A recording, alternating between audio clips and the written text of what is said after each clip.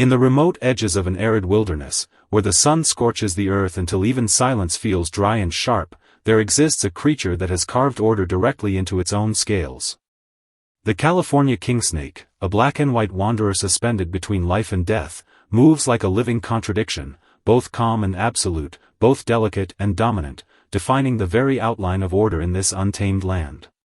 Tonight, follow me into forgotten rocky landscapes where time seems to have eroded everything except stillness, and listen to how this quiet monarch preserves a near-eternal sense of balance amid isolation. May this wild yet tranquil presence wash over your thoughts like a cooling shadow beneath the desert sun, gently carrying away the noise and tension of your day. Is there a way of living that transforms pure black and white into something both beautiful and intimidating, symbols that feel almost mythological in their simplicity? The life of the California kingsnake is an ultimate expression of order itself. It moves without urgency, weaving its perfect geometric patterns into the folds and fractures of a harsh wilderness. In an era where everyone seeks validation and recognition, the silent presence of the kingsnake reflects a kind of absolute strength that many quietly long for but rarely attain. Dim the lights. Let this cold yet elegant wilderness flow slowly into your dreams, dissolving every layer of pretense you have worn throughout the day. When all life in the desert struggles to survive under relentless heat and scarcity, there is one creature that chooses to exist at the boundary of light and shadow, becoming both observer and judge of this land. The black and white pattern of the kingsnake is not merely camouflage. It is a declaration of belief, an internal code carved into its very being. Tonight, we enter its world not to witness violence, but to understand how it maintains an almost obsessive sense of stability in a world defined by chaos and fluctuation. Let this restrained voice from the wild gently repair the scattered fragments of your attention, and guide you back toward a quieter, more centered version of yourself. Prologue. In a wilderness permanently baked by heat, where dust clings to the air and even the wind feels exhausted, there exists a creature that understands how to dismantle chaos through precision. The California kingsnake, with its sharply defined black and white body resembling the keys of an ancient instrument, slides across burning stone not as a simple reptile, but as a moving boundary of authority itself. Many struggle to understand why such a powerful predator would adopt a life so still, so controlled, and seemingly indifferent, even when confronting venomous rivals. Yet beneath this cold discipline lies a profound question about power, restraint, and survival. This is not a story of violence or destruction. It is the story of how the kingsnake turned survival into a long meditation on control, patience, and dominion. Over years of silent existence, it absorbs the texture of the land into its bones, the heat of rocks, the silence between winds, the rhythm of dust storms passing overhead. Tonight, we do not speak of venom or immunity. We speak of order. We speak of how a creature transforms a fractured landscape into a personal philosophy. As the world outside quiets and your breath begins to slow, step with me into this monochrome realm where black and white are not colors, but principles. Chapter 1. His name was Theron. In the vast stretch of desert wilderness, he was only one faint line among countless shifting patterns of stone and shadow. For Theron, survival was not about pursuit. It was about positioning, finding the precise curve of shade beneath fractured rock where heat and shadow could coexist without destruction. His bond with the land was silent, almost contractual. Between dry shrubs and cracked earth, he felt the slow pulse of something ancient, like the heartbeat of a forgotten world. He remembered a rare moment during a brutal dry season when the entire landscape seemed to fracture under the weight of heat. Vegetation collapsed into silence. Smaller reptiles fled into stone crevices in panic. Yet Theron remained still. His body pressed firmly against cool rock, every scale absorbing the minimal relief it could find. Eyes closed. Breath slowed. He allowed the desert to pass through him instead of resisting it. This was not endurance as suffering. It was refinement. In those moments, he learned to reduce his presence until he became nearly indistinguishable from the landscape itself. Over time, Theron realized something profound: those who struggle blindly against the wilderness are often consumed by it. But those who listen, truly listen, begin to see the hidden structure beneath chaos. He became neither victim nor aggressor. He became a reflection of the land's own rhythm, black and white, still yet alive, present yet almost invisible. Chapter 2. As Theron's presence deepened within the desert, a strange phenomenon emerged, what could only be described as monarch-like solitude. Tiny insects occasionally landed upon his patterned scales, mistaking him for stone. Dust drifted across his eyes. The wind sometimes piled sand along his body like forgotten time. Yet he did not react. He existed in a state so still it bordered on absence.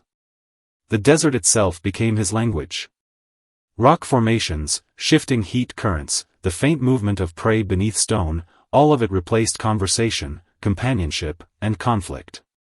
During a prolonged dry season, Theron experienced a peculiar fatigue, not of suffering, but of clarity. A quiet understanding that life was not meant to be chased endlessly, but observed. He watched lizards dart across sunlit stone, competing violently for shelter and dominance. And for the first time, he felt something resembling compassion. Not superiority. Not detachment. But recognition. He understood then that the kingsnake is not simply a hunter. It is a coordinate within chaos, a fixed point that reminds all motion that stillness is also power. Through this realization, Theron transformed his existence into something like a moving axis of black and white light across the desert. He became neither hero nor villain. He became a reference point for silence in a world overwhelmed by motion. Chapter 3. Time eventually softened even Theron. The sharp contrast of his black and white scales became weathered, less defined by youth and more shaped by endless exposure to sun and stone. His eyes, once alert to every tremor of the land, now carried a deeper, quieter distance. He no longer changed positions frequently. Instead, he chose the deepest cracks within the rock formations, places closest to the earth's hidden pulse and farthest from the violence of wind. There, he conserved what little energy remained, waiting not for prey, but for the fading warmth of stars reflected across stone. He had become something beyond survival. He had become part of the terrain itself. One cold, mist-laced dawn, Theron settled into the deepest silence he had ever known. Not to escape the cold, but to complete a cycle that had been unfolding since the beginning of his existence. There was no struggle. No resistance. Only release. His life aligned perfectly with the structure of the land, as if he had never been separate from it at all. The desert did not react. It simply continued breathing. Wind passed through dry grass. Stones remained unmoved. The world carried on without disruption. And yet something had changed. Theron had become embedded within the memory of the land itself. Epilogue. As the final light of day vanished beyond the horizon, the wilderness returned to its ancient silence. Theron's story sank into the earth like dust settling after a long storm. The story of the California kingsnake is not about dominance or fear. It is about the right to remain centered in a world that constantly demands movement. Whenever life feels overwhelming, remember Theron. Remember the black and white shadow that moved without haste across burning stone. He did not fight the world. He aligned with it. And in that alignment, he discovered something stronger than conflict, stillness shaped like authority. Like a monochrome line drawn across the desert, it remains even when everything else fades. Tonight, let this image stay with you. Let it guide you into sleep like a distant wind passing over silent rock. And may you wake with the quiet strength of something unshakable within you. Rest now. The world has slowed. And so have you.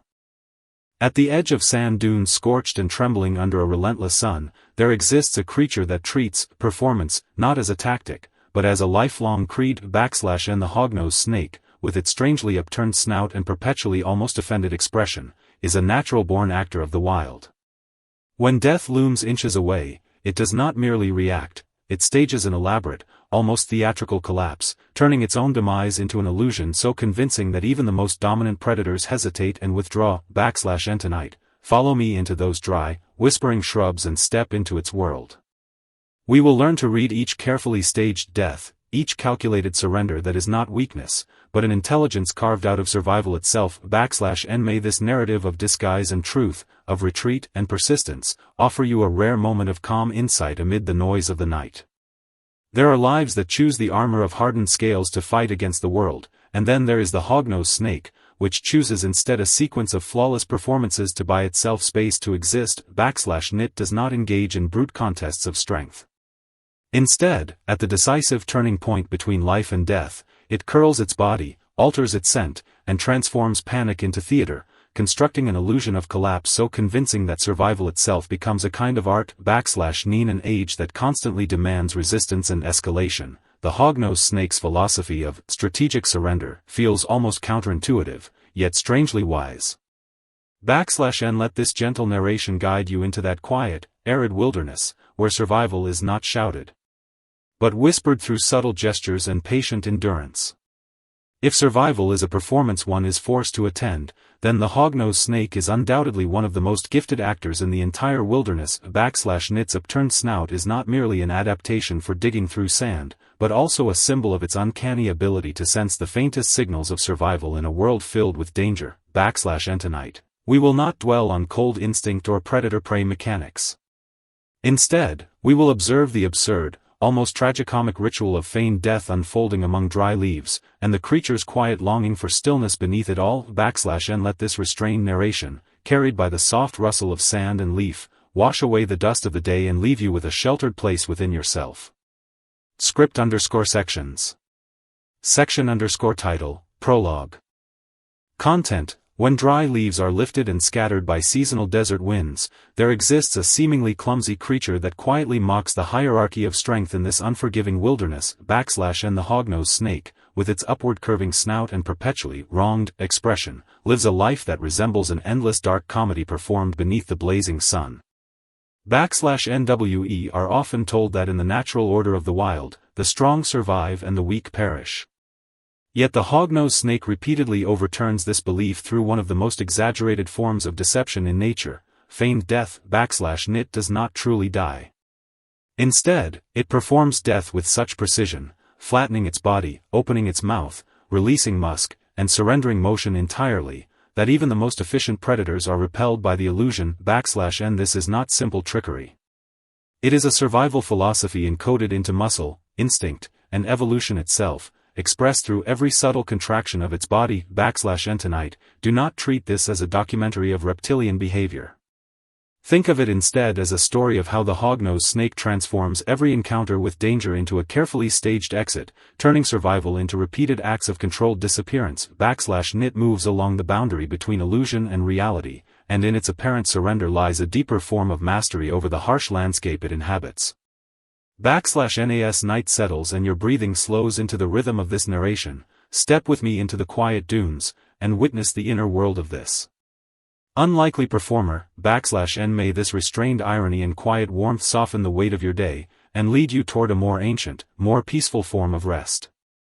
Section_title, Chapter 1. Content. His name is Oliver.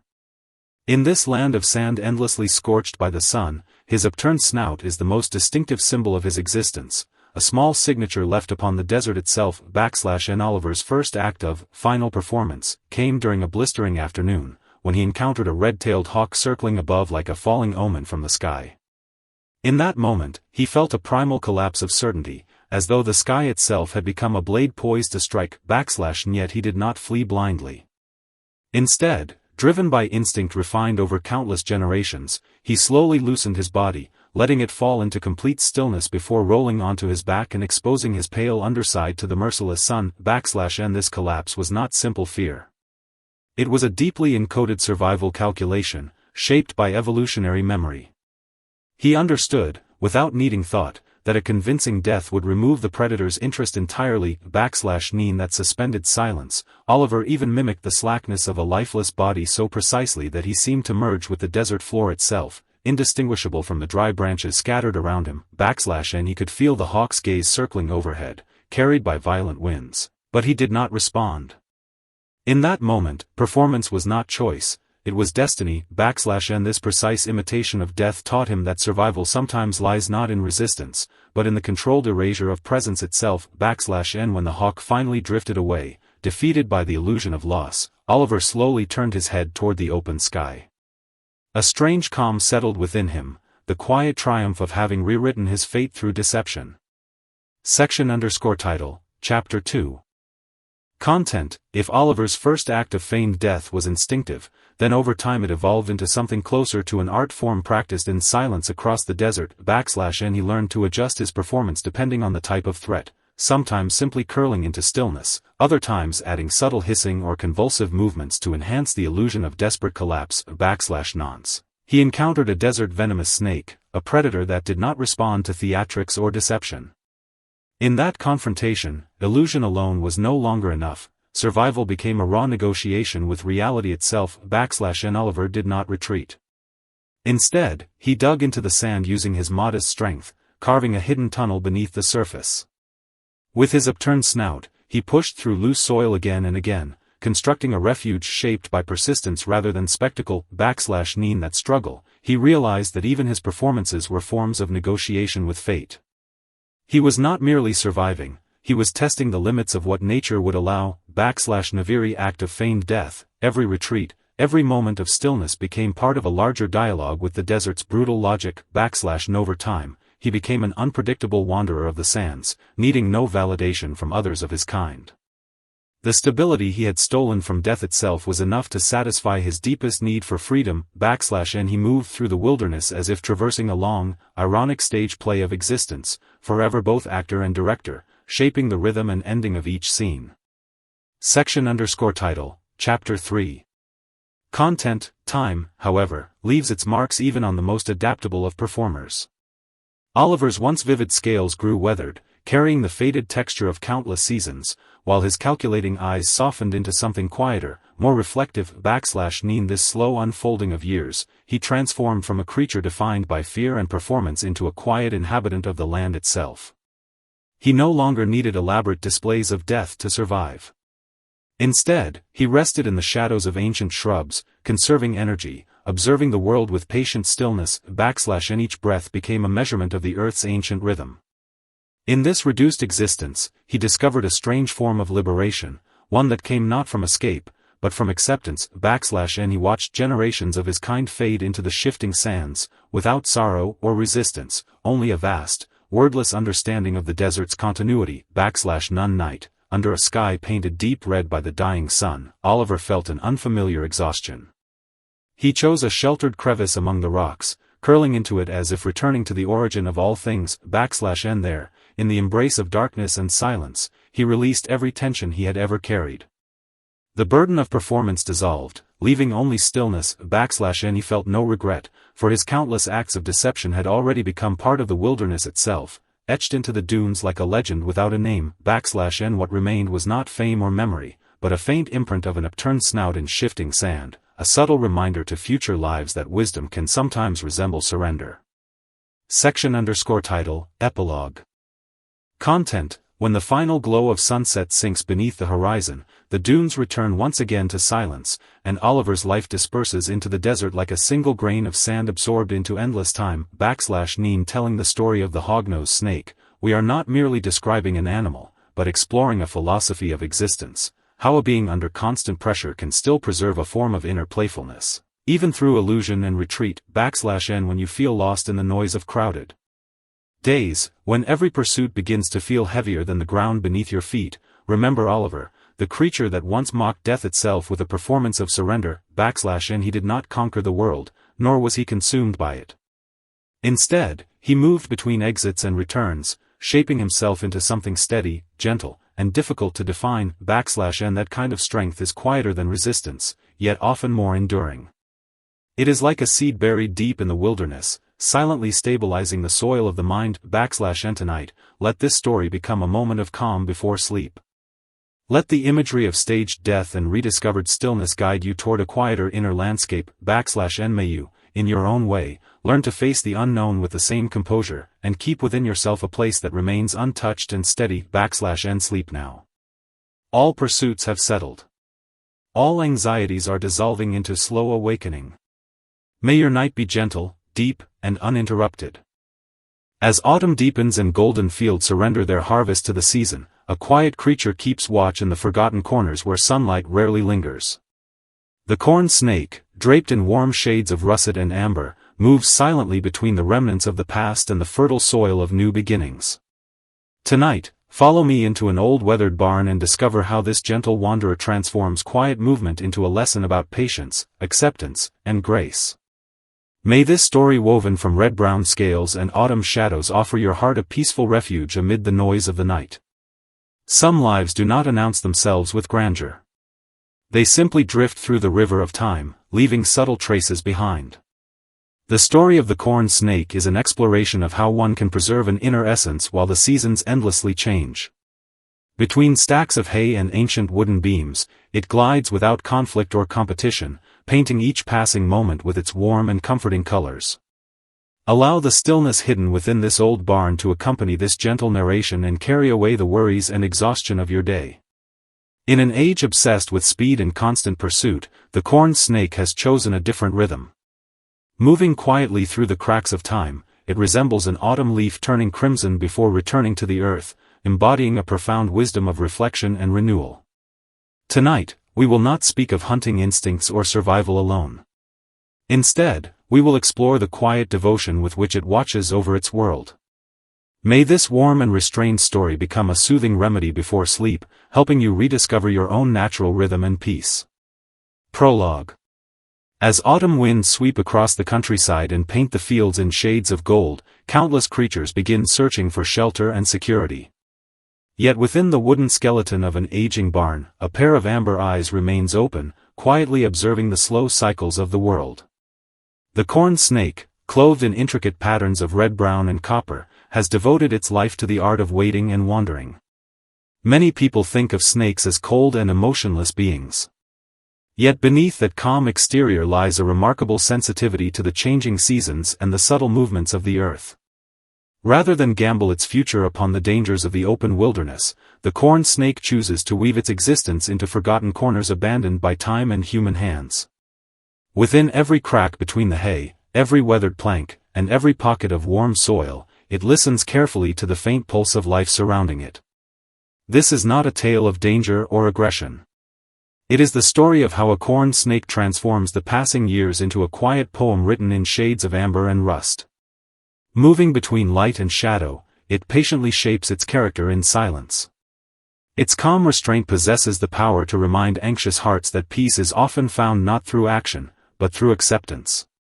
As the night settles and your breathing slows to match the rhythm of this story, join me in stepping deeper into the stillness of the barn. There we will discover the stars, the fields, and the wisdom hidden within the eyes of a silent guardian. Chapter 1. His name was Elias.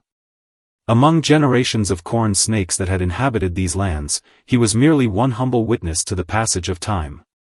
Elias began his life beneath a pile of aging hay inside the barn. The first thing he ever saw was not the brilliance of the sun, but delicate beams of light filtering through cracks in the wooden walls. To him, the world appeared as a maze of shadows and golden fragments. His earliest lesson was learning how to become part of that shifting landscape, blending his red-brown scales into the patterns of light and darkness surrounding him. Unlike many creatures, Elias felt no urgency to explore distant horizons. Most days were spent among dry husks and scattered straw, listening to the tiny footsteps of rodents hidden beyond the walls. Those faint sounds became his first connection to the wider world. One winter remained forever etched in his memory. As frost crept across the barn windows and cold winds rattled the wooden beams, Elias retreated deep beneath the earth where traces of warmth still lingered. His stillness was not an act of surrender. It was a gathering of strength. Curled within the darkness, he listened to his own breathing and felt every scale respond to the pressure of the frozen season above. This was more than waiting for spring. It was a lesson in endurance. A lesson in allowing empty spaces to exist without fear. When the first warm breeze of spring finally slipped through the cracks in the barn, Elias emerged once again. His scales shimmered with renewed brilliance, glowing like polished amber. It seemed as though he had spent the entire winter collecting sunlight and storing it deep within his veins. Chapter 2.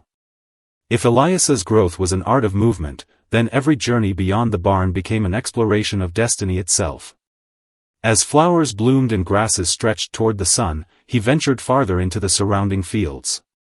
Moving through wild vegetation, he resembled a humble traveler rather than a hunter. Each inch of earth revealed a new sensation. Each breeze carried messages from distant places.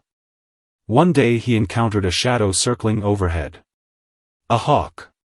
For the first time, Elias felt the immense vulnerability of life beneath the laws of nature. Yet he did not panic. He did not flee blindly. Instead, he merged with the landscape.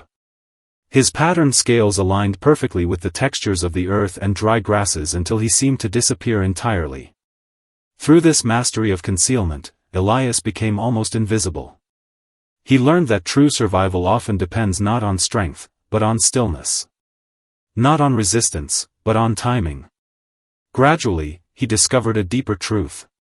Real power is not measured by the force of a response. It is measured by one's ability to leave the smallest possible trace upon the world and allow danger to pass harmlessly by. During these journeys, he formed a silent dialogue with the land itself.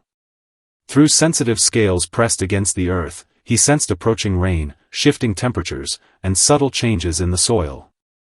He became so deeply connected to his surroundings that he seemed less like a visitor and more like an extension of the fields themselves. This harmony brought him a profound sense of freedom. He no longer worried about being seen. He no longer hurried to find prey. He simply moved, and in that movement discovered peace. Chapter 3. Time eventually left its mark upon Elias. The vibrant red-brown scales of his youth became softened by age, and the bright eyes that once gleamed in darkness grew calmer and wiser. No longer an explorer, he became a guardian of the land surrounding the barn. He hunted only when necessary and spent much of his time resting among ancient bundles of straw. His needs became fewer. His desires became simpler. Each breath and heartbeat seemed synchronized with the timeless rhythm of the earth itself. This slower pace brought a freedom unlike anything he had known before. Watching old companions disappear into the distance of memory, Elias felt neither sorrow nor regret. Instead, he carried a quiet compassion for the land that had nurtured him throughout his life. One autumn night, beneath a sky painted with deep shades of crimson and gold, Elias felt a weariness he had never known before. He found a dry and comfortable pile of straw and slowly coiled himself one final time. Within the embrace of darkness and silence, every muscle relaxed. Every burden dissolved. It was not an ending filled with fear. It was a return. A solemn reunion with the earth that had sheltered him since the beginning. He felt no regret. The peace he had protected for so many years had already become part of the soil, woven into the spirit of the barn itself. What Elias left behind was not a legacy of conquest or achievement. It was a quiet image, a warm red-brown shadow moving between light and darkness. A reminder of what true peace looks like. Epilogue. As the final glow of autumn disappeared beyond the horizon, the old barn returned to silence. The life of Elias settled gently into memory, like a grain of sand sinking into a sea of golden wheat. The story of the corn snake is ultimately a story about preserving one's inner essence through long seasons of waiting and uncertainty. It is a philosophy of remaining steady while the world continues to change. Whenever you feel lost within the noise of modern life, remember Elias. Remember the quiet traveler whose red-brown scales moved patiently through shadows and sunlight. He did not fight the world. Nor did he allow the world to define him. Through patience and restraint, he transformed himself into an unshakable center of calm. That kind of strength is more powerful than force. It resembles a single grain of wheat resting deep within a barn, quietly holding the promise of renewal. Tonight, allow the image of Elias to accompany you into sleep. May his gentle presence guide you toward a place of stillness hidden within your own heart. May you face life's unknown storms with the same quiet confidence and preserve the warm, steady core that belongs only to you. Rest now. Every pursuit has come to an end. Every worry can slowly dissolve into silence. May your dreams be gentle, your sleep be deep, and your night be filled with lasting peace. In this busy and noisy world, there exists a creature that has chosen perhaps the most restrained way of living. The ball python, a gentle being seemingly coiled by the hands of time itself, reveals the true meaning of composure through a body that is both soft and remarkably resilient. Tonight, Come with me into a warm and humid rainforest hidden beneath layers of shadow and leaves. Together, we will seek the quiet light that shines within the heart of this silent hermit. May this story of patience, surrender, and stillness offer you a rare moment of peace after the demands of a long and exhausting day. Some forms of wisdom require no words. They live only in quiet breaths, patient observation, and the graceful language of a coiled body. The story of the ball python is not one of violence or ruthless hunting. Instead, it is a lesson in how to preserve a small sanctuary of calm amid a world of uncertainty and noise. In an age that constantly demands speed, ambition, and endless movement, perhaps we need to learn from the ball python, to withdraw when necessary, to settle our thoughts, and to return to our center. As this gentle narration unfolds, allow yourself to drift into the softness and restraint hidden deep within the forest, where weary thoughts slowly return to their natural stillness. Have you ever noticed that when danger approaches, the ball python curls itself into a perfect sphere? This is not fear. It is a profound philosophy of self-preservation, an art of discovering absolute security within the very heart of the storm. Tonight, let us read the story written within those coils and learn how to preserve a quiet center while the world around us continues to change. May this gentle tale become a cool breeze before sleep, helping you rediscover the peaceful refuge hidden within your soul. Prologue. While countless creatures of the rainforest compete endlessly for sunlight, territory, and water, one animal chooses a different path. Instead of stretching outward in pursuit of more, it folds inward, curling itself into an almost perfect sphere and abandoning every posture of aggression while the world sways around it. The ball python, often misunderstood by modern society as a cold and insignificant creature, is in truth engaged in one of nature's most profound practices, the art of refusal and dissolution.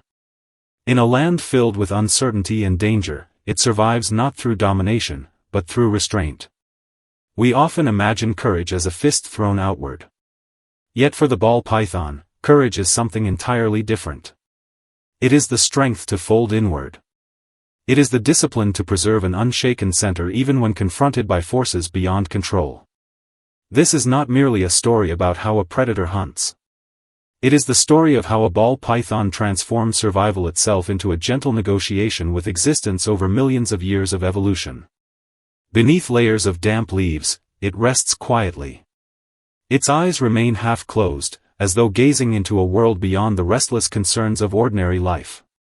The calm it carries seems almost unreal, powerful enough to make even the most anxious observer feel a strange and profound sense of peace. Tonight, we will not focus on the brutality of survival. Instead, we will explore the philosophy hidden beneath those silent coils, a philosophy rooted in respect for life and devotion to inner order. As darkness settles over the forest and your breathing slowly synchronizes with this narration, step with me into a world covered by shadows, roots, and ancient trees. There we may glimpse the deeper logic hidden within a life devoted to stillness. Chapter 1. Along the edge of a rainforest in Senegal, where monsoon rains repeatedly washed the land clean, lived a ball python known as Augusta. His life was a testament to the forgotten value of moving slowly. He never sought intense or dramatic experiences. Most days unfolded within a very small corner of the forest. Sometimes his world consisted of a decaying log. At other times, a cluster of thick ferns became his entire universe. One memory remained especially vivid. On a golden afternoon, sunlight slipped through gaps in the canopy and painted the forest floor in warm amber colors. Augusta remained perfectly still while ants hurried past and beetles raced through the undergrowth. He appeared less like a snake and more like a patch of moss that had quietly become part of the earth itself. Over time, this devotion to stillness became instinct. Through stillness, Augusta gained a perception that seemed to transcend time. He could hear the delicate sound of raindrops touching leaves. He could sense tiny shifts in temperature across the ground. He noticed details invisible to creatures constantly rushing from place to place. Many describe snakes as cold-blooded predators. Yet Augusta was something closer to an observer. He watched the world move through endless cycles of motion and rest without becoming trapped by the anxiety that often accompany survival. His complete mastery of his own rhythm created a deep harmony with the forest. He felt no urgency to chase after more, nor any fear of losing what he already possessed. Simply existing had become a state of fulfillment. This wisdom was not inherited. It was earned through mistakes, through moments of danger, through damaged scales and difficult lessons. Gradually, he learned that survival was not always about action. Often it was about knowing when not to act. Before storms arrived, he tightened his coils. He withdrew his awareness from unnecessary distractions and protected only what mattered most. In doing so, he discovered a remarkable strength hidden within restraint. Chapter 2. After surviving his first great dry season, Augusta began to radiate a different kind of power, the quiet strength of solitude. While younger pythons competed endlessly for shelter and exhausted themselves beneath the scorching sun, Augusta remained patient within the shade of a cool stone crevice, waiting for the perfect breeze. He understood that every disturbance in the forest eventually returned to silence. There was no need to participate in every struggle. Instead, he devoted himself to cultivating the calm that lived within him. Though still young, his eyes carried an almost meditative depth. Whenever he curled into his characteristic sphere, his body formed a pattern so elegant that it seemed like living geometry crafted by nature itself. He survived countless encounters with predators. Birds of prey descended from above. Larger animals wandered dangerously close. Yet time after time, he relied upon the same simple defense. By curling inward, he transformed vulnerability into protection. What appeared passive was actually a remarkable expression of intelligence. Gradually, Augusta realized that true strength does not always expand outward. Real power lies in possessing a strong inner core and choosing how to engage with the world from a place of stability and grace. Chapter 3. As years passed, time left its marks upon Augusta. The scales that once shone with youthful brilliance became softer and weathered. His eyes grew deeper, carrying the weight of countless seasons. No longer merely an observer, he became a silent guardian of the rainforest. He abandoned competition entirely and spent his days resting beside an ancient tree hollow that had witnessed generations come and go. His needs became simpler. Each breath and heartbeat seemed synchronized with the ancient rhythm of the earth itself. Through this slower way of living, he discovered a freedom that younger creatures could scarcely imagine. One storm-filled night, Augusta sensed the heaviness of age settling fully upon him. He found a soft and sheltered bed of leaves and slowly curled himself one final time. Within the embrace of darkness and silence, every muscle relaxed. Every burden gradually dissolved. What he experienced was not loss, but release, a solemn return to the earth that had sustained him throughout his life. There was no regret. The peace he had protected for so many years had already seeped into the soil, becoming part of the rainforest spirit. What Augusta left behind was not a monument or an achievement. It was something far more enduring, a memory of stillness, a shadow of peace, a reminder of what true security feels like. Epilogue. With Augusta's passing, the forest returned to a sacred silence. Only the leaves whispered softly in the wind, carrying fragments of the hermit's story. To speak of the ball python is to speak of an art of self-preservation amid chaos. It is a philosophy of remaining steady while the world shifts beneath our feet. When the pressures of life leave you feeling lost, imagine Augusta resting quietly within the rainforest. He did not fight the world, nor did he allow the world to reshape him. Through patience, focus, and gentle withdrawal, he became a calm and unshakable center. This kind of strength is often more powerful than resistance. It moves like a warm current beneath deep water, soothing restless hearts without making a sound. Tonight, let Augusta's story become a moment of peace before sleep. Let the image of those quiet coils form a shelter around your thoughts. May you, like Augusta, face the unknown with grace and preserve within yourself a place of perfect stillness. Rest now. Every pursuit has fallen quiet. Every worry can slowly dissolve within these gentle coils of peace. May your night be filled with deep comfort, lasting serenity, and beautiful dreams. Deep within the tropical rainforest, a streak of luminous green hangs motionless among the branches, as though painted into the forest by nature itself. And the white-lipped pit viper, a master of camouflage born from the emerald shadows, carries its signature pale lip line like a delicate boundary between life and death, beauty and danger, /Entonite. Follow me into that humid wilderness filled with mystery and hidden movement, where we will explore a life shaped equally by restraint and sudden power, /N. May this tranquil narration drift over you like a cool breeze after rainfall, carrying away the noise of the day and guiding you toward a place of stillness. If death were to wear a color, it might resemble the breathtaking fluorescent green of the white-lipped pit viper, /Nit is never impatient, never reckless. Its entire life is an exercise in waiting for that singular moment when beauty and lethality align with perfect precision, /N. Through its long and solitary meditation within the rainforest, the white-lipped pit viper teaches us the meaning of composure elevated to an art form and accuracy refined into instinct, /N. Allow this story to flow through the quiet hours of the night, loosening your defenses and carrying you into a jungle where tension and serenity coexist, where the heart may rediscover calm amid suspense. Few creatures combine such intense danger with such fragile elegance as the white-lipped pit viper, /Nit's existence is a living interpretation of a simple truth: stillness itself can become power. Behind those calm, watchful eyes lies a profound understanding of the rainforest's unwritten laws and an unwavering devotion to their execution, /Entonite. We will not focus on its venom.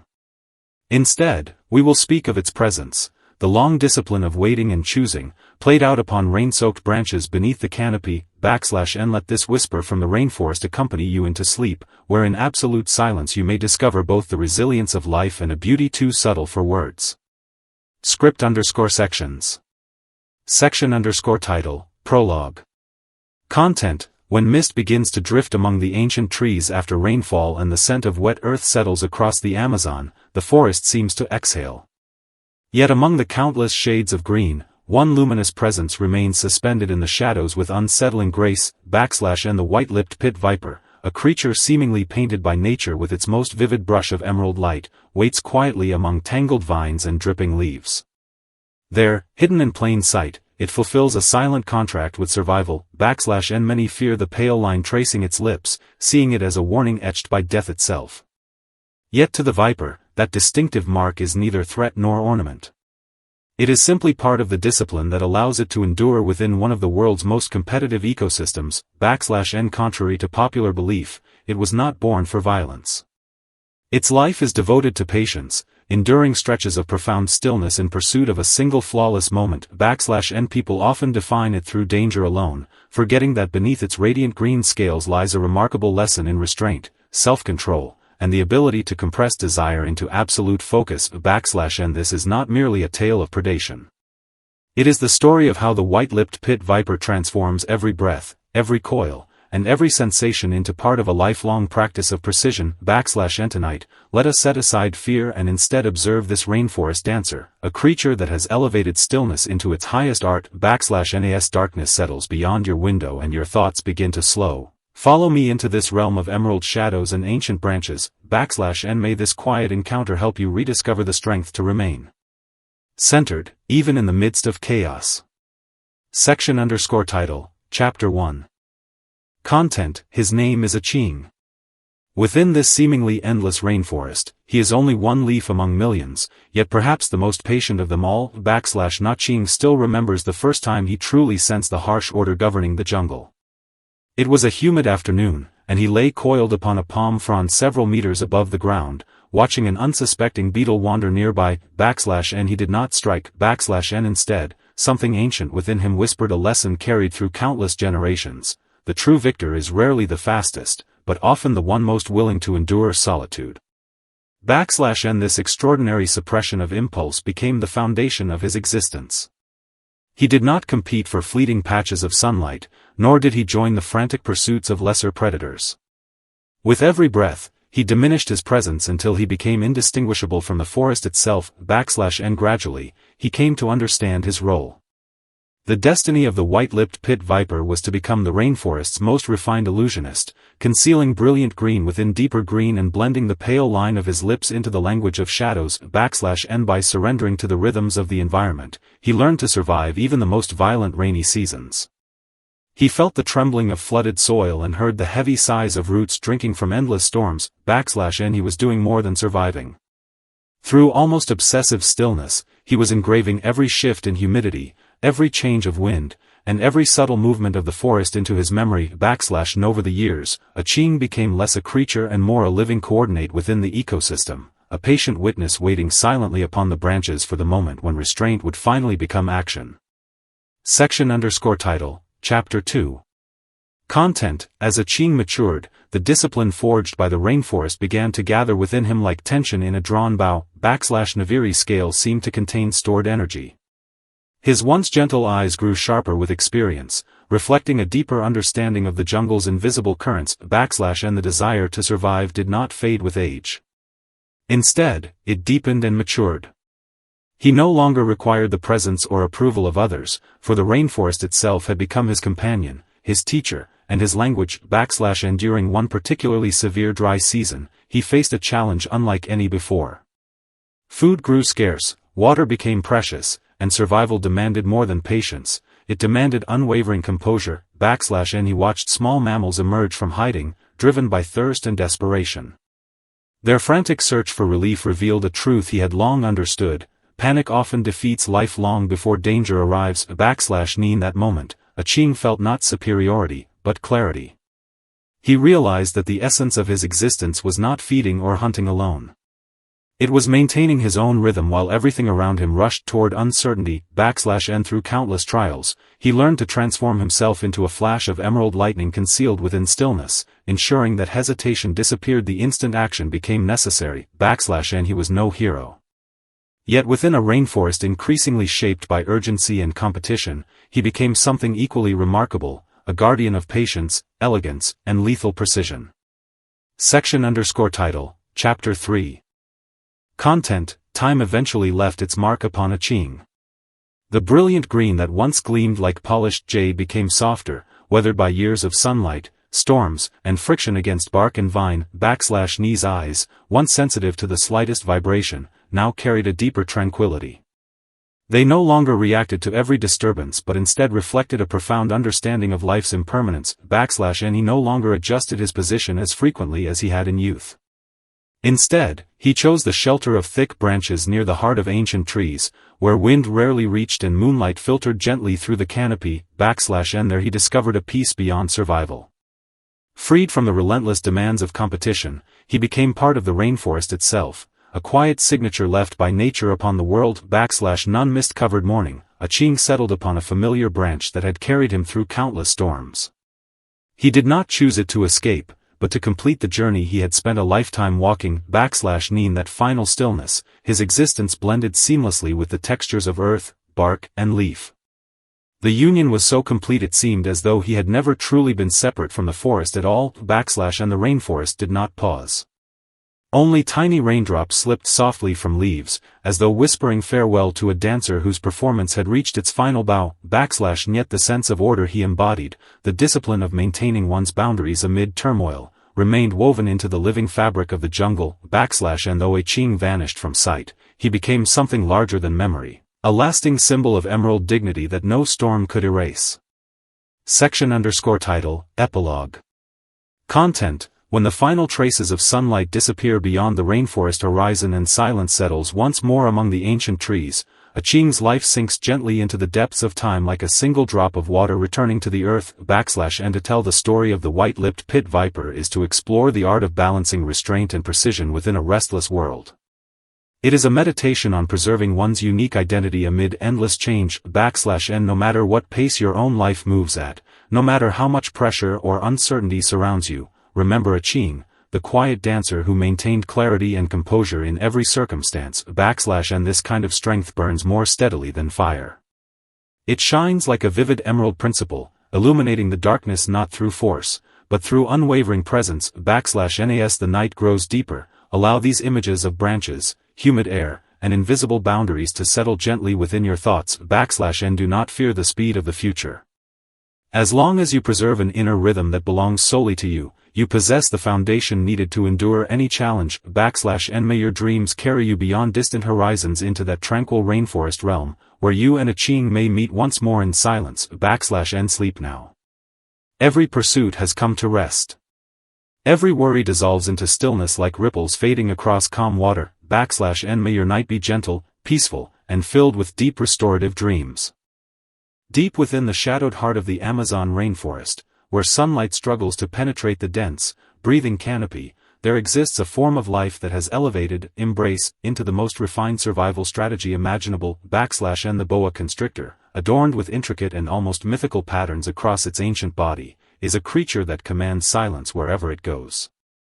In its stillness lies a presence so profound that the entire forest seems to pause in recognition, /n tonight. Follow this narration and descend into that humid, vapor-soaked wilderness.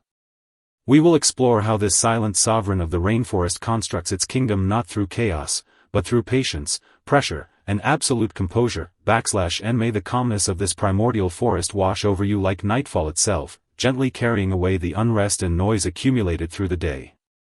Is there a kind of life that can merge strength and restraint so seamlessly that it resembles breathing itself? /n the boa constrictor embodies the purest expression of patience, an existence that does not rush, does not demand, and does not chase. Instead, it waits. And when the decisive moment finally arrives, it writes its philosophy of survival in the subtle tightening of its crimson-tinted tail and the silent unfolding of its power, /n an age where everything competes to move faster, to claim more, to arrive first, the boa's almost eternal composure feels like a forgotten wisdom resurfacing from the depths of time, /n dim the lights for a moment, and allow this mysterious stillness of the rainforest to flow slowly into your thoughts, loosening the grip of everything you no longer need to carry. While all other creatures rush through the fractures of the forest in a desperate pursuit of survival, there exists one that chooses instead to coil itself at the boundary of light and shadow, becoming the quiet arbiter of this living world, /n the boa constrictor, with its exquisitely complex scale patterns, is not merely disguised by nature, it is defined by its interpretation of survival itself. /n tonight, we step into its realm to understand how one might preserve inner stability amid relentless chaos, learning from a being that turns stillness into a form of strength, /n let this gentle narration from the depths of the jungle repair the fragments of focus scattered by the pace of modern life, and guide you back toward a more centered sense of self. Script_sections. Section_title, Prologue. Content: in the deepest reaches of the Amazon rainforest, where humidity lingers like an eternal breath and even sunlight struggles to reach the forest floor, there exists a creature that has perfected the art of silence, /n the boa constrictor. When it slowly coils its massive body among ancient branches draped in dense green, ceases to be merely an animal, it becomes a living shadow, an embodiment of law without words, /n many struggle to understand why such a powerful apex predator relies on a strategy that appears almost passive, almost detached from emotion, enduring long periods of still, patient waiting without hesitation, yet beneath this seemingly paradoxical behavior lies a vast philosophy, one built upon restraint, timing, and the absolute precision of energy expenditure, /n this is not a tale of violent carnage or uncontrolled instinct. It is a story of how the boa constrictor, within the ever-shifting ecological tapestry of the rainforest, transforms patience into a form of sovereignty, /it does not merely survive, it integrates itself into the rhythm of the forest itself, absorbing humidity, shadow, and movement into its very being, /n tonight. We will not analyze mechanics or biology in a clinical sense. Instead, we will observe how this creature turns waiting into ritual, and stillness into a quiet declaration of power, /nas the outside world grows silent and your breath begins to slow. Follow me into this world of green darkness, where the red-threaded sovereign of the forest reveals a philosophy of presence without noise, /n may this moment bring you a rare sense of order and peace amid the turbulence of thought. Section_title, Chapter 1. Content: his name is Ika. In this vast, endless rainforest, he is but one thread woven into an ancient and intricate pattern of life, /n for Ika. The most important moment of each day is not the pursuit of prey or the assertion of dominance, but the search for the perfect resting point high within the canopy, where fractured sunlight filters through leaves and predators pass without notice, /n this devotion to position is not random, it is a silent contract with the forest itself. Between thick leaves and towering trunks, he feels the rainforest's pulse, a slow, humid rhythm that resembles the heartbeat of the earth, /n he remembers a rare season when the rains became overwhelming, and the entire forest seemed to groan under the weight of water. Smaller creatures panicked, scattering into mud and chaos, while IKA remained motionless, pressed tightly against a cold branch /n. He did not resist the storm. Instead, he surrendered his awareness into stillness, allowing rain to wash over his patterned skin as if he had become part of the wood itself /n. In those moments, he was not simply resting on a branch, he was participating in a deeper symbiosis with the rainforest, feeling its ancient continuity flowing through him /n. Over time, restraint became his foundation. He did not compete, he did not cry out, he simply reduced his presence to the minimum required for existence /n. Slowly, he realized that those who fought blindly against the forest's logic were often the first to disappear. Only those who understood stillness could truly perceive its laws /n. Through years of quiet endurance, IKA became something between shadow and substance, a living imprint of the forest's slow breath, observing its cycles without resistance. Title, Chapter 2. Content. As Ika's vigilance deepened, a force often described as sovereign solitude began to crystallize within him, an immense stillness that carried both weight and clarity /n. Tiny wandering insects sometimes mistook his patterned body for temporary shelter, and spores drifting through the air settled lightly across his scales and eyes. Yet he remained unmoved, immersed in a state that resembled deep meditation /n. With each passing season, this internal tension transformed rather than faded. IKA no longer sought acknowledgement from any other creature, for the forest itself had become his language, his companion, and his mirror /n. During one long dry season, he experienced a profound exhaustion, not of pain, but of return. A sinking into the essence of existence itself, stripped of urgency and desire /n. He watched monkeys race through branches, fighting over scattered fruit, driven by instinctive competition. And for a brief moment, something like compassion emerged within him, not judgment, but distance /n. He understood that the destiny of the boa constrictor was not to participate in chaos, but to become a fixed coordinate within it, a silent reminder that stillness itself can be the highest form of strength /n. Through this realization, IKA learned to transform every fluctuation of the forest into part of his own flowing presence, allowing anxiety to dissolve into his slow, deliberate rhythm /n. He never became a hero in the traditional sense, but within this accelerating jungle, he became something rarer, a guardian of slowness, and a living anchor of balance. Title, Chapter 3. Content. Time inevitably left its marks upon IKA. The once vivid precision of his patterns softened with age, and his gaze, once sharp and responsive to every shift in light, became veiled in a quiet haze of distance /n. He no longer adjusted his coils with the frequency of youth. Instead, he chose the deepest core of the largest tree, a place where wind barely reached and light arrived only in fragments, to rest and conserve what little energy remained /n. In this state, he found an unexpected liberation. He was no longer bound by the logic of survival competition, nor by the endless demands of adaptation. He had become part of the forest itself, an unspoken presence embedded in its structure /n. Mist-filled morning, IKA settled into a familiar hollow at the edge of an ancient trunk, not as escape, but as completion.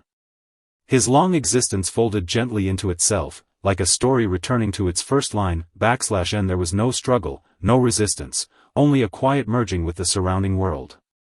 The rainforest did not react dramatically. It simply continued breathing, as it always had /n. Yet something subtle remained, a sense of order, a frequency of calm that lingered in the spaces he once occupied /n. Though IKA had faded from visible presence, he had not disappeared. He had been absorbed into the forest's rhythm, becoming an invisible constant within its living equilibrium. Title, Epilogue. Content. When the last traces of twilight dissolve above the rainforest canopy, the world returns once again to its ancient silence, and Ika's life settles into the deep continuity of nature itself /n. To speak of the boa constrictor is to speak of a way of existing that refuses urgency, refuses fragmentation, and refuses to be reshaped by chaos /n. No matter where you find yourself, in noise, in pressure, in uncertainty, remember the quiet posture of IKA, the sovereign of stillness who held his ground not through force, but through unwavering presence /n. This kind of strength is not loud. It is not aggressive. Yet it persists longer than fire, deeper than motion, and more steadily than fear /n. Let this story settle within you as night deepens, softening the edges of thought /n. And as sleep approaches, imagine yourself stepping into that humid green world, where time moves slowly and all things return to rhythm, /n rest now. The world has quieted. All tensions dissolve into the slow pulse of the forest. May your night be calm, grounded, and deeply restorative. Deep within a rainforest washed endlessly by warm tropical rains, there exists a creature that has transformed itself into a living sculpture of flowing emerald. The green tree python, an elegant recluse resting high among the forest canopy, demonstrates through its extraordinary stillness what it truly means to remain composed while keeping a respectful distance from the chaos of the world.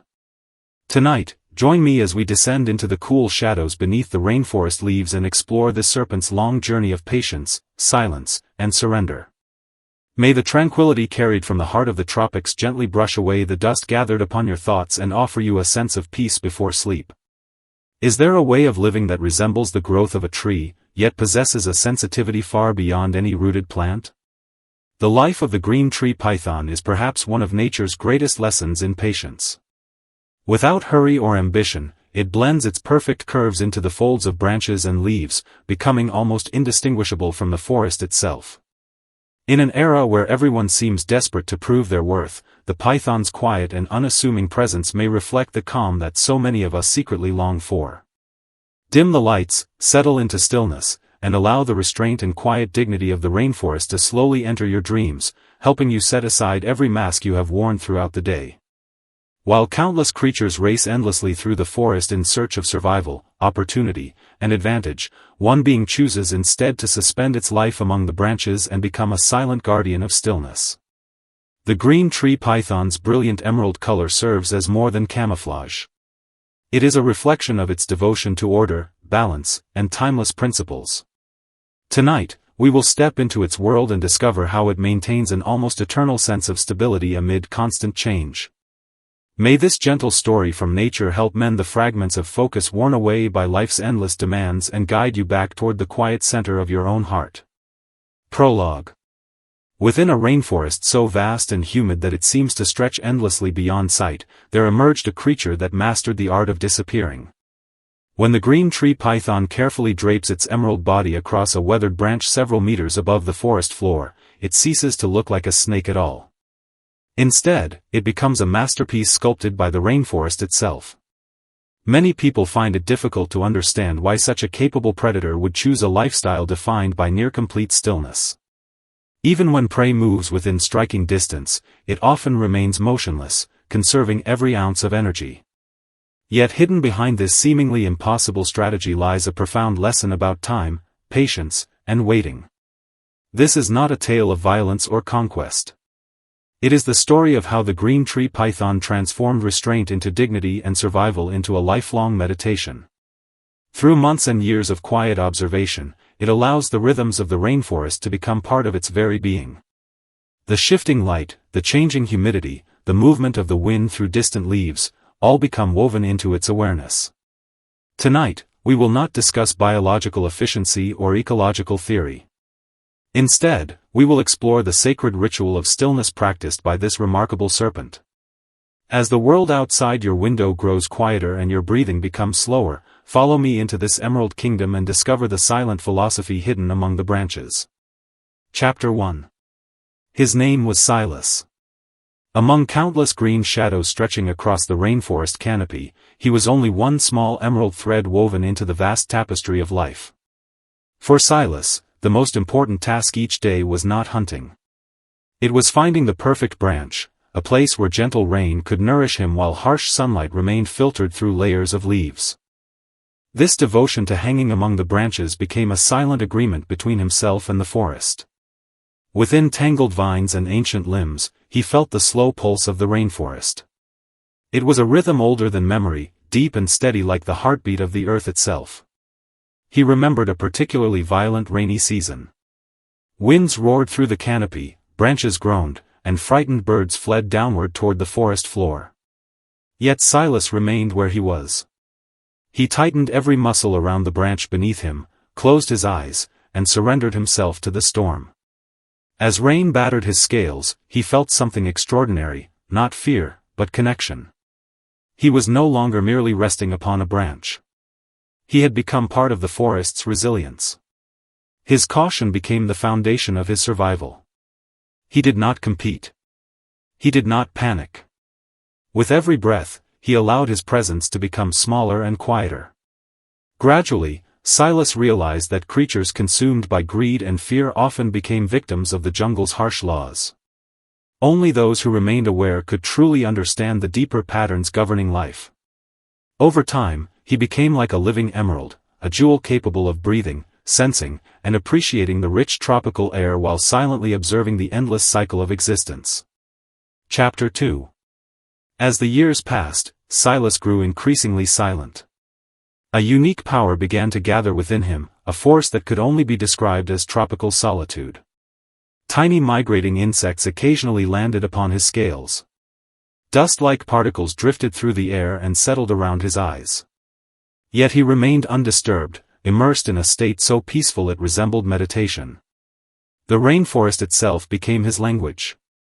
The overlapping shadows of leaves, the distant calls of unseen animals, and the steady rhythm of changing seasons replaced any need for companionship. During one particularly long dry season, Silas experienced a profound weariness. It was not suffering. Instead, it felt like a gradual return to something ancient and essential. He watched troops of monkeys racing through the canopy, fighting over fruit and territory. Their endless struggles stirred within him not envy, but compassion. He began to understand that the purpose of a green tree python's life was not simply to grow larger or survive longer. Its true purpose was to become a pause within a noisy world.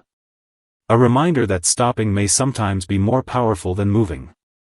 Through this realization, Silas learned to transform himself into a flowing emerald shadow among the branches, allowing anxiety and urgency to dissolve into the timeless slowness of the forest. He never became a hero. Yet he became something perhaps even more valuable, a guardian of dignity in a world increasingly consumed by speed. Chapter 3. Time eventually left its marks upon Silas.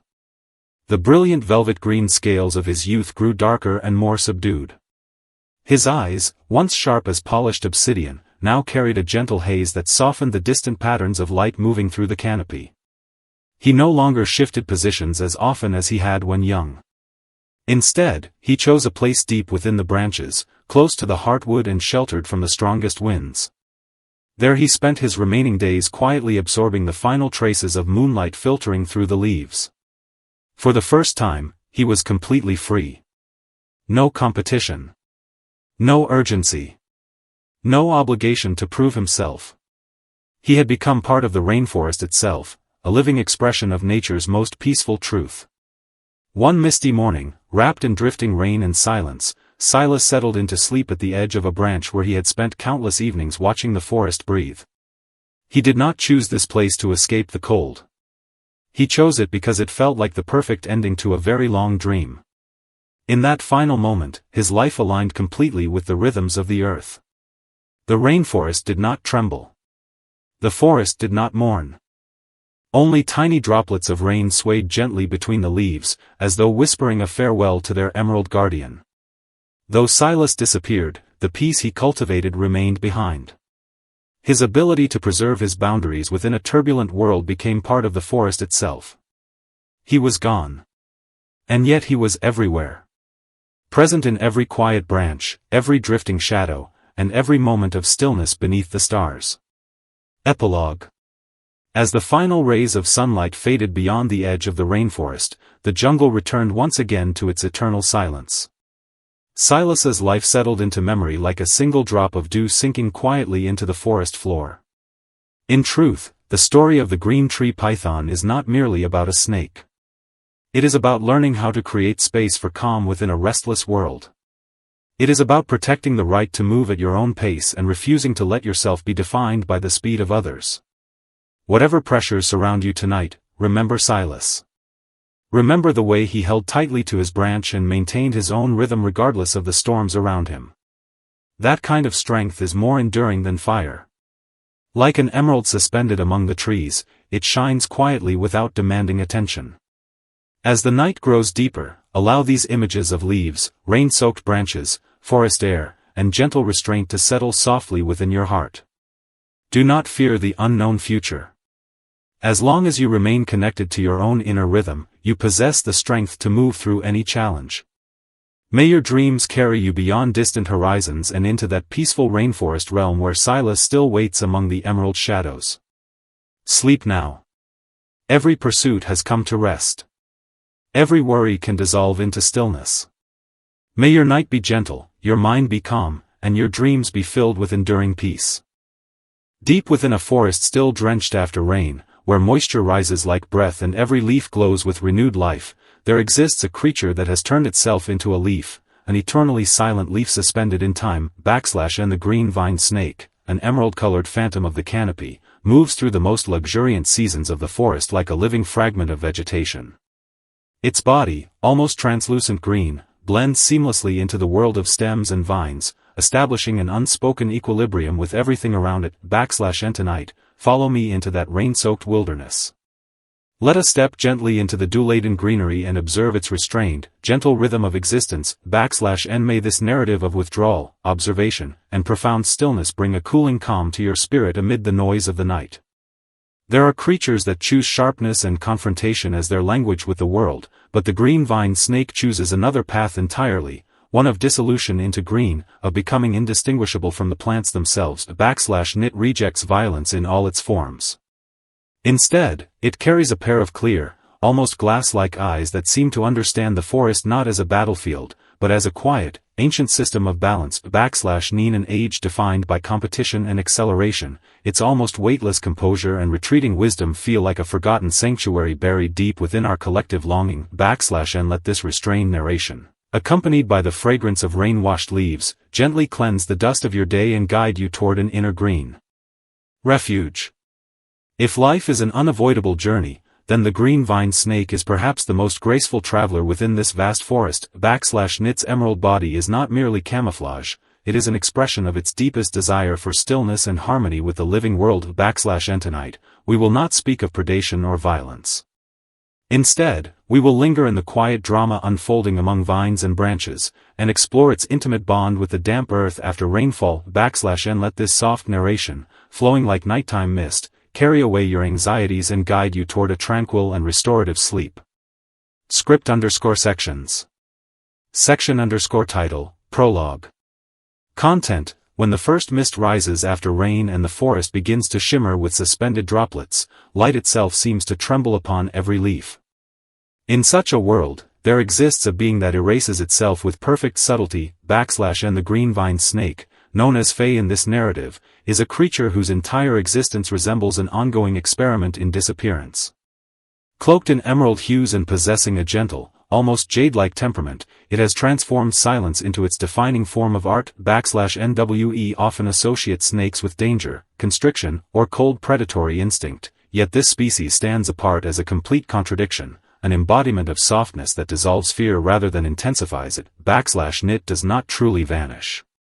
Instead, it performs the role of a leaf with such precision that even the most perceptive predators lose interest, as if the boundary between creature and vegetation has been erased entirely. And this is not mere camouflage, it is survival refined into color, texture, and stillness. A biological philosophy written not in movement, but in restraint. And tonight, do not treat this as a biological record. It is instead a story of how the green vine snake transforms every moment of stillness into resonance with the earth itself. It moves between reality and illusion with a fragility that is, paradoxically, its greatest strength. Nas your breath slows and the night deepens. Follow me into this damp forest realm, where Fae, the child of green, reveals a philosophy of quiet existence beneath the canopy. And let this restrained tenderness settle over you like mist, softening the turbulence of your day and guiding you toward a deeper rest. Section_title, Chapter 1. Content: His name is Fae. In this forest, painted anew by every shifting season, his emerald body is the most precise language he possesses to communicate with the world. Fae's first act of concealment occurred at the break of an early summer dawn, when a curious songbird descended too close, its presence slicing through the fragile silence of morning. In that moment, Fae did not flee. There was no panic, no rush. Instead, he instinctively extended his slender body along a narrow branch, aligning every curve of his form with the surrounding foliage until his color dissolved into the living green / and this stillness was not fear. It was an evolutionary decision refined across countless generations, a calculation that survival is sometimes achieved not through escape, but through perfect erasure / and he even imitated the subtle tremor of leaves stirred by morning wind, transforming himself into a convincing fragment of the forest's own breathing rhythm / and the bird hopped nearby, unaware of the presence so carefully disguised beside it. Morning mist drifted through the canopy, brushing against his scales, yet Faye remained completely motionless, understanding instinctively that this silence was not an interruption of life, but its continuation / and when the bird eventually departed, frustrated by the absence of prey or disturbance, Faye slowly turned his gaze toward the dew-covered world / that quiet return to awareness. He experienced a faint sense of release, the realization that concealment was not defeat, but the purest form of alignment with the forest's logic. Title, Chapter 2. Content. If Faye's first concealment was instinctive, then over time it matured into something closer to an art form, an adaptive choreography performed across changing light, humidity, and shadow / and he learned to read the forest's palette, adjusting his stillness to match the surrounding greens, browns, and shifting tones of decay and renewal. Sometimes he coiled tightly into the shadows, at other times, he stretched himself delicately along vines, becoming indistinguishable from the forest's own structure / and there was a moment when he encountered a wildfire creeping through the forest edges. Heat surged through the air like an invisible blade, consuming everything in its path. In that confrontation, even silence felt fragile / and Faye did not attempt to fight. Instead, he sought refuge in the dampest reaches of the canopy, pressing himself against moisture-laden branches, using every trace of humidity as a shield against destruction / in that experience, he realized that every act of concealment was also a negotiation with the boundaries of existence itself. He was not merely surviving, he was testing how far life could retreat before it ceased to be visible yet remained intact / and over time, he became less of a participant in the forest's struggles and more of an observer of its unfolding logic. He no longer needed recognition from others of his kind, for the forest itself had become his only audience / and he moved through this living world like a quiet director of a vast, ongoing performance, one in which stillness was not absence, but the deepest form of presence. Title, Chapter 3. Content. Time, inevitably, left its subtle marks upon Faye. His once bright emerald tones softened with age, carrying a deeper, more muted resonance, while his eyes, once sharp with youthful curiosity, became layered with calm reflection / and he no longer adjusted his position frequently.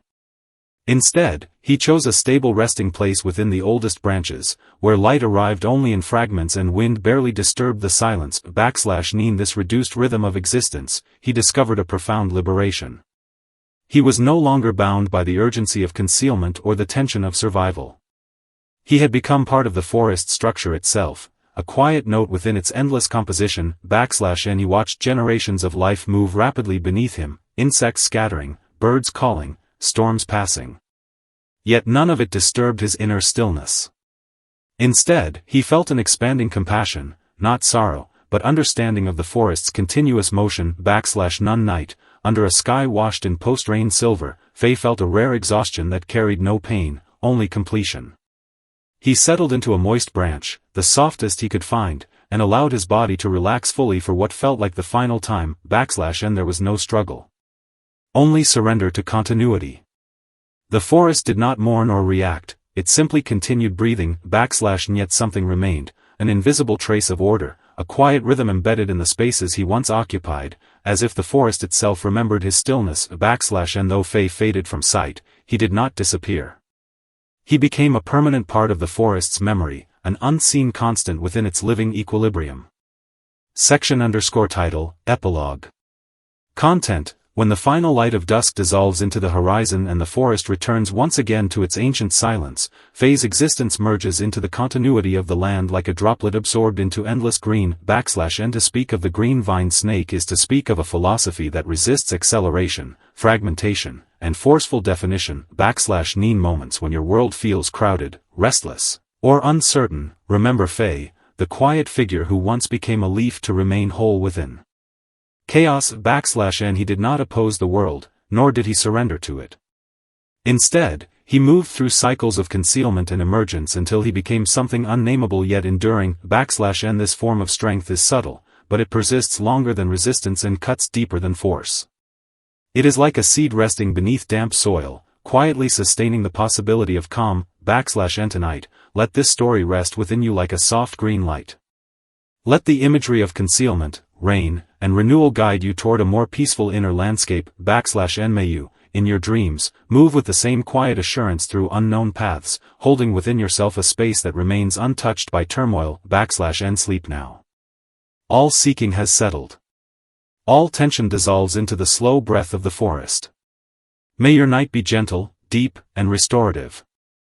In the heart of a northern forest buried beneath deep snow, where winter seems to linger forever and silence hangs between the trees like a veil, there lives a tiny creature that appears almost too gentle for such a harsh world. The silver-throated Bushtid is no larger than a snowball resting on a branch. Its feathers are soft and pale, blending seamlessly into the winter landscape. To many, it is simply a small bird. But to those who take the time to truly watch, it is something more. It is a reminder that warmth does not always come from strength, and that survival is not always a story of conquest.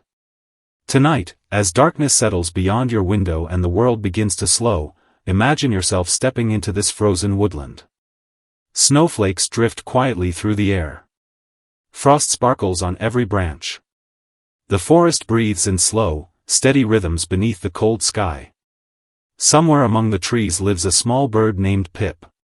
Pip was not the strongest member of his flock, nor the fastest.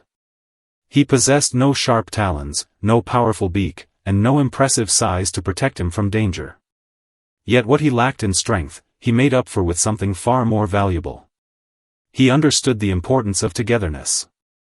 Each winter morning, before the first rays of sunlight touched the snowy canopy, Pip would awaken among his companions. Their tiny bodies pressed closely together through the night, forming a living circle of warmth against the freezing air. For Pip, survival was never a solitary journey. While larger creatures depended on power, Bushtits depended on trust. He learned early in life that the cold was relentless. Snowstorms could arrive without warning. Food could disappear beneath thick blankets of ice. Temperatures could plunge so low that even the strongest animals struggled to endure. But there was one thing the winter could never freeze. Connection. On one particularly brutal night, the forest was struck by a blizzard unlike any Pip had ever experienced. Wind roared through the trees. Ice coated every branch. The temperature dropped with frightening speed. All around him, the world seemed determined to erase every sign of life. Pip and his companions gathered tightly together on a sheltered branch. Their feathers puffed outward, creating tiny pockets of warmth. One by one, they leaned against each other until they formed a single trembling cluster of white and silver.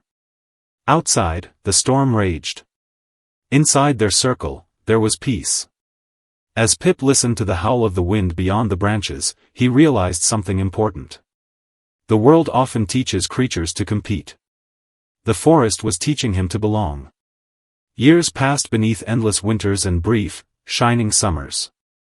Pip grew older, and his understanding of life deepened with every season. He watched the migration of birds across distant skies. He saw foxes leave delicate footprints across fresh snow. He listened to rivers awaken beneath melting ice each spring. Yet no matter how much the forest changed, one truth remained constant. Nothing survived alone. The towering pines relied upon hidden roots connected beneath the soil. The streams relied upon snowmelt from distant mountains.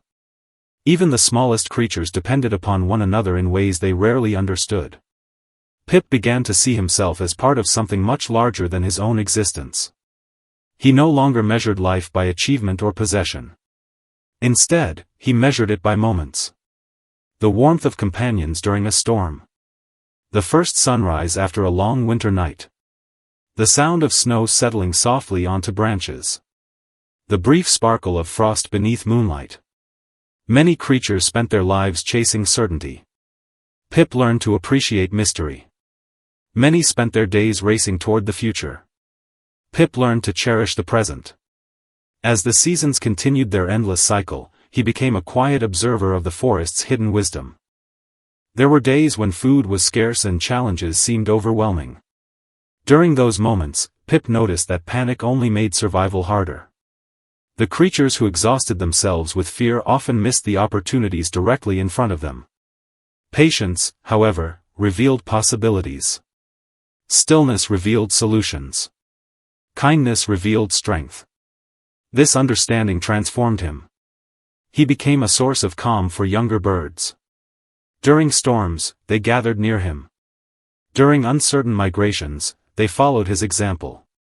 Not because he commanded them, but because his quiet confidence offered reassurance. He never sought leadership. Yet wisdom has a way of attracting others. Eventually, the years began to leave their mark. Pip's feathers lost some of their youthful brightness. His flights became shorter. His movements grew slower and more deliberate. But age brought gifts of its own. He no longer felt compelled to rush. He no longer worried about proving himself. Instead, he spent long hours perched high among the trees, watching the forest breathe beneath him. From those heights, he observed the seasons unfolding like chapters in a familiar story. Snow gave way to rain. Rain gave way to blossoms. Blossoms gave way to falling leaves. And once again, winter returned. Each cycle seemed to whisper the same lesson. Nothing lasts forever. And because nothing lasts forever, every moment matters. One winter morning, after a night of gentle snowfall, Pip perched upon an old branch overlooking the forest. The world below was untouched and silent. Every tree wore a coat of white. Every shadow seemed softer. The rising sun painted the snow with gold and silver light. Pip sat quietly, surrounded by a beauty so vast that words could never fully contain it. For a long time, he simply watched. He listened to the distant creak of frozen branches. He felt the cool air moving through his feathers. He watched snowflakes drift lazily through the morning light. In that moment, there was nowhere else he needed to be. Nothing else he needed to become. The forest had given him everything he needed to understand. Life was not a race. It was a relationship. A relationship with time. With nature. With others. With oneself. The years continued their gentle passage, and eventually Pip became part of the forest's memory. The snow continued to fall. The winds continued to wander through the trees. New generations of Bushtits filled the branches with movement and song. Yet something of Pip remained. Not as a voice. Not as a story carved into stone. But as a feeling. A quiet warmth hidden within the cold. A reminder that gentleness is not weakness. That kindness can endure even the harshest winters. That togetherness can create light in the darkest seasons. As night settles around you now, perhaps you can carry that lesson with you. The modern world often rewards speed, urgency, and constant motion. But the tiny silver-throated Bushtit offers another path. A slower path. A softer path. A path where strength is measured not by how much you conquer, but by how much warmth you share. So allow your thoughts to settle like snow upon a quiet branch. Let your worries drift away with the winter wind. And as sleep slowly approaches, imagine yourself standing in that silent forest beneath a sky filled with stars. Somewhere among the snow-covered trees, a tiny bird rests peacefully beside its companions. The forest is quiet. The storm has passed. And for this moment, everything is exactly as it should be. In the vast and desolate heart of the Gobi Desert, where endless dunes stretch beneath a sky crowded with stars, there lives a creature so delicate that it seems less like an animal and more like a fragment of moonlight that has fallen into the sand. The long-eared jerboa is one of the desert's most remarkable inhabitants. With ears that seem impossibly large for its tiny body and eyes dark enough to reflect the entire night sky, it moves through the wilderness like a whispered secret. While most creatures battle the desert through strength, speed, or aggression, the jerboa survives through awareness. Its greatest gift is not power. It is sensitivity. Tonight, as the world outside gradually grows quiet, imagine yourself stepping into this forgotten landscape. The air is cool. The sand holds the memory of the day's heat. Above, countless stars burn silently against the darkness. Somewhere among the rolling dunes, a small figure waits, listening. His name is Silas. Among his kind, Silas was known not for being the fastest or the strongest, but for being the most attentive. Every sound mattered to him. Every shift in the wind carried meaning. Every vibration beneath the sand told a story. For Silas, survival was not about chasing opportunities. It was about understanding the world before the world revealed itself. Each evening, as the desert awakened from the day's scorching heat, Silas would emerge from his burrow. While other animals rushed to search for food, he often paused for several moments, completely still. His large ears tilted toward the darkness, collecting information invisible to everyone else. The desert was never truly silent.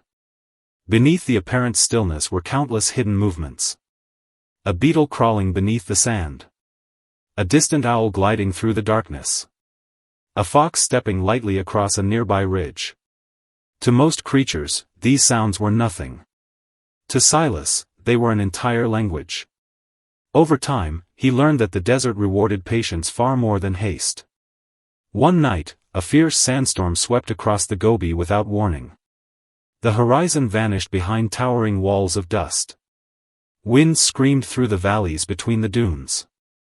Countless animals fled underground in panic. Silas felt the storm approaching long before it arrived. He found shelter beside a weathered rock and pressed himself against the earth. Instead of fighting the storm, he allowed it to pass around him. He listened to the roar of the wind and felt the ancient rhythm of the desert beneath him. In those moments, he realized something that would shape the rest of his life.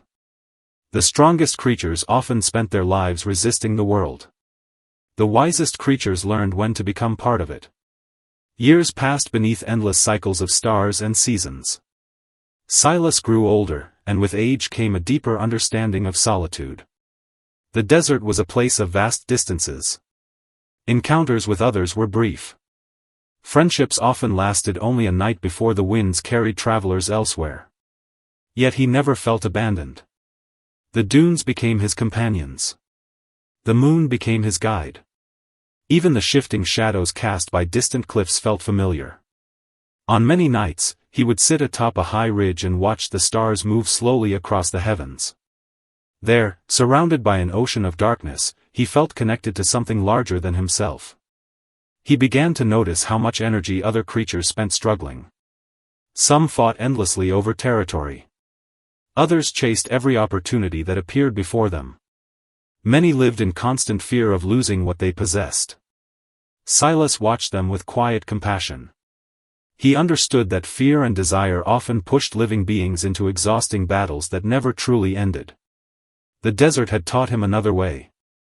Instead of trying to control everything, he focused on understanding what was already present. Instead of racing toward every possibility, he learned to appreciate the moment directly in front of him. Instead of resisting uncertainty, he accepted it as part of life itself. This did not make him weak. It made him resilient. Because when conditions changed, he adapted. When food became scarce, he remained patient. When storms arrived, he remained calm. When darkness deepened, he trusted his senses. The years left their marks upon him. His once soft fur became rougher. His leaps grew shorter. His movements became more deliberate. Yet something else grew stronger. His peace. As younger animals rushed through the desert chasing survival, Silas spent more time simply observing. He watched moonlight paint silver patterns across the dunes. He watched tiny insects leave delicate trails upon untouched sand. He watched distant storms flicker along the horizon without ever reaching him. The older he became, the more clearly he saw that life was not merely a race toward some distant destination. Life was also the ability to notice. To notice beauty. To notice stillness. To notice the fragile miracle of being alive at all. One cold morning, after a night filled with brilliant stars, Silas climbed a familiar dune overlooking the endless desert. It was a place he had visited countless times throughout his life. From there, he could see the landscape stretching beyond imagination. Waves of golden sand merged with the horizon. The sky glowed softly with the first hints of dawn. The wind moved gently across the ridge. Silas settled into the sand and listened. The desert spoke in the same quiet voice it always had. A whisper of moving grains. A distant call carried by the breeze. The slow heartbeat of a world that had existed long before him and would continue long after. For the first time, he felt no need to move. No need to search. No need to prove anything. He simply existed. And in that existence, there was completeness. The desert did not pause to mourn. The stars did not dim. The wind continued its endless journey across the dunes. Yet something remained. The stillness he had cultivated. The patience he had practiced. The gentle awareness he had carried throughout his life. These things became part of the landscape itself. Even now, if you stand beneath a desert sky and allow yourself to become truly quiet, you may sense it. Not a voice. Not a memory. But a feeling. A reminder that there is another way to live. A way that does not require constant urgency. A way that does not demand endless striving. A way that honors sensitivity instead of hiding it. The story of Silas is not merely the story of a long-eared jerboa. It is the story of anyone who has ever felt overwhelmed by the speed of the modern world. Anyone who has ever wished for a moment of stillness. Anyone who has ever searched for peace beneath the noise. As the night deepens and the world grows quieter around you, remember the tiny creature beneath the desert stars. Remember how he listened more than he spoke. How he observed more than he chased. How he found strength not in force, but in awareness. And perhaps, for just a little while, you can follow his example. Let your thoughts settle like sand after a passing wind. Let your worries drift beyond the horizon. Allow yourself to rest within the present moment. The desert is quiet now. The stars are watching. And somewhere in that endless sea of silence, the gentle spirit of Silas still moves with the wind, carrying with it a timeless lesson. Sometimes the greatest wisdom is simply learning how to listen. In the deepest embrace of the ocean, survival often means endless swimming, chasing, and a never-slackening vigilance. Yet, there is a creature that lives in almost motionless, effortless life drifting with the current in the undulating, unknown azure depths. They have no thick blubber to protect against the chill, nor sharp teeth for hunting, yet within the ever-changing tapestry of nature, they live out the most serene and gentle existence. Tonight, let us sit by the gently flickering hearth, and with this story that requires no effort to remember, step into his true life. This creature, known as the manatee, uses his lifelong slow pace to weave a deep-water dreamscape that coaxes all defenses to drop amidst the warm, shallow seagrass beds. In this world, sleep for most living beings usually requires finding a sturdy shelter, but for him, the entire warm ocean is his bed. His most wondrous talent is the ability to fall into a deep slumber with his eyes closed in the warm waters, while relying on an ancient instinct deep within his body to slowly and involuntarily float to the surface to breathe. It is a near-perfect, weightless state of floating, where the entire body is as relaxed as an ancient log steeped in the sea for thousands of years.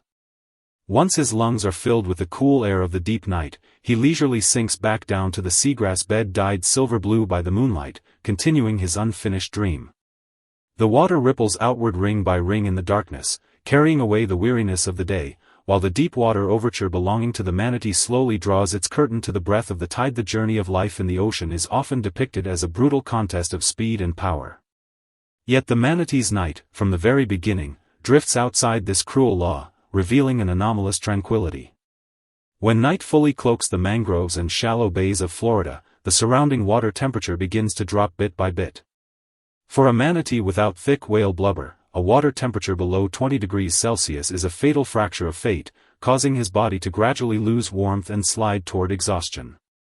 Yet, facing this inherent vulnerability, he does not choose to undertake long, intense transoceanic migrations like other marine mammals. On nights when a cold snap arrives, he always sluggishly propels his broad, fan-like caudal fin, and guided by an extreme sensitivity to warmth, swims toward inland freshwater spring vents or the warm water discharge zones of power plants.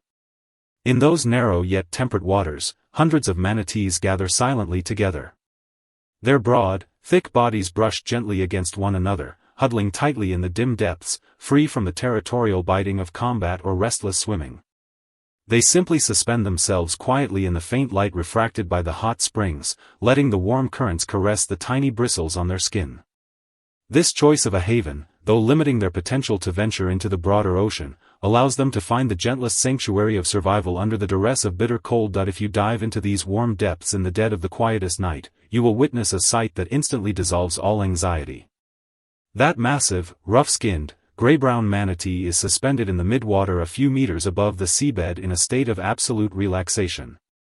His eyes are tightly shut, his two short forelimbs hang helplessly at his sides, and his entire rounded torso sways with the faintest rhythm of the moving currents.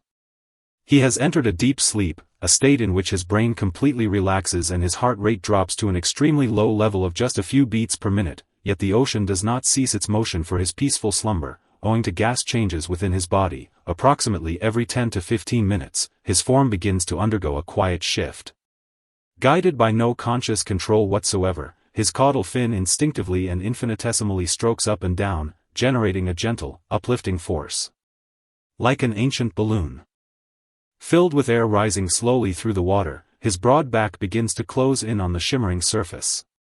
The moonlight in the night sky filters through the water membrane, tenderly carving silver textures onto his gray spine. In this slow, ascending journey, every single one of his cells exudes a pure relaxation that refuses to fight the world. This sensation of floating is nature's most perfect white noise for the soul, stripping time entirely of its urge to hurry. When the manatee's nostrils finally breached the sea surface, his originally sealed nostrils, equipped with special valvular folds of skin, opened smoothly. A deep, long, and exceptionally steady sound of exhalation quietly breaks over the vast and silent night sea, followed by a greedy yet quiet inhalation. This process is incredibly brief, failing to startle even the nocturnal birds resting near the water's surface. Immediately after, the folds of skin seal tight once more without a single gap, locking the outside air securely in the depths of his lungs. His body, now satiated with air, shifts its specific gravity again, and he begins to leisurely retreat into the deep blue depths, like a falling leaf descending on a windless autumn day. Throughout this entire cycle of falling asleep, ascending, breathing, and sinking back down, he never once truly opens his eyes from beginning to end. This perfect fusion of instinct and slumber is an ancient wisdom distilled over tens of millions of years. In the human world, we often must maintain absolute vigilance to keep life running, to the point where even our breathing becomes hurried and heavy. Yet the manatee showcases an ultimate trust through his posture, trust that the current will gently lift him up, and trust that instinct will safely guide him home. This complete surrender and submission to his surroundings grants him an inner peace that no storm in the volatile sea can ever strip away. Beyond his magical sleep, the reason the manatee was mistaken for the mysterious mermaid by countless seafarers over the long centuries stems even more from the exquisite, human-like affection shared between mother and calf. For a long time in the past, lonely sailors under the hazy moonlight would often spot a mother manatee cradling her calf with her forelimbs, half floating on the water's surface to nurse. That warm tenderness radiating within the immense, lonely ocean once soothed many a traveler's parched soul. A mother manatee's care for her child is exceedingly prolonged and infinitely patient. They spend 2 to 3 years accompanying their offspring every step of the way. On days when the wind and waves pick up slightly, the mother uses her own massive body to block the windward side, carving out a tiny, absolutely tranquil harbor for the little calf who is not yet proficient at swimming. From time to time in the depths, she calls out to her child with gentle, high-pitched chirps and squeaks unheard by humans, a frequency incredibly low, yet brimming with comforting power. The calf, in turn, nudges its smooth little head against the mother's rough muzzle, rolling around light-heartedly in waters thick with maternal love. This long-lasting companionship, entirely free from any utilitarian motive, is the true secret behind the manatee family survival in the freezing ocean to this day. They seek no expansion of territory, nor do they calculate the abundance of food.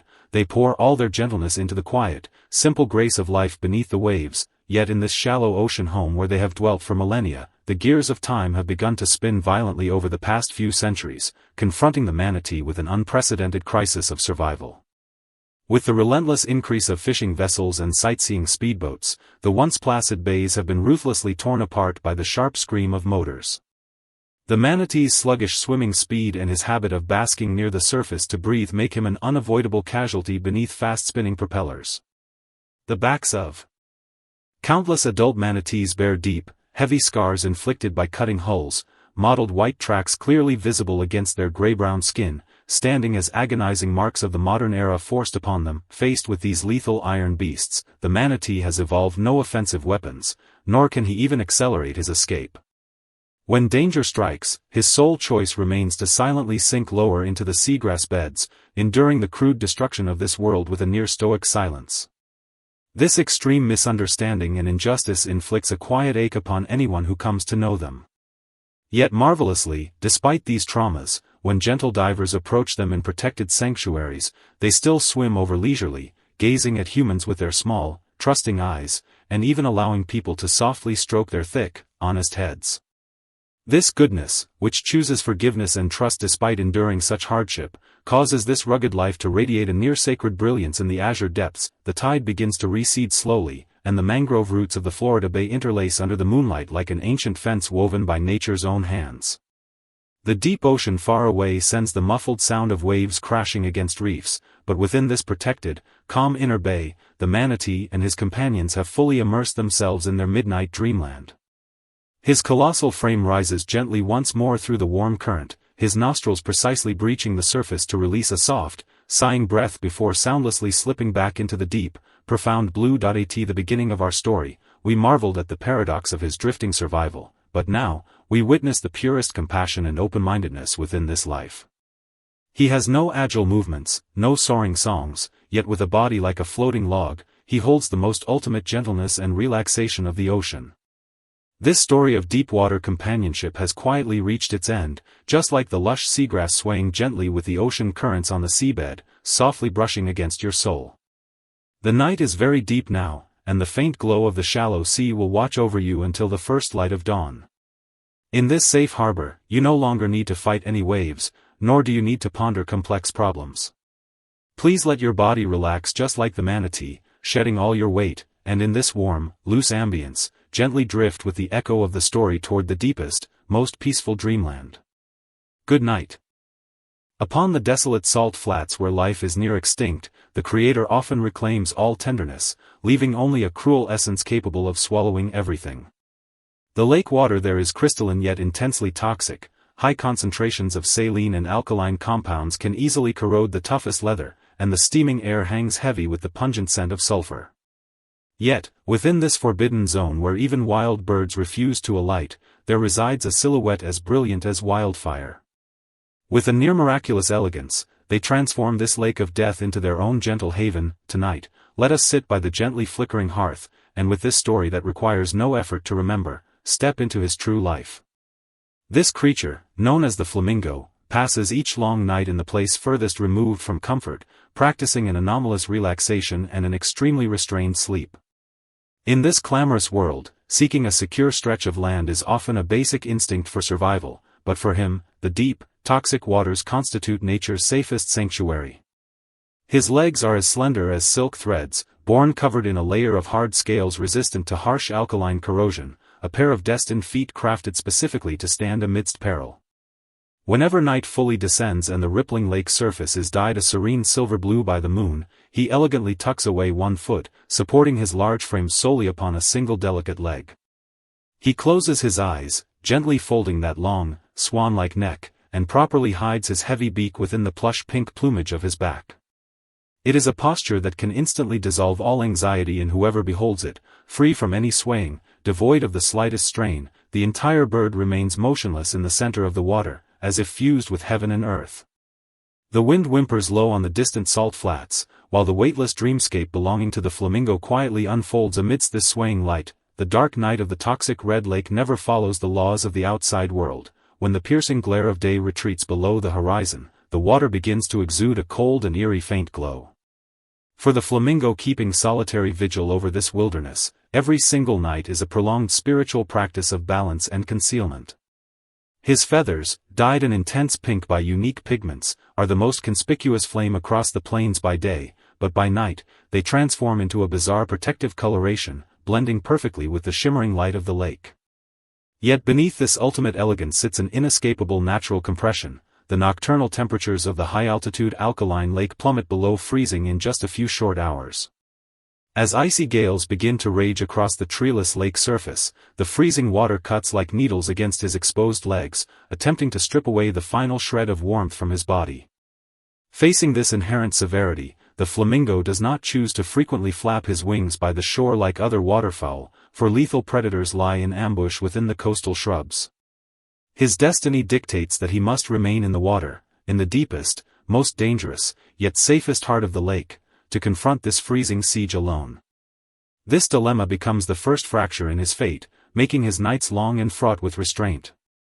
He must learn to maintain absolute stillness in the cold, because every redundant movement accelerates the loss of heat, sliding life into an irrecoverable crisis.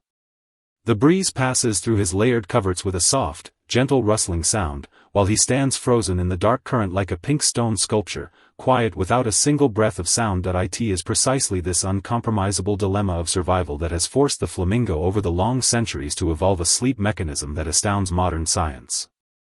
Since he cannot lie down, nor leave these freezing, toxic waters, he has borrowed a lock from his own body, a biological lock capable of shutting out gravity and exhaustion. When he slowly pulls up one leg, tucking it tightly beneath the warm feathers of his belly, the joint of the standing leg automatically slips into a wondrous state of mechanical locking under the downward pressure of his body weight. This locking requires no muscular power from his leg at all, much like an architect finding the single perfect keystone while building an arched bridge. This means that the single-legged stance, which appears immensely tiring to humans, is instead the body's most relaxed and energy-efficient natural posture for him. He can completely shut down the vast majority of his consciousness in this state, allowing his soul to drop into the deepest, sweetest slumber. The lake ripples gently under the night wind, and tiny waves lap ring by ring against his slender ankle, producing a regular, faint rocking sensation. This swaying does not disrupt his balance, rather, it acts like a colossal, azure cradle, tenderly rocking his dreamscape beneath the stars. Throughout this precious sleep, his beak, worn ragged from filtering algae by day, gains total rest, and his bodily metabolism is lowered to a perfect state of stillness. This is an ancient survival wisdom, refusing to fight gravity, refusing to clash with the environment, but simply utilizing the ingenuity of the body to fulfill his most stable night. There is another secret in the flamingo's life that is misunderstood by almost everyone, that is the stark, pale truth behind the color of their feathers. In the camera lenses of countless travelers, the flamingo is the definition of passion and romance, its brilliant pink wings intoxicating all who see them. Yet few know that this beautiful coloration is not an inherent pattern born of nature, but stems from the only food they can forage within these toxic waters, microalgae and brine shrimp rich in carotenoids. They are born merely as grayish-white, even somewhat homely chicks. To acquire this gown of fire, they must spend a lifetime swallowing these corrosive, toxic waters. It is a poignant life paradox of trading pain for beauty, and each step of their journey in turning toxin into splendor is exceptionally heavy. Crueler still, this beauty is not permanent. Whenever the breeding season concludes and a mother bird has exhausted every shred of nourishment to rear her offspring, her originally radiant plumage fades entirely within a few short days, turning into a dry, sickly white-gray. That paleness is the scar of a life completely drained, appearing utterly discordant within the bustling flock, even drawing cold neglect from companions. When a faded flamingo stands alone at the edge of the ruined lake, watching its companions still flashing pink under the moon, that isolation of being stripped by instinct and time carries a piercing sense of destiny. It must silently lower its head once more, searching anew for those minute pigments in the muddy, toxic waters, utilizing a supreme, cloistered restraint to await the rekindling of the flames. This containment and restraint of the flamingo is not only manifested in their journey of self-healing, but runs deeply through their immensely grand yet orderly communal relations. Upon the barren alkaline lake, tens of thousands, even hundreds of thousands of flamingos gather together, forming an endless pink ocean. In human imagination, such a massive collective must inevitably be accompanied by ceaseless conflict, noise, and chaos, yet the true flamingo colony possesses a near-sacred midnight order. When the midnight moon rises to the zenith, the flock, which danced frantically and sang aloud for courtship by day, falls silent all at once, as if receiving a wordless command. Hundreds of thousands of living beings turn their heads in unison, hiding their beaks within their wings, forming loose yet never overlapping lines across several square kilometers of water. They maintain precise distances of mere centimeters between one another, capable of blocking portions of the freezing gale with their bodies while ensuring they never disrupt a neighbor's balance due to overproximity. If, in the deep of the night, a single flamingo on the outer perimeter detects the movement of a lurking predator, it does not explode into a panicked shriek, but releases a low, hoarse, short call. This sound travels rapidly across the water surface at a faint frequency unnoticeable to humans. Hundreds of thousands of flamingos, with their eyes closed in slumber, will instinctively take a synchronized step sideways toward safety. That movement is so seamless that not a single bird falls, not a single splash is thrown, like a massive pink carpet silently shifting beneath the moon. This trust that completely integrates individual destiny into communal order is their true ultimate card for flourishing over millennia upon the ruins, serene, hidden in dust, yet flawless. Yet at the edge of this pink sanctuary preserved for millennia, the colossal shadow of modern industrial civilization has begun to spread ruthlessly over recent decades, confronting the flamingo with its most severe crisis of survival. Because the alkaline lakes are rich in rare minerals and industrial raw materials, those originally uninhabited, toxic ruins have seen the erection of massive extraction factories and networks of asphalt highways. The scream of heavy machinery ruthlessly tears through the stillness of the wilderness, and the unregulated discharge of industrial wastewater has brought a catastrophic shift to the delicate composition of the lake water. In certain most heartbreaking turnings of fate, when the drought brought by the monsoons combines with the excessive water pumping of the factories, the originally vast red lake can dry up into a cracked, white salt crust in just a few short months. The flamingo family, deprived of its deep water sanctuary, wakes up one morning to face a harsh reality: their home has turned into an unreachable, hardened desert. The chicks, still unable to endure long-distance flight, have their tender feet cut mercilessly by the dry salt crystals, helplessly beating their unfeathered wings under the scorching sun, while the adults can only release mournful cries, circling loop after loop above the dry lake bed.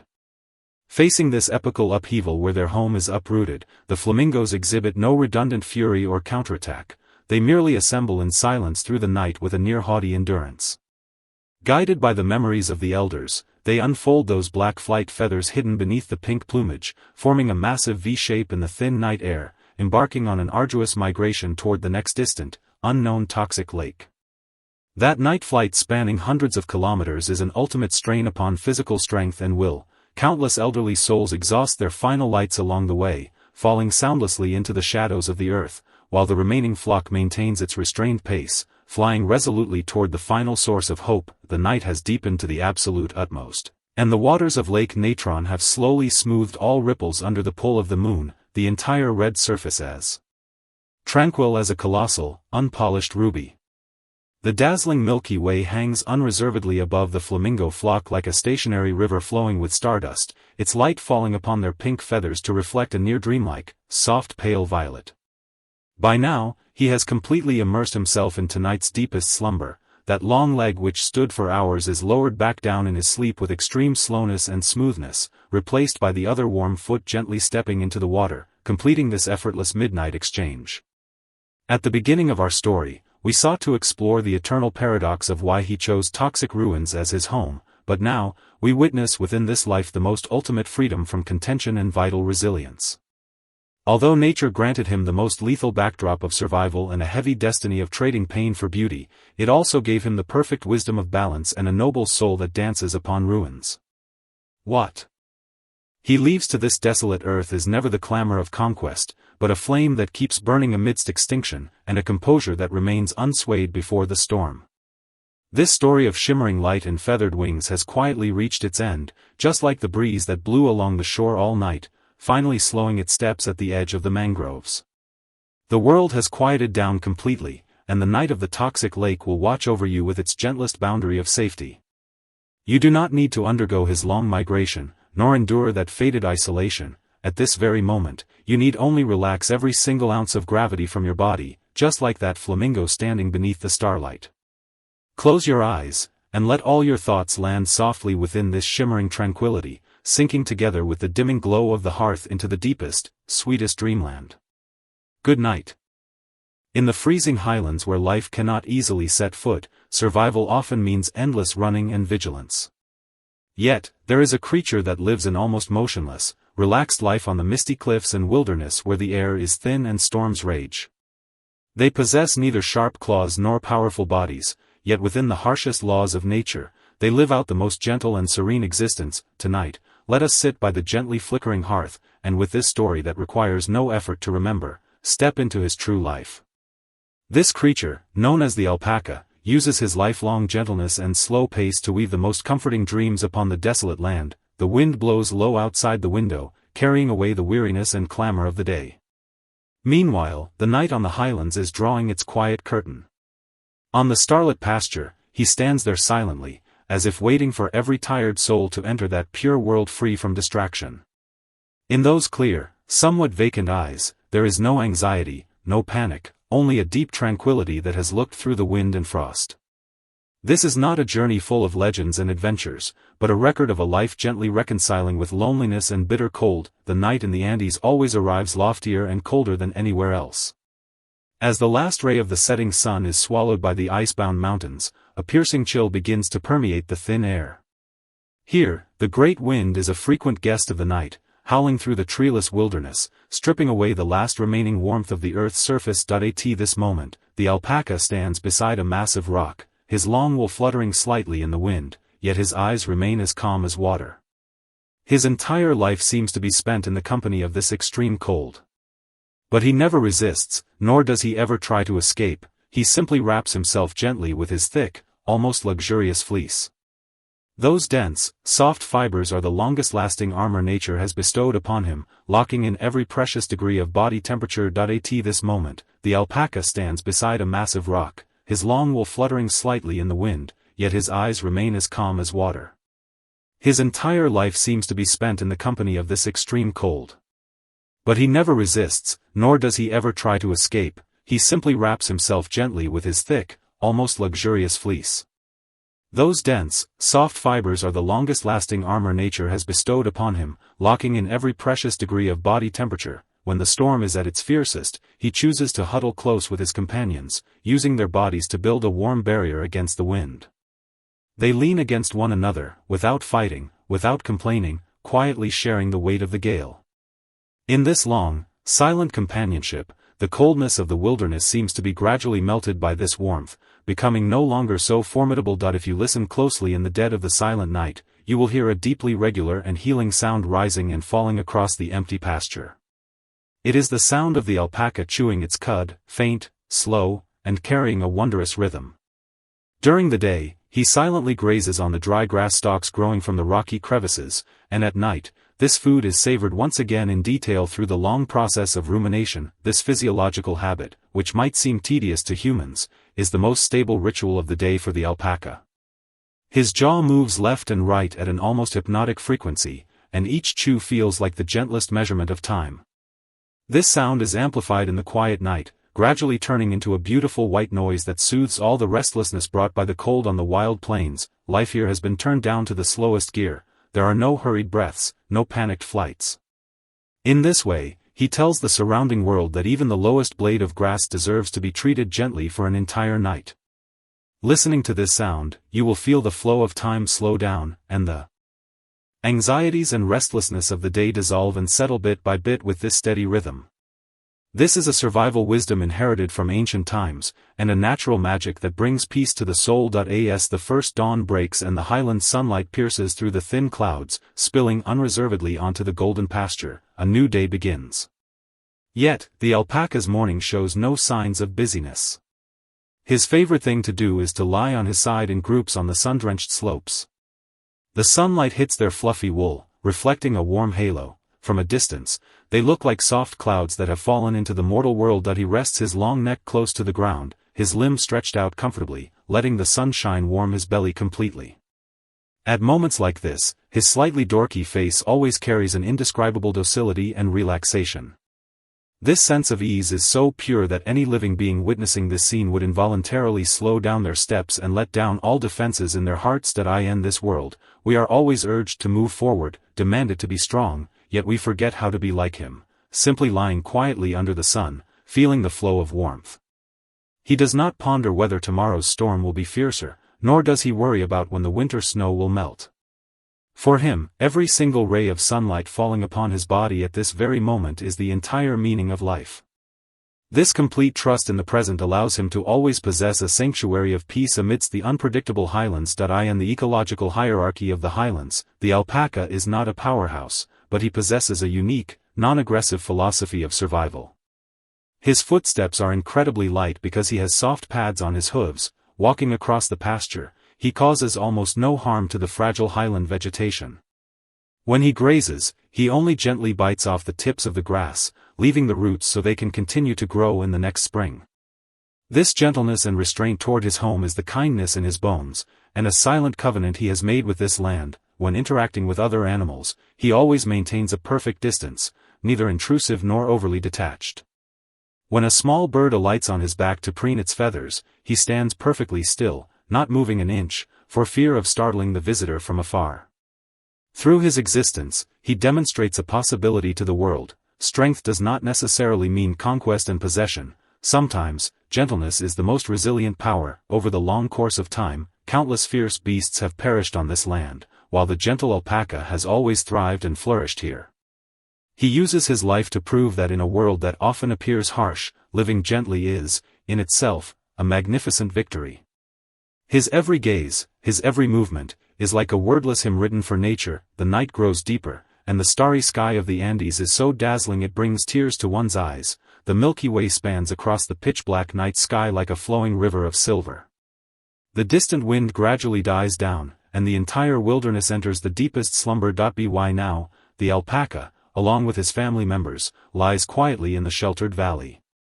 He rests his head gently against the warm flank of a companion, his eyes softly closed, his breathing becoming calm and long.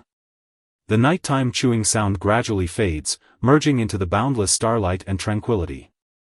What he truly leaves to this land is not some earth-shattering footprints, but a warmth that remains tender in the cold, and a composure that stays unaltered before the storm. This story does not require you to deliberately memorize its every detail, just let this peace from the highlands flow into your heart. The world has quieted down, and all the rushing and toil can be safely set down at this moment. May you, just like the alpaca lying under the starlight right now, have a night wrapped in gentleness, free from fear, free from burden. Close your eyes, and let your body and mind slowly sink into the sweetest, most peaceful dreamland amidst this relaxation and warmth. Good night. At the edge of the vast earth, some lives seem born with a perspective that looks down upon the mortal world. They possess elegant and long necks, allowing them to easily reach treetops unreachable by others, yet because of this, they bear a certain unspoken weight of life. When night fully cloaks this ancient savanna and all clamor fades into the soil, they still stand quietly in the wind, like solitary sentinels. Tonight, let us sit by the gently flickering hearth, and with this story that requires no effort to remember, step into his true life. This creature, known as the giraffe, passes each long night in the place closest to the sky, using a near-cruel wakefulness and an extremely restrained sleep. In this world, sleep is an unconditional reward for most living beings, but for him, it is a game of precise calculation, even using life as collateral. He only allows himself a few minutes of deep sleep each day, a span of time so brief it makes one's heart ache. And in those precious few minutes, he gently folds back that seemingly proud long neck, resting his head softly and properly against his own back. It is a posture that, once seen, is hard to forget. It looks both like an exhausted compromise and a deep embrace of self-comfort. The wind whimpers low on the distant horizon, while the high-altitude dreamscape belonging to the giraffe quietly unfolds beneath this silent starlight. The dark night of the savanna is never truly calm, danger always lurks within those unseen shadows. For a giraffe standing several meters tall, this height is an unparalleled advantage by day, but by night, it becomes a massive target that cannot be hidden. Even more fatal is that his 2-meter-long neck makes his every standing up and lying down incredibly slow and difficult. Once a predator is encountered while lying down, a few short seconds of sluggishness are enough to rewrite the ending of life. That is why a deep vigilance toward the earth flows in his bones, and he is born rarely choosing to truly lie down. This instinctive resistance for survival becomes the first fracture in his destiny, splitting his night into countless fragmented and awake moments. While the surrounding zebras and antelopes close their eyes and sink into dreamland, he still needs to straighten his back and maintain a standing posture. His eyes gleam with faint light in the darkness, always watching for the slightest rustle in the grass. This prolonged standing is not because he is not tired, but because for life, staying awake is the only chip for survival.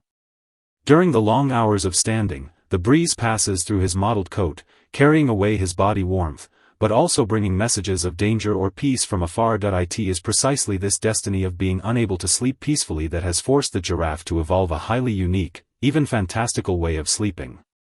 Since he cannot lie down for long, he has learned to steal scattered, crumb-like dreams in the intervals of standing. He often chooses a tall acacia tree to lean against during the quietest moments of the deep night. Then, that long neck accustomed to being held high slowly relaxes, carving a very gentle arc. He turns his head backward, carefully resting it on his back or thigh, just like a tired child who has finally found the most comforting pillow. Sleep in this posture usually lasts only 2 to 3 minutes each time, or even shorter. In human perception, 2 minutes is but an exchange of a few breaths, but for the giraffe, this is already the greatest tolerance the night grants him. In these 2 minutes, his brain quickly falls into deep sleep, his body muscles relax for a moment, and he may even have extremely short dreams about treetops and breezes.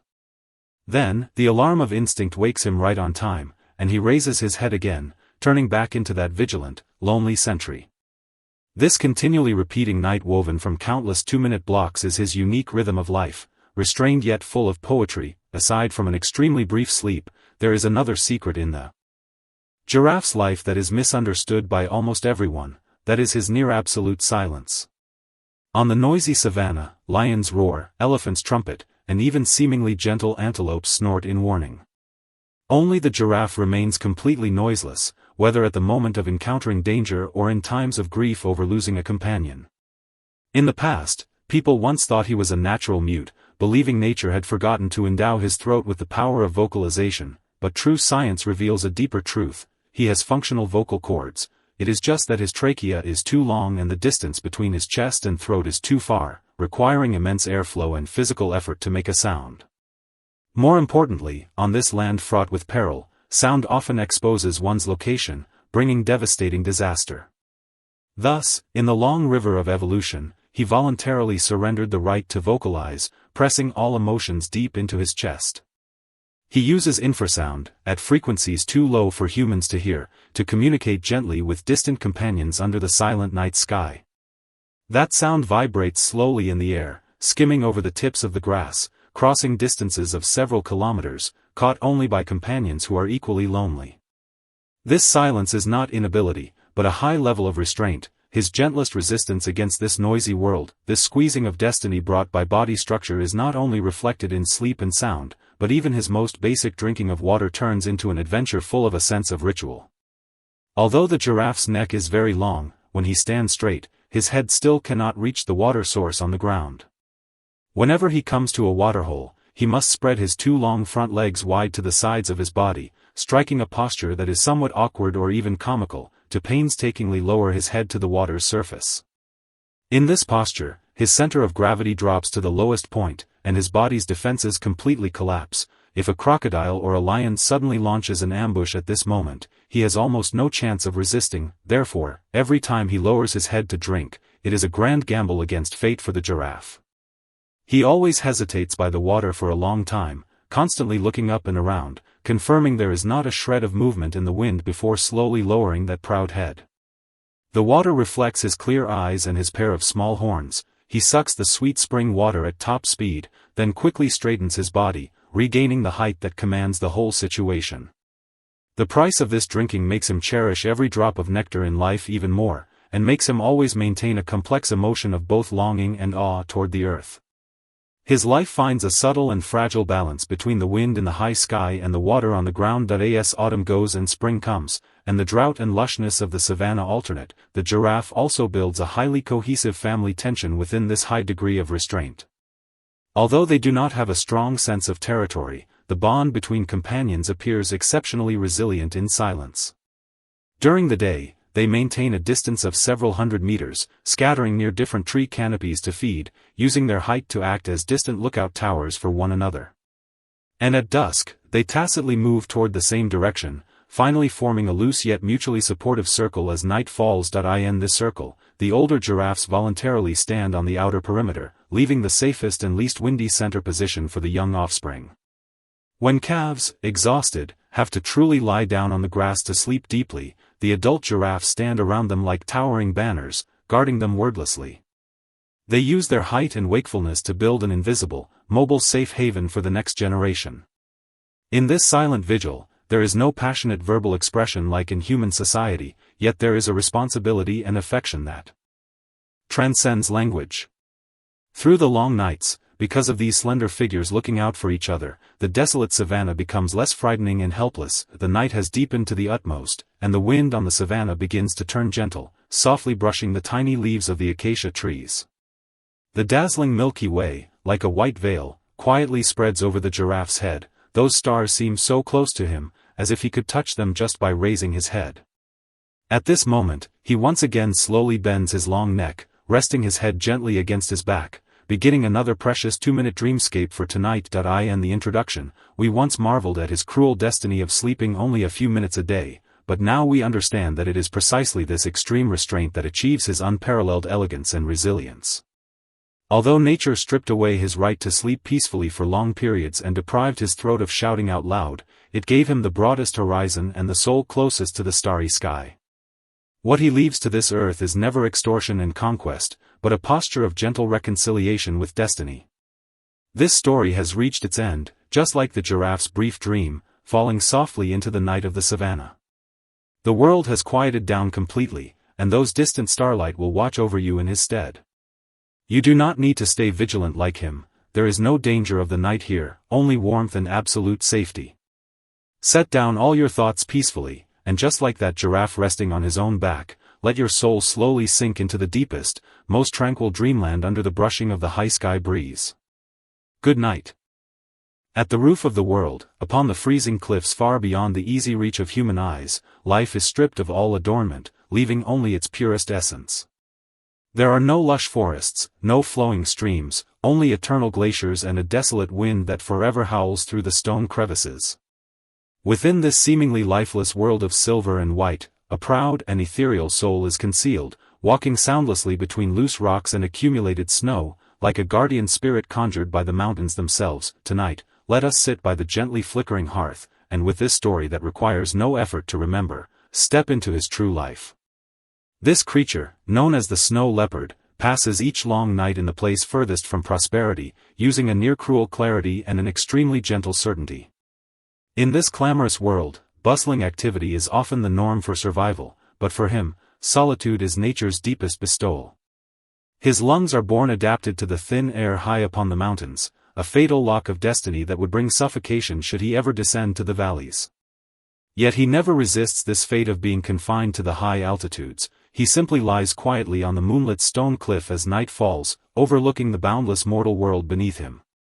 When the cold wind at the mountain peaks begins to bite, he makes an exceptionally tender gesture. He slowly pulls over his massive, fluffy tail, which is nearly equal to his body length, and properly wraps it around his face. It is a posture that can instantly calm anyone who witnesses it. The thick, long tail not only locks in the remaining warmth of his breath but acts like a plush wall, insulating him from all external blizzards and disruptions. The stars in the night sky gleam with a ghostly blue light reflected by the glaciers, and the solitary dreamscape belonging to the snow leopard quietly unfolds within this absolute silence. The night in the mountains always arrives with exceptional abruptness. As the golden sunset fades from the final peak, the cold surges forth like a tide from the stone crevices in all directions. For the snow leopard living alone above the snowline, every single night is a spiritual practice to be faced entirely on his own. His silver-gray coat, adorned with black rosette patterns, is a perfect camouflage gained after thousands of years of tempering by wind and snow, allowing him to blend tracelessly into this wasteland of jagged crags. Yet this ultimate concealment bears an unavoidable, absolute loneliness at its back. In the life sequence of the snow leopard, there are no gatherings in large numbers, nor any dawn-to-dusk companionship.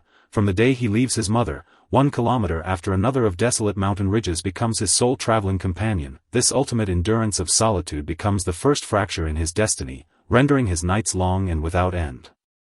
When a storm tears through the clouds in the night sky, letting out a thunderous roar, he can only find a protruding rock on his own, pressing his body tightly against the hard stone wall. The rock is freezing, the wind is piercing, yet there is not a shred of panic in his emerald eyes, only a near-detached composure. He waits for the storm to pass, waits for the night to return to stillness. This prolonged endurance is not because he is dull, but because upon this land, impulsiveness means destruction, and tranquility is the sole card for survival. The breeze brushes past his wide paws, whose thick pads make no sound at all among the loose stones, as if he himself were a stubborn crag within these mountains, insensate yet indestructible. It is precisely this destiny that cannot be shared with his kind that has forced the snow leopard over the long years to learn a profoundly poetic way to care for his own weariness. Since he cannot alter the severity of the wind and snow, he learns to find a warm haven within his own body. In the deepest, coldest hours of the night, when even the air seems to solidify, he comes to the familiar stone cave that serves as his only home among the mountains. He slowly settles his body down, tucking his limbs beneath his chest, and then that thick, plush tail, which accounts for the greater part of his weight, begins to move elegantly. He gently draws the tip of his tail to his nose, following the contours of his face, burying his entire countenance into that thick, soft layer of fur. The hair upon his tail is dense and warm, and as his breath pats against it, a tiny microclimate belonging entirely to him is formed. Within this world circled by his tail, there is no cutting wind to tear his skin, no freezing cold from scraping rocks, only his most familiar temperature and even breaths. This wondrous physiological mechanism is not merely a tool against the cold for the snow leopard, but rather a spiritual ritual, allowing him to gain a fleeting sense of security upon this desolate cliff. Listening to his muffled, rhythmic breathing filtering through the fur, the restlessness of the entire mountain range seems to subside along with it. Life has found its most introverted expression here, seeking not a single shred of warmth from the outside world, but simply using its own body to fulfill its own safe sleep. This is a self-healing wisdom derived from ancient times, and the most dignified, gentle reconciliation a solitary being can make when facing nature. Beyond this comforting sleeping posture, the snow leopard's movement and hunting among the mountains similarly reveal a high level of restraint and elegance. The scree slopes high above are exceptionally steep and unstable. The slightest careless step could trigger a thunderous rockslide, thereby exposing his presence. Thus, he evolved the most perfect balancing organ in the natural world, that thick, long tail, which sways gently in the air like a helicopter's rotor when he leaps between sheer cliffs, helping him precisely correct every single deviation of his center of gravity. Each time he vaults across a chasm several meters wide, he appears so light and soundless, like a gray feather cradled by the wind, landing firmly upon a ledge barely large enough for his feet. This elegance walked upon the brink of life and death is the pride in his bones, and a tacit understanding born of his long observation of this treacherous terrain that he never hunts blindly. More often, he sits at the highest point of a formation known as the Moonlit Cliff, quietly overlooking the movements of the blue sheep in the valley below. He can maintain a single posture, sitting silently for hours, letting the falling snow pile high upon his head and shoulders, turning him into a true snow sculpture. That prolonged stillness carries a spellbound magic, as if even the flow of time has stagnated around him. With this ultimate patience and restraint, he writes a wordless hymn of survival and mechanics at the perilous edge of the high skies. When he finally takes a step into the dark night, that fleeting silhouette is not for conquest, but solely to sustain his dignified life in this freezing world. This restraint of the snow leopard is even more deeply manifested within their exceptionally rare communication and relational tension. In their vast territories, two snow leopards may never see each other more than a few times in a lifetime, yet they maintain a mutual understanding across the mountains through a highly respectful, silent language. He will leave his claw marks upon the rocks or gently rub his face against protruding stone corners, leaving a scent mark completely unique to himself. These markings can persist for months in the freezing air, when another solitary wanderer passes by, he needs only to lower his head slightly to sniff and read the message left by his predecessor: someone has been here, and this place is filled with peace. Through this method, they build an invisible bridge of communication across the glaciers, maintaining absolute respect for each other's territory while gaining a sliver of solace in their icy solitude from the existence of their kind. And only in the early spring of each year, when the ice and snow show a faint sign of thawing, does the quiet valley occasionally echo with the snow leopard's slightly hoarse, long, and ethereal call. It is not a ferocious roar, but a gentle long howl filled with searching and testing, reverberating tier upon tier through the empty mountains, piercing deep canyons, and drifting toward the distant heavens. Those are rare moments in their lives when they express longing to the outside world. Each long howl is like a wordless love poem written for this lonely wilderness, restrained, deep, yet carrying a shred of fatalistic sorrow. When a response echoes faintly from another mountain peak, the two solitary souls slowly draw closer in the night, completing the most vital yet briefest intersection of their lives, before turning away once more to vanish back into their respective solitudes. With the turning of the eras, even this paradise soaring into the clouds has begun to feel the inevitable squeeze and intrusion of the low-altitude human world. The slow warming of the global climate causes the originally stable snowline to retreat higher year by year, while the degradation of the pastures below forces herders and their flocks to migrate to higher, steeper slopes. This invisible pressure ruthlessly shatters the ancient covenant preserved between the snow leopard and this land for thousands of years. When livestock occupy the territory that originally belonged to the wild blue sheep, the starved snow leopard, through countless blizzard-ridden nights, is forced to face a difficult and painful choice: whether to continue enduring hunger among the barren scree, or to risk moving toward the human pens glowing with faint lantern light that in certain most agonizing moments of fate. When he is trapped within a herder's sturdy fence for preying upon a goat, his originally proud soul is forced to confront cold barbed wire and furious shouts. Faced with this extreme dilemma of the era, he does not explode into the destructive, frenzied counterattack of a lion or a tiger. He merely curls up quietly in a corner, using those green eyes filled with starlight to gaze coldly at the surrounding crowd. There is no begging in that gaze, no fury, only a detachment and sorrow that has seen through the cycle of life. This silent confrontation is the fiercest yet quietest collision between Alpine civilization and modern industrial civilization. Anyone who understands the price behind it will feel a deep helplessness and heartache in the deep of the night. Fortunately, as humans who understand reverence begin to establish protective borders, the snowline upon the mountains has finally regained its peace in some places, allowing him to retreat once more to the highest peak belonging to him, free from disruption. The night has deepened to the utmost, and the wind at the roof of the world has finally ceased entirely. The entire glacier gleams under the magnificent starry river with a dreamlike, freezing brilliance. That silver river spanning the night sky is so close that it feels as though one could scoop up a palmful of stardust simply by standing upon the stone cliff where the snow leopard rests.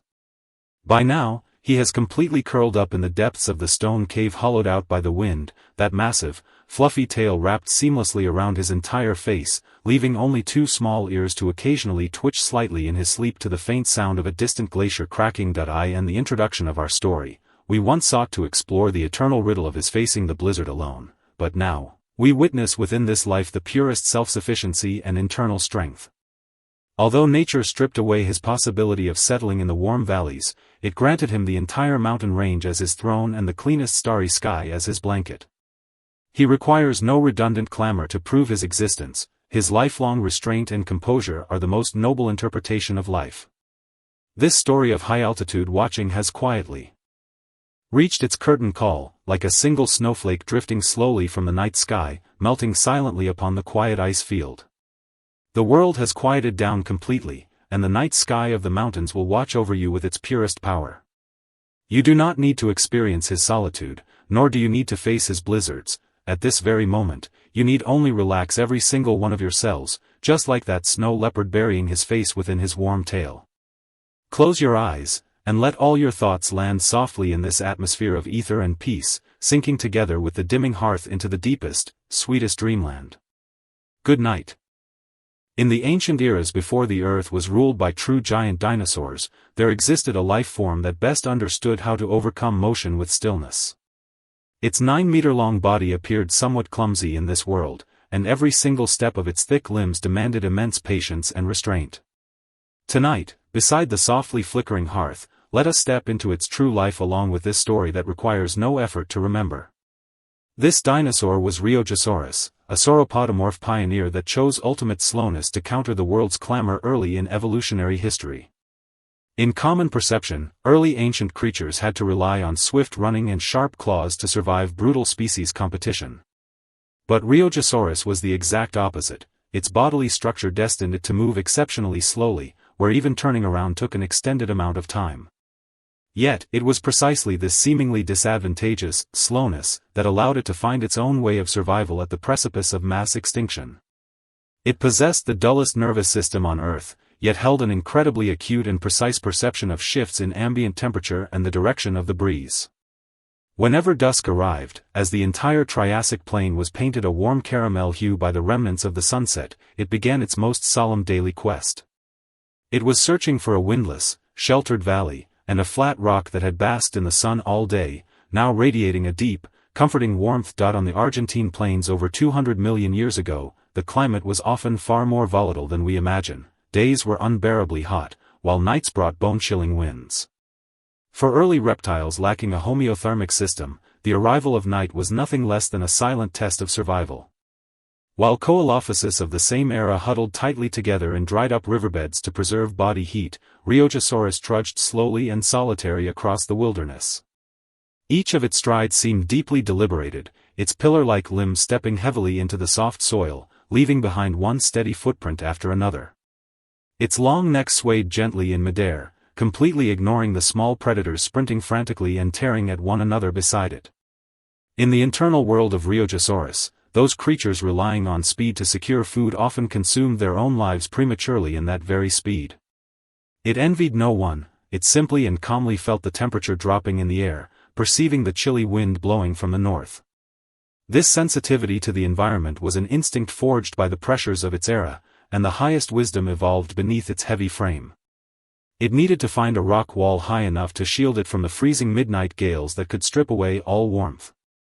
The setting sun cast its somewhat bulky body into a long, gentle shadow, resembling an ancient ascetic monk practicing solitary cultivation in the twilight. This nonconformity and slowness caused Rheogosaurus plenty of hardship in its youth, nearly costing its life on multiple occasions.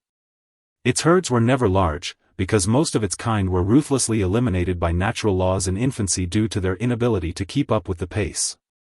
But the Rheogosaurus before us was a miracle. Its temperament was even more serene than its peers, and it possessed an extraordinary endurance.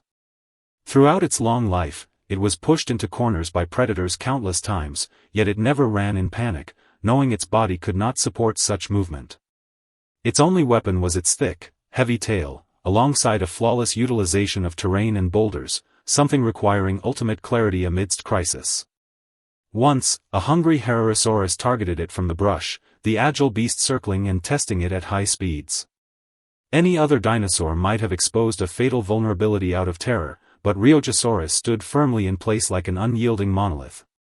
It leaned the better part of its body against a steep stone wall, leaving only its thickest back facing the enemy, letting the Herosaurus roar in frustration around it. The tension in that dynamic tightened to the absolute limit in the dead air, but ultimately, the impatient predator chose to give up against its entirely unbothered stance. The price behind that decision was several claw marks left deep enough to show bone, but this taught it entirely how to peacefully coexist with its own heaviness. As the edge of the sun began to touch the western mountain ridges, the wind on the plain grew somewhat boisterous, rustling the low-growing ferns. The skin of Rheogosaurus began to feel a subtle chill, and it understood that the time remaining to find a haven was running short. Yet, it still did not accelerate its pace, its limbs maintained a constant rhythm like an ancient pendulum, walking resolutely toward a hidden canyon. It was a low-lying area cradled by two immense sandstone hills, a natural microclimate reserve in geographical terms. As it stepped deeper into this valley, the roaring winds outside began to fade gradually, until finally, nothing remained around it but its own heavy breathing. The air here was like a lake deliberately forgotten by time, calm, serene, without a single ripple, perfectly matching its fastidious demands for shelter. At the center of the valley lay several massive, dark red basalt boulders, exposed on the surface after absorbing a full day of scorching sunlight. Rheogosaurus walked slowly to the largest boulder, it did not lie down immediately, but gently touched the rock surface with its thick footpad. The burning, enduring temperature seeping from inside the stone instantly spread through its massive, exhausted body. Its muscles, stiff from the long trek, began to loosen involuntarily the moment they contacted this warmth. Within this completely windless valley, Rheogosaurus began to complete its most enjoyable and sacred daily sleeping ritual. It first bent its thick forelimbs deliberately, allowing its heavy chest to lower inch by inch against the giant rock radiating with deep warmth. Soon after, its massive hind limbs yielded into a kneeling position, and its entire 9-meter-long frame rested completely upon it in an exceptionally relaxed posture. As its abdomen and skin made broad contact with the warm stone surface, an intensely satisfied, low rumble escaped from deep within its throat. That sound was like a low-frequency resonance originating from the depths of the ancient earth, overflowing with gratitude toward nature, carrying a profound sense of groundedness and peace after weathering hardships. The energy accumulated by the sun throughout the day now transformed into a continuous warm current, gently enveloping it and permeating its bones and joints. The minor scrapes sustained during the day and the nerves kept taut in the wind were completely comforted at this moment. Above the valley, the first star lit up quietly in the indigo night sky, and the surrounding world slipped into darkness with absolute gentleness. Rheogosaurus quietly enjoyed being enveloped by this heat, each of its breaths growing longer and lighter.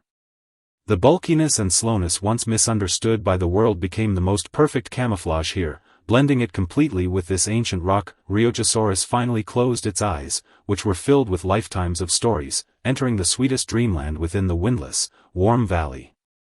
Its life left behind no earth-shattering roars, nor did it rule an era like the later Tyrannosaurus rex, it simply lived its life at a crawl. Yet, in this most basic and restrained manner, it demonstrated to us the ultimate gentleness a life form can display when facing a brutal environment.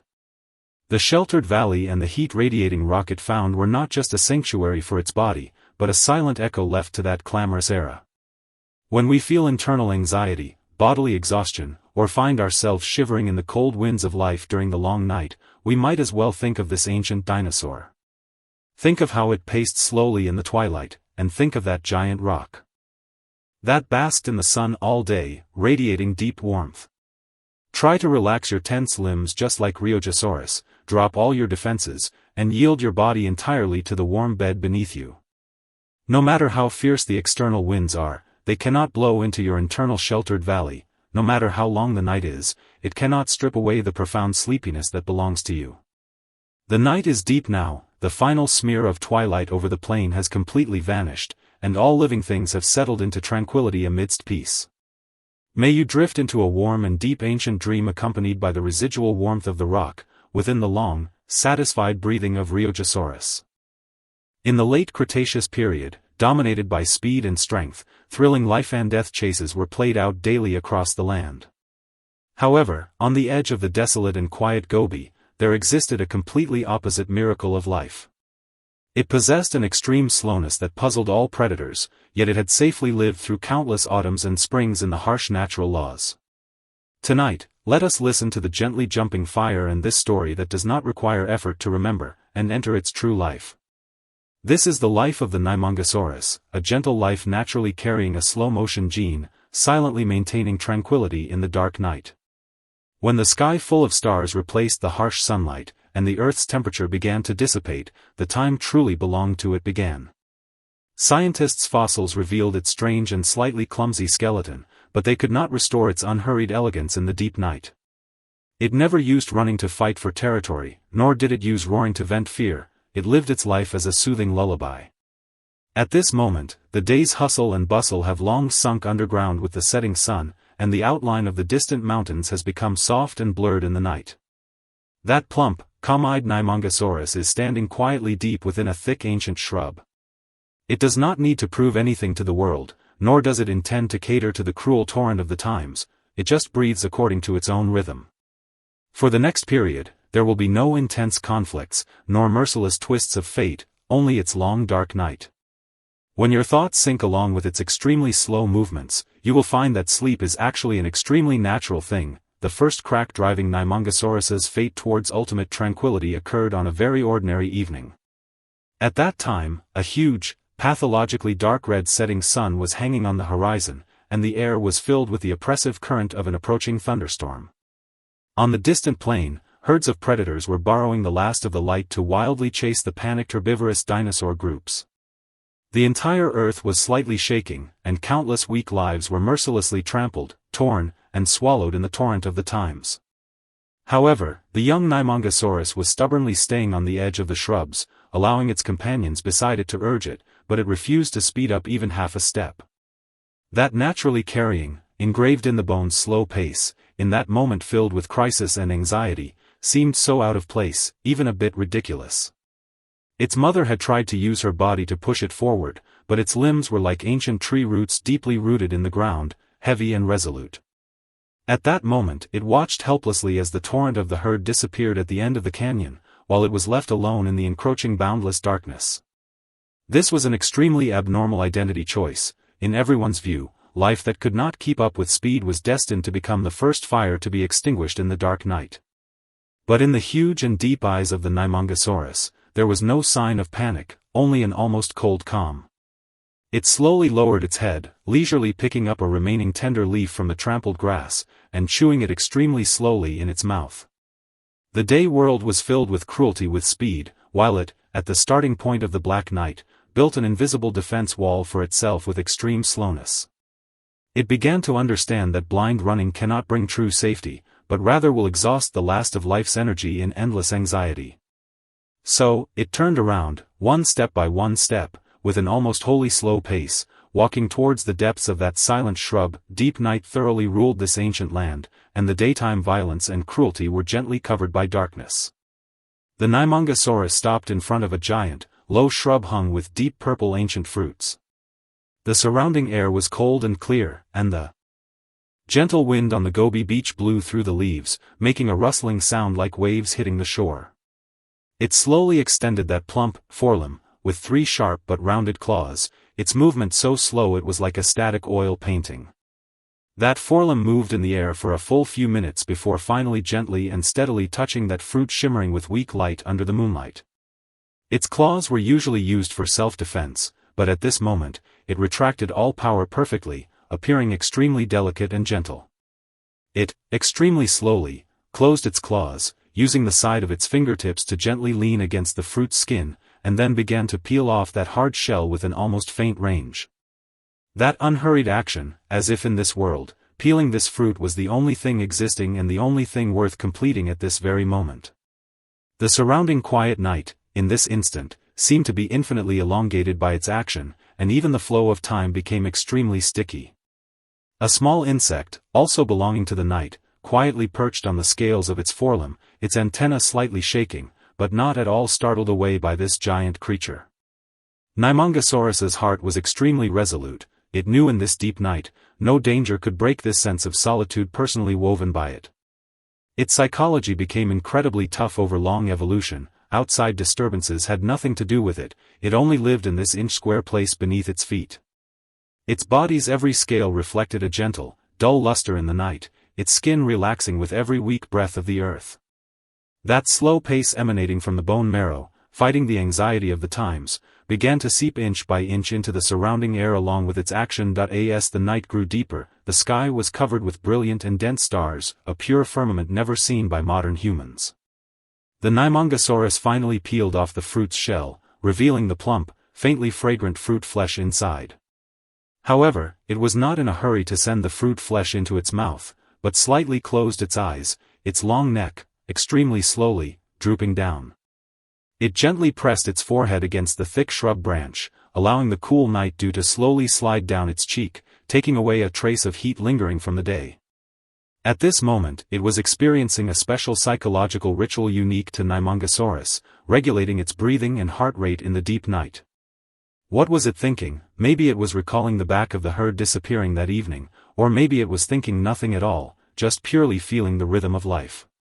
In that era worshipping survival of the fittest, every one of its kind was, exhausted, running east and escaping west for whether they could live tomorrow. Only it, in this forgotten shrub, found a power relationship belonging to itself, the absolute control over its own time. It did not need to cater to the pace of any predator, nor did it need to prove its value to its kind. Its existence itself was a silent struggle. Its breathing began to become deeper and deeper, slower and slower, each inhalation as if to incorporate the solitude of the entire starry sky into its broad chest. And each exhalation was accompanied by an extremely low, calm throat sound, slowly undulating in the empty ancient wasteland. That sound had an indescribable fate, like the earth itself in thousands of years of frost and snow, uttering a long sigh of relief. Those ancient mammals hiding in the depths of the dirt, listening to this regular and serene boom, all fell into the deepest, safest dreamland.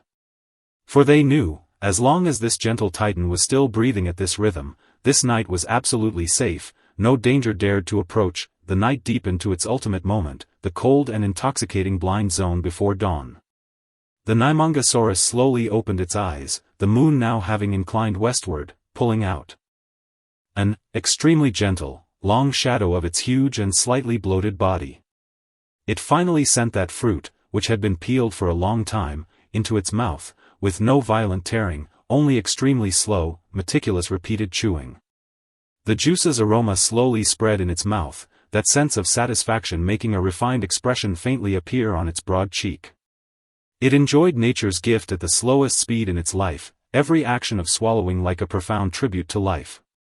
In this deep night deciding fate, it used its own way to break the dinosaur world survival paradox. Slow does not mean extinction, but rather a more advanced concealment. It completely integrated itself into this shrub, into the sound of the wind, into the night, becoming an inseparable symbol of this ancient night. At this time, those daytime betrayals, those abandonments, those misunderstandings of its slowness, were all completely dissolved under this pure starry sky. It did not need anyone to understand it, because this ancient earth had already given it the most just and profound embrace with the most gentle dark night. Its sturdy hind limb slightly bent, its plump body began to sink down bit by bit, finally steadily, lying on the ground covered with dry fallen leaves. At the instant the ground touched its body, it made an extremely muffled, rubbing sound, making one feel incomparably solid. It spread its long neck smoothly by its side, its head quietly pillowing on a piece of soft dirt, its eyes again slowly, heavily closing. Its body completely relaxed at this moment, all muscles losing their tense power, only its chest still maintaining an extremely slow rise and fall. That was a pure tranquility that transcended the limits of the species, slowly soothing every weary soul through the long time-space echo. When the edge of the distant horizon began to secretly show a very elegant, near-transparent fish-belly white, this long night was finally drawing its curtain. The Nymongosaurus still quietly, lying, deep within the shrub, its breathing already weak enough to almost integrate with the morning breeze, difficult to distinguish. The daytime world was about to revive, with cruel competition and endless running again dominating that vast plain.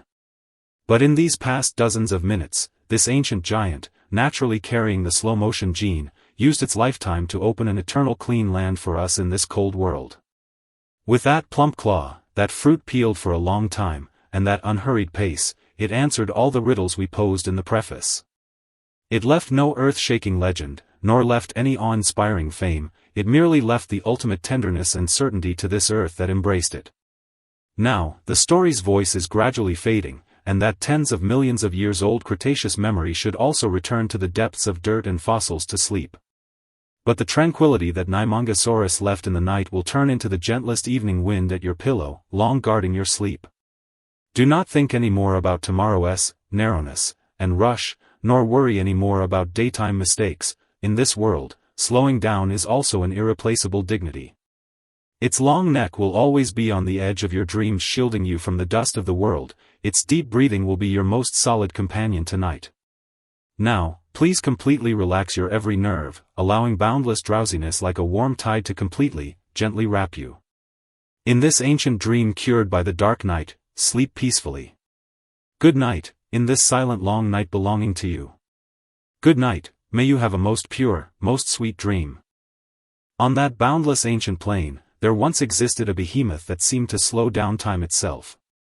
It required no roaring to display its might, its mere footsteps across the earth carried a reassuring, steady rhythm.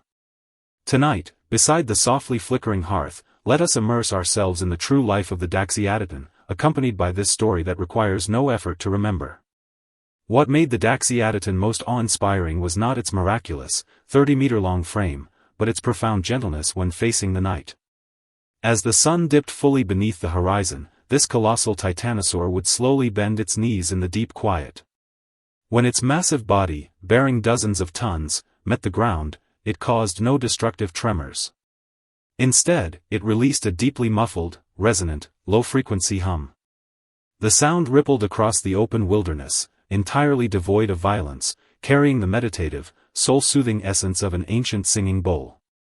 Every creature that heard it would gradually grow still, as if it were the deep breathing of Mother Earth in the dark, smoothing away all restlessness and anxiety. Yet, a dragon capable of soothing the entire world would face the deepest solitude and vigil in the final chapters of its life. As the climate grew progressively arid and the once lush forests began to wither patch by patch, the Daxyataton had to confront the most brutal conflict between its body and the changing environment. In the memories of the Daxyataton, the edge of the plain had once been an endless ocean of deep green. Waking up each morning, it needed only to slightly raise its sky-piercing neck to reach the tenderest, moisture-rich canopy. The air back then was humid, and the breeze sweeping over its broad back carried the distinct fragrance of soil and ancient ferns. The giant's perception of space was entirely different from that of ordinary creatures. In its eyes, a distance of several kilometers was but a dozen slow, measured strides. It walked with immense deliberation, for every single step demanded the coordination of a vast and precise muscular system to counteract the Earth's gravity. This ultimate slowness made it appear as a detached, stoic observer in a clamorous prehistoric world. However, the fractures that alter fate often happen in the most inconspicuous moments of calm, not with thunder and lightning, but through a silent, creeping desiccation. Starting from an unremembered season, the rains from heaven turned stingy, and the once wet monsoons gradually lost their warmth. The Daxyataton found that the distance it had to traverse each day grew longer, as those towering trees withered at a visible pace. It began to gaze into the distance more frequently, its eyes shimmering with a quiet yet profound worry, the most primal instinct sensing a shift in its world. As water and food retreated deeper into the plain, the Daxyataton was forced to embark on a long and grueling migration. Its immense size, which had once been an unrivaled advantage keeping it safe from any predator, now became its heaviest burden. With every step, its joints endured crushing pressure, yet it had no choice but to mechanically move forward through the scorching air. Throughout this journey, the giant demonstrated an astonishing endurance, its breathing consistently maintaining a low and steady cadence. It was as though its willpower had built a dam within its body, firmly locking in every precious drop of moisture and energy, refusing to let them waste away. Along the way, it encountered many scurrying small dinosaurs running and screaming in panic, squandering what little stamina they had left. The Daxyataton merely watched them with a calm gaze, a look devoid of pity or condescension, carrying only a deep understanding that had seen it all. It knew that before the laws of nature, any excess anxiety was futile, only restraint and endurance could lead to the next oasis. When night fell once more over the plain that had baked all day, the Daxyataton halted its heavy steps again, preparing for its most solemn daily ritual. Under a canopy of countless stars, it slowly bent its four pillar-like legs, allowing its exhausted yet magnificent body to settle inch by inch toward the earth. As the body of the Daxyataton finally rested against the dry earth, that familiar, singing bowl-like low-frequency hum resonated once more. This time, the sound was deeper than ever before, penetrating the hardened soil and echoing endlessly beneath the vast night sky. It was a sound born from the vibration of the earth and the resonance of the dragon's bones, subdued, restrained, and possessed of a magic that made all defenses drop. The small animals around, previously restless from thirst, miraculously quieted down one by one upon hearing this deep boom. They gathered around the volcano-like body of the Daxyataton, finding a long-lost sense of security within its immense shadow and radiant warmth. Sensing the approach of these tiny lives, the giant did not drive them away. Instead, it gently adjusted its breathing, making the airflow even gentler. On this silent night, it was no longer just a giant dinosaur searching for survival, it had become the sole sanctuary and spiritual totem of this parched plain. In this moment, its internal state underwent a subtle transformation. The anxiety brought by the environmental shift gradually dissolved into a serene acceptance of fate under the companionship of these tiny creatures. It began to understand that being immense did not mean ruling or taking, rather, it meant being able to bear a little more of the world's weight when the storm arrives. The moonlight washed over its rough, resilient skin, tracing a silhouette like a rolling mountain range, freezing this moment into the gentlest portrait of the ancient night that in the 10th week of the migration, the Daxiaditon finally reached the last wetland at the edge of the plain, but the sight before it plunged it into a long silence. The once vast lake had shrunk into scattered, isolated muddy pools, surrounded by hundreds of migratory prehistoric creatures. The extreme scarcity of resources had ignited brutal competition. The air was thick with the scent of blood and unrest as creatures fought their final battles for survival. The Daxiaditon stepped into this chaos with heavy strides, and its arrival instantly struck the rowdy scene into a deathly silence. No creature dared to challenge such a presence, yet the Daxiaditon did not use its size to monopolize the remaining clean water. It simply walked silently to the outermost ring of the muddy pool, lowered its noble head, and drank the murky water mixed with silt. Every single one of its movements was so graceful and composed, as if the surrounding chaos had nothing to do with it, it lived solely within its own rhythm. In the days that followed, the Daxiaditon became a peculiar guardian of this wetland. It did not participate in the conflicts, yet its massive presence maintained a delicate balance. Whenever night fell, it would still slowly kneel and settle peacefully by the mud pools, releasing that meditative, bowl-like resonance. That muffled, low-frequency sound echoed punctually in the night sky every day, like a silent elegy, and like a lullaby to soothe all despairing souls. The Daxiaditon never left that wetland again. It chose to leave its massive frame forever on the boundless plain it so dearly loved.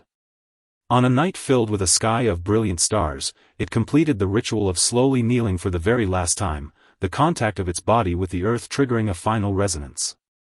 That singing bowl-like boom lingered in the night air for a very long time, until it merged with the wind, becoming the eternal background note of this land. In this most restrained, most gentle manner, it answered the ultimate riddle of life, immensity, and time. What the Daxiaditon truly left behind was not the skeleton that would turn to fossil millions of years later, but that unyielding serenity and dignity in the face of a cataclysmic fate. When we feel anxious and exhausted in the long night, we might as well picture the Daxiaditon slowly settling down beneath the starlight. Listen to that muffled, low-frequency hum traveling from ancient times, letting it carry away all the heat and smooth the creases of the soul. The world is vast, time is long, and at this very moment, all you need to do is lie down securely, just like that ancient giant, and relax your breathing. The night is deep now, the wind over the plain has carried away the lingering warmth of the day, and everything has returned to tranquility. May you drift into a deep dreamland free of turmoil, filled only with peace, within the gentlest breath of the Daxiaditon. In that Jurassic era filled with the roaring of colossal beasts and the violent trembling of the earth, there was a tranquil corner exceptionally favored by time. While monsters dozens of meters long fought for territory in the dense forests, a small and fragile life found the most buoyant way to exist beside the wetlands. Tonight, beside the softly flickering hearth, let us step into its true life along with this story that requires no effort to remember. This dinosaur was Tyenkosaurus, a small ankylosaur living on the edges of clear lakes and marshes. In the common stereotype of many, armor-clad ankylosaurs were destined only to pace heavily across the hard land, stubbornly defending their final lines with tail clubs and osteoderms. Yet Tyenkosaurus became an incredible paradox. It transformed its seemingly heavy, even cumbersome bony armor into a most secure little boat. When it felt exhausted or when danger drew near, it would not lock its body tightly into the soil like its relatives. Instead, it chose to walk gently toward that mirror-flat water. It would tuck its limbs slightly against its sides, allowing its armor, buoyed by its unique, hollow, air-chambered structure, to float steadily in the center of the clear lake. Faint ripples swayed lazily in the darkness, bringing it a cradle-like sensation reminiscent of a mother's embrace, instantly driving away all surrounding noise. However, before this gentle creature could enjoy such ultimate relaxation, it too had to endure countless trials of pressure from the earth and brutal twists of fate. On the early Jurassic wilderness, the climate fluctuated far more violently than we imagine, and the once continuous forests began to fracture under frequent tectonic movements. Tyenkosaurus and its herd originally searched for low-growing ferns among the woodland trees for food, but their size appeared far too insignificant before the newly emerging predators. Its limbs were not suited for swift, long-distance sprinting, and whenever an agile carnivorous dinosaur peered greedily from the brush, Tyankosaurus could only rely on instinct to curl up. Though its hard osteoderms could block sharp teeth and claws, they could not withstand the violent trampling and crushing weight brought by the sheer size of those massive beasts. Every conflict on land was an absolute torment to the nerves of Tyankosaurus. It had to bury its body deeply within the scorching sand in absolute terror. Across countless trembling days, its psychological state began to undergo a subtle shift, and it started to resist the rigid, uncertain surface of the land. The rift of fate occurred on a pouring afternoon when a flash flood swept down the dried riverbeds, flushing many small creatures unable to escape into the vast lake. Tyankosaurus was also dragged into the murky vortex.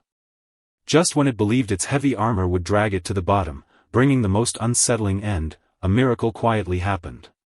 It discovered with surprise that as long as it maintained its balance and refrained from frantic struggling, its broad, flat, and hollow-chambered armor would naturally buoyant up. In that moment, the chilly water did not become its grave. Instead, it acted like a pair of vast, gentle hands, lifting it softly out of the endless, brutal competition of the land. This accidental immersion became the most crucial turning point in the life of Tyankosaurus, and it thoroughly learned how to coexist peacefully with this once unfamiliar water. It began to spend vast amounts of time strolling along the lake shores, its psychology gradually transforming from a fear of water into a deep attachment. It discovered that as long as it retreated to where the water reached its waist, those predators that were lightning fast and tyrannical on land would stop at the muddy shore, deterred. In this process, the tension in the relationship between Tyankosaurus and the surrounding world underwent a wondrous reversal. It was no longer the bottom-tier underdog shivering in the forest. At the water's edge, it built a psychological defense that no terrestrial monster could ever breach. Yet, having grown accustomed to a life on the water, Tyankosaurus also had to face the hidden costs of this new environment. The depths of the lake were not absolutely safe. Occasionally, massive ancient aquatic reptiles cruised through the dark, deep waters, searching for prey that had fallen in. Therefore, Tyankosaurus learned to float only in the steady, clear shallow zones and the tranquil inlets along the lake, never easily venturing into those bottomless, icy abysses. With astonishing patience, it observed the daily rhythms of the currents, where the ripples were gentlest, and which bay streams could keep it from drifting too far when it closed its eyes. This ultimate exploration of its surroundings allowed it to evolve a near-philosophical restraint beneath its heavy armor. It took only the tranquility it needed, never coveting a drop more. As the last golden glow of the sunset faded slowly along the horizon, the distant forests began to be swallowed by a thick twilight.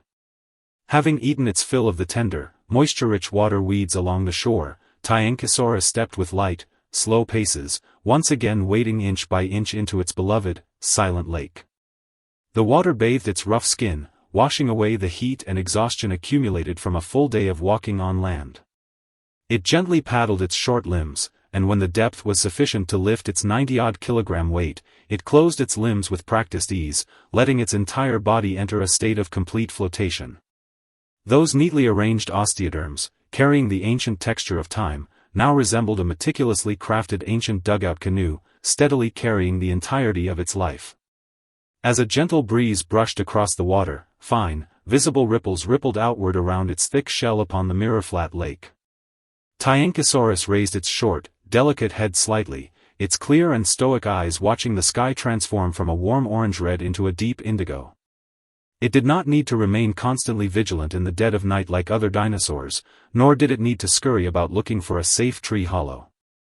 In this calm expanse of water that belonged entirely to it, all dangers were barred outside by the gentle water. It lived solely within the soft, swaying cadence of the ripples. That cadence was so constant and soothing, carrying an intangible power that began to smooth away the most hidden creases of its soul. Night fell completely, and the star-filled sky, like countless delicate diamonds, reflected clearly on the clear lake surface without a single ripple. At this moment, Tyankosaurus was like floating in the center of a vast blanket woven from the starlight, its eyes, written with absolute peace, already completely closed. Along with the faint water motion, its thick frame swayed lazily left and right on the surface, each movement so minute it was almost imperceptible. This frequency possessed a wondrous, ultimate relaxation akin to an ancient cradle, capable of making any creature listening to its story let down all defenses unconsciously. On this silent night, it uttered no high-pitched cries, there was only the occasional long breath escaping from its nasal passages due to its extreme state of relaxation. Those small ancient birds and insects resting in the reed beds nearby seemed inspired by this peaceful aura, ceasing all their noise. The entire world became exceptionally restrained and gentle in this instant. There was no blood of the hunt, no anxiety of survival, only a small boat drifting slowly under the starlight. The inner world of Tyenkosaurus reached a perfect fullness at this point. It achieved the most thorough reconciliation with this world by using its clumsiest body upon the lightest water surface. The moonlight refracted a cool, soft glow between the cracks of its back osteoderms, silhouetting it like an ancient miracle that had slept in the wetlands for hundreds of millions of years. It no longer needed to think about what tomorrow's land would become. Right now, this mirror-flat water was its eternal harbor. Under the gentle caress of the ripples, Tyenkosaurus finally fell into the deepest, most carefree ancient dreamland. In the vast history of paleontology, its life might only be a minor interlude. It did not leave behind massive skeletons capable of shaking the earth. Yet, through its unique logic of life, it answered the most captivating riddle of existence, concerning survival, armor, and letting go. What it left to this world was not the white bones of plunder, but that faint ripple that forever maintained its steady, lazy sway in the deep of the night. When we find ourselves suffocated by daily pressure and clamorous trivialities in the long night, feeling our bodies as heavy as an unremovable suit of armor, we might as well gently sketch the image of Tyenkosaurus in our minds. Go look at that ancient lake, flat as a mirror beneath the starlight. Try to relax your tense limbs just like Tyenkosaurus, completely yield your entire body to the soft and warm bed beneath you. Allow the tide of your thoughts to drift lazily like faint water ripples, carrying you toward that sheltered harbor free from any disturbance. The night is very deep now, the breeze along the shore has carried away all the heat of the day, and the world is falling asleep in the darkness in the gentlest way possible. May you, within the ultimate cradle-like relaxation of Tyenkosaurus and accompanied by the silent ripples of the ancient lake, peacefully enter a deep dreamland filled only with tranquility and devoid of clamor. On that land filled with feral snapping and rampaging behemoths, the laws of survival were often so cold they carried not a shred of warmth. While those monsters whose sizes blotted out the sky crushed one another in endless greed, a small and delicate life managed to live in a completely different manner. Tonight, beside the softly flickering hearth, let us step into its true life along with this story that requires no effort to remember. This dinosaur was Belosaurus, a short-necked sauropod that lived during the Middle-Late Jurassic, exceptionally small in body and delicate in appearance. In a sauropod family where size was truth, the 5-meter-long frame of Belosaurus made it seem like a fragile, elegant anomaly.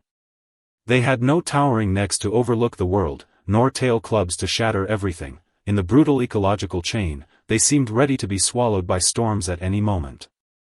Yet Belosaurus possessed the most miraculous sanctuary on Earth, the unreserved, total trust and group bond they shared with one another. Whenever the freezing dark descended upon the wilderness, they would consciously huddle toward the center, pressing their warm bodies tightly together without an ounce of defense. Their delicate, short necks would intertwine gently in the night, delivering their most vulnerable throats and breathing to their most trusted companions. This simple, secure sense of snuggling among social animals was like an intangible yet intensely hot spring, capable of instantly filling all the loneliness between heaven and earth. On the ancient continent 200 million years ago, tectonic shifts triggered frequent climatic anomalies, and the once warm, humid monsoons began to carry a bone-chilling cold.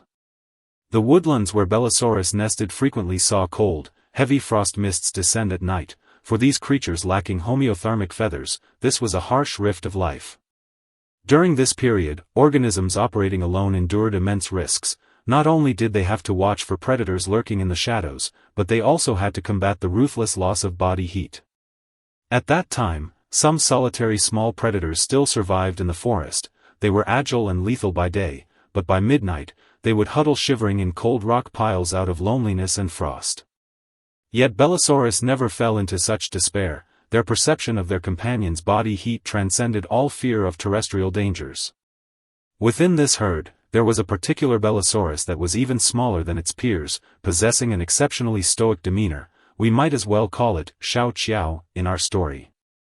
Xiao Qiao's temperament within the herd was somewhat introverted, its movements were always gentler than those of other companions, its face carrying a clean, restrained expression. On a sudden freezing night, a piercing gale blew away the last traces of warmth on the plain, the rampaging wind making low wails through the treetops. Being young and physically weak, Xiao Qiao's limbs shook uncontrollably on the frozen mud, its body heat rapidly draining through its rough skin, bringing it to the brink of the most unsettling end. Just when it thought it was about to be swallowed by this icy darkness, several elder Bellosaurus silently shifted their steady strides, slowly closing in on it from all sides. Those elder Bellosaurus used their thick, warm frames to solidly block the knife-like, piercingly cold gales blowing from Xiao Qiao's flank. They uttered no irritable cries, they simply lowered their heads submissively in the dark, using their moist breaths to gently brush over Xiao Qiao's somewhat rigid forehead. In that moment, the protective drive and dynamic within the group were displayed flawlessly. This was no condescending charity, but a deep-seated instinct for mutual reliance rooted in their genes. The nerves of Xiao Qiao, which had been taut with terror, relaxed completely the instant it was enveloped by the volcano-hot body temperature of its companions. It submissively extended its limbs, pressing its small body tightly against the broad ribcages of its companions, listening to that booming, steady heartbeat. Subsequently, an even more tender scene unfolded quietly in the silent frost. The companions began to move their necks interchangeably. One after another, short necks of modest length traced a soothing curve under the dim moonlight, intertwining as if weaving an organic mesh composed of life in the air. Xiao Qiao also gently rested its delicate neck on the shoulder and back of the companion beside it, its skin absorbing the deep warmth rising from beneath the companion's rough osteoderms. The tension within this dynamic reached a perfect equilibrium during this bitter night. No fighting, no pushing away, only absolute acceptance and cradling. The circumstances of the era ruthlessly squeezed their living space, yet within the gaps of pressing against one another, they found their most secure psychological haven. As the first ray of dawn broke through the heavy white frost, Xiao Qiao and its companions opened their clear eyes slowly amid the deep warmth. The brutal catastrophe of last night, which was enough to freeze countless solitary lives to death, ultimately left nothing but a thin layer of dew on their thick backs, which was quickly melted away by their body heat. The Bellosaurus stood up under the caress of the sun, regaining their past vivacity, stepping with light paces through the morning mist to forage for tender leaves covered in sweet nectar. Xiao Qiao's life underwent a fundamental transformation from this point forward. It no longer feared the dark night, but instead looked forward to each sundown with a cozy anticipation. As the years rolled by, Xiao Qiao gradually grew up under the sanctuary of the group. Its face maintained that signature delicacy, while its gaze grew increasingly serene and resolute. Within the herd, it began to play the role of those elders from its youth, using its own expanding back to shield the newly born baby Bellosaurus from wind and rain. They lived beneath the vast shadows of Yanquinosaurus and Monolophosaurus. Those powerful predators rampaged through the jungle, yet they could never thoroughly shatter the Bellosaurus herd. Because whenever crisis struck, the Bellosaurus never scattered in flight. They would rapidly form the tightest defensive ring, sheltering young lives in the most core, secure position. This choice of mutual sacrifice was their ultimate wisdom, yielding a partial loss to secure the life of the entire group, a concept thoroughly misunderstood by many solitary beasts. In the eyes of predators who knew only slaughter, these small fellows were merely lambs to the butchered, completely unaware of the indestructible group power contained within their bodies. On a Jurassic midnight filled with a canopy of stars yet exceptionally still, the wind over the wilderness had completely died down, and the air was laced with the faint scent of ferns. Having reached adulthood, Xiao Qiao and its partners returned once more to their most familiar low-lying valley to greet the conclusion of the day. The night sky was like a vast blanket woven from indigo velvet, gently draped over their heads, thoroughly barring all noise and heat out. The Bellosaurus stepped with light, measured paces, as regular and constant as a pendulum, huddling toward the valley center with a tacit understanding, their limbs making rustling sounds against the sand. Xiao Qiao stood securely at a certain spot on the outermost ring, its body radiating a healthy, hot temperature, welcoming the approach of several young companions by its side. Their massive yet compact bodies pressed tightly together without a single gap, the texture of their skin refracting a low saturation, ancient gray-brown sheen under the faint moonlight. Xiao Qiao lowered its head slowly, gently extending its delicate short neck to intertwine horizontally and vertically with the necks of two partners beside it. That simple, secure sense of snuggling flowed quietly beneath the silent night sky, like a wordless lullaby carrying an ultimate magic that made all things let go. Each breath became immensely long and light. They closed their eyes, letting their body temperatures fuse in the air, turning into a continuous current of deep warmth. On this night favored by fate and time, they were no longer insignificant underdogs of the dinosaur era, but wise beings possessing the most luxurious, peaceful dreamland in the world. Amid the gentle intertwining of short necks and the resonance of one another's heartbeats, the Bellosaurus fell completely into that deep ancient dreamland free of slaughter and filled only with mutual reliance. Their small remains turned into cold fossils after hundreds of millions of years, yet the warmth of their sleeping embrace in the dark managed to pierce through the vast torrent of time. What Bellosaurus truly left to this world was not a power capable of deterring all things, but that sliver of simple, secure protective light that never extinguished within the cold creases of life. When we feel our inner selves eroded by a massive sense of loneliness during the long night, or feel our bodies freezing and unable to sleep due to life's pressure, we might as well gently sketch the image of Bellosaurus in our minds. Go look at that cozy scene beneath the Jurassic starry sky, where they huddle together with short necks intertwined. Try to relax your tense shoulders just like those clever Bellosaurus, drop all your psychological defenses, and yield your body entirely to the warm bed beneath you. Imagine that a sincere warmth coming from your companions and from nature is gently enveloping you, smoothing away all the creases and traumas deep within your soul. No matter how immense the external cataclysms are, they cannot disturb your inner sheltered harbor. No matter how long the night is, it will ultimately dissolve into the sweetest dream within the deep warmth of huddling together.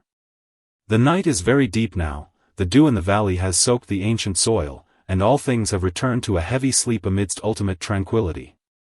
May you, within the gentle, serene breathing of Bellosaurus and accompanied by the security of group reliance, peacefully enter a deep dreamland filled only with healing and devoid of turmoil. In the Cretaceous period, when the Earth was scarred and battered by massive predators, survival seemed to favor only those colossal beasts with grand statures and brutal methods. However, when the final ray of the sunset was completely swallowed by the horizon, and a canopy of stars quietly lit up in the boundless night sky, another world was born. Within this realm constructed of darkness and tranquility, there existed a colossal being that transcended all survival logic of predators, a near miraculous creature. Tonight, beside the softly flickering hearth, let us step into its true life along with this story that requires no effort to remember.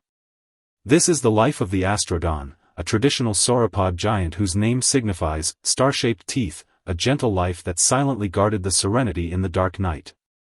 Perhaps in the cold fossil measurements of modern geologists, it is merely a sequence of temperatureless fossil bones representing ultimate weight and astonishing length. But in that forest of tens of millions of years ago, when the Astrodon slowly halted its steps beneath the night shroud and became one with all things, the world sank into peace because of it. Its teeth, covered with unique, tiny depressions, were romantically described in stories as a small nest that could reflect starlight, hiding nature's gentlest secret. Carrying a blanket of soft leaves, it stood motionless beneath the starry canopy, letting the wind whisper in its ears, radiating a stoic natural aura and the fragrance of the soil. It always came to the highest hill on clear summer nights, silently gazing at the starry sky as if counting the stars above, turning life into a long journey of cultivation. As the stars in the night sky grew brighter and brighter, its large and deep eyes also grew heavier, finally falling into a deep sleep amidst the starry canopy without a single worry. In the long night that follows, there are no painful struggles forced by survival, nor any ruthless mockeries of fate at critical junctures. There is only its tidal-like, steady rhythm of life, and a highly cinematic ancient dreamscape that allows your soul to loosen completely. The first rift that pushed the fate of the Astrodon toward ultimate solitude and peace actually occurred during a highly unusual and unsettling twilight. At that time, morbid, dark purple clouds rolled across the sky like dried blood, and a superstorm rarely seen in a century was frantically brewing at the edge of the forest. The air was thick with the pungent scent of sulfur and a suffocating barometric pressure, and herds of herbivorous dinosaurs were in a state of near-frantic panic. They trampled one another and roared madly at the narrow mouth of the canyon, losing their final sanity to contest even a fraction of living space to escape the impending disaster. Yet the Astrodon, a giant beast that had already reached adulthood and possessed a size surpassing the vast majority of its peers on the plain, stubbornly remained at the edge of the stampeding torrent. In the cold collective survival laws of the Cretaceous, being isolated and stationary usually meant that when the first wave of disaster descended, one's flesh would be ruthlessly torn apart and buried by nature. The psychological choice of the Astrodon in that instant was exceptionally anomalous. It did not join that meaningless, chaotic stampede, but instead watched coldly as the backs of its herd vanished into the depths of the canyon. That resistance to speed etched in its bones appeared so utterly out of place during that moment of crisis and anxiety, yet it held an anomalous majesty. Its eyes, large, deep, and even bearing a touch of refined elegance, closed slightly under the intense glare of lightning, as if perceiving a deeper pulse traveling from the depths of the earth. It understood that blind fear and disorganized fleeing could not secure true redemption within the storms of an era, but would only accelerate the exhaustion of life force. It turned around, trailing its immense tail that resembled a moving long bridge, and walked backward against the direction of the wind, step by step, with extreme slowness toward the hill at the highest point of the plain. With each step, its thick limbs spanning several meters required an extended amount of time to lift and lower. That steady cadence caused even the surrounding panicked airflow to freeze. This was a spontaneous choice to counter the era's circumstances with absolute slowness. It abandoned the illusory safety of the herd, willingly accepting the price to bear alone within the rift of darkness. When the first massive raindrop slapped onto its broad skin with its muted coppery sheen, it had already arrived at that absolutely empty place of silence that belonged solely to it. Deep night completely took over the entire valley. After the storm departed, it washed the entire sky free of a single speck of dust, revealing the purest canopy of the Cretaceous. The Astrodon stood quietly on the summit of the highest hill, the moonlight pouring down like a swath of silver-white silk, unreservedly washing over its skin with its muted deep greenish tone. Its face appeared remarkably stoic and refined. Upon this rampaging land of the late Cretaceous, such an expression possessed a near unreal sense of healing. It turned its body slowly, adjusting its massive, steady frame toward the most brilliant direction of the Milky Way, beginning its daily stargazing ritual that never failed. Its unique mouth structure, named after its star-shaped teeth, seemed to extend a silent greeting to the stars on the horizon in its slight parting and closing, using nature's oldest language. The autumn wind gently brushed the giant ferns spanning the hills, and the surface exhaled the warm fragrance of the soil as stars began to light up one after another in the deep night sky. A wondrous thing occurred in this moment. The long-necked posture of the Astrodon gazing upward was held for so long that the flowing time around it seemed to become viscous. Its gaze moved with extreme slowness among the stars, as if there truly were an invisible old ledger recording the brilliance emitted by every single constellation during this long night. As the night deepened to the absolute limit, the brightest Sirius in the sky finally climbed to the zenith, splashing a sliver of cool and pure silver glow onto its large eyelids. That process was filled with ultimate tranquility and elegance. Without any extra clamorous movements, it completely laid down its defenses as a giant beast, thoroughly merging into this deep universe. The Astrodon thoroughly enjoyed this subtle relationship tension established with the distant starry sky. In this pure, deep night, it was neither the prey of predators nor an outcast of the herd. It became the guardian of this land, letting the endless starlight pour upon its spine layer by layer, transforming into a thick, invisible blanket carrying a spiritual temperature. Listening to this silence where starlight flowed, you too seem able to cross the time tunnel of tens of millions of years, touching that cool air soaked in moonlight, feeling a state of truest relaxation. The night had deepened to the absolute limit, and the flashing stars in the sky were as brilliant as an unextinguishable feast, silently overlooking this strange creature performing its solitary piece. After standing and counting stars for dozens of minutes, the Astrodon finally halted its movements beside a giant river boulder on the hill that still radiated a deep warmth from the daytime sun. It did not rush to close its eyes in slumber. Instead, it extended its long, streamlined neck slightly forward, letting the cool stream water flowing through the valley gently kiss its dry lips. Its manner of drinking was exceptionally restrained and slow, each swallow accompanied by a serene rumble originating deep within its throat, as if using this holy spring to purify all internal anxiety. At this moment, its inner state was in a ultimate peace where self and world were both forgotten. Those massive predators of the outside world were nothing more than an illusion destined to end sooner or later in its eyes. Meanwhile, this continuous stream, this immutable starry sky, and those star glows reflected in its own mouth were the sole eternal realities of its life. It had found its own psychological logic within the long dark night, in an era unsuited to speed, using its own stillness to redefine the span of time. Its limbs sank securely into the soft grass, and its plump yet unbloated abdomen gradually pressed against the warm soil fragrant with vegetation. Its miraculous tail now lay limply upon the slope of the hill, letting the cool midnight winds wash gently against the edges of its scales again and again. Each night wind-like wash left an exceptionally faint ripple upon the wave of grass, a sensation like a hermit of the earth slowly shedding his final defenses. Those small mammals hidden deep within the soil and tree hollows, upon confirming that the regular sound of water had transformed into a steady rumble, also thoroughly abandoned a full day of panic. They curled up together one after another, entering the sweetest and most secure dreamland, because the breathing of the Astrodon was the most reassuring, invisible boundary within this silent valley. This was the blind zone before dawn, the coldest and easiest time to lose one's direction, when the entire world seemed to plunge into an absolute, near-deadly, ethereal dreamscape. The Astrodon resting beside the warm rock had thoroughly entered the deepest layer of sleep, yet that refined and serene aura upon its body had not dissipated in the slightest. Its eyes were tightly closed, its long eyelashes twitching with extreme subtlety in the occasional night breeze, and the scales on its skin reflected a muted, noble texture under the starlight. Its breathing frequency had slowed to the limit, each rise and fall of its chest demanding an immensely long wait, as if maintaining a synchronized rhythm with the pulse of this ancient earth.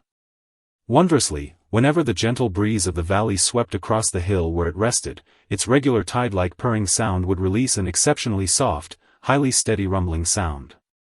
That sound echoed softly in the night sky, transforming into a natural, low-frequency white noise, becoming the warmest and most secure psychological solace in this long night. In this echoing moment that decided fate, the Astrodon thoroughly dissolved the cold evolutionary paradox of the dinosaur world with its body, which appeared massive yet was lived as poetry. It required no one to understand its value, nor did it need to leave behind any earth-shattering imprints. It merely left the ultimate gentleness and restraint of nature to this dark night.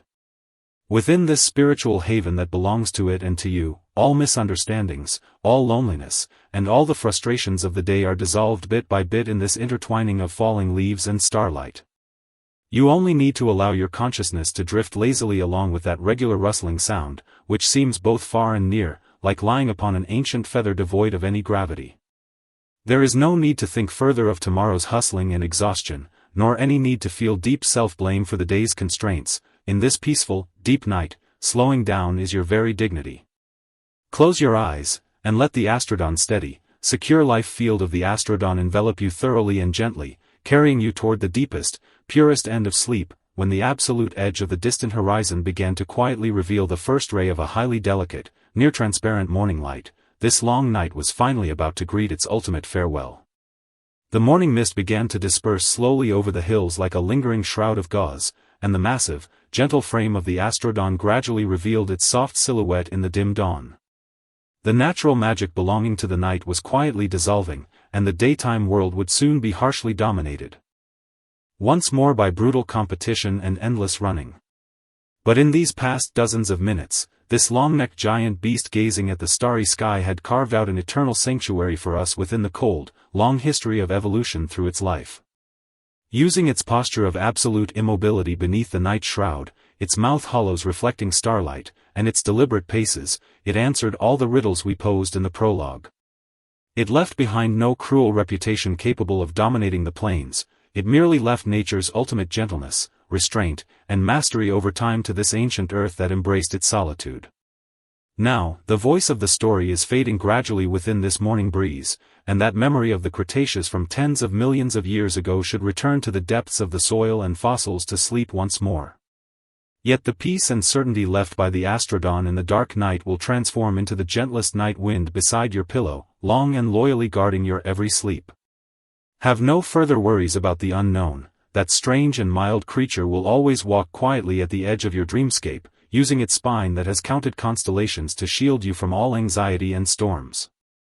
Now, please thoroughly relax your every nerve, allowing the boundless sleepiness to completely and gently submerge you like a warm tide. Within this ancient dreamscape thoroughly healed by the night, sleep peacefully.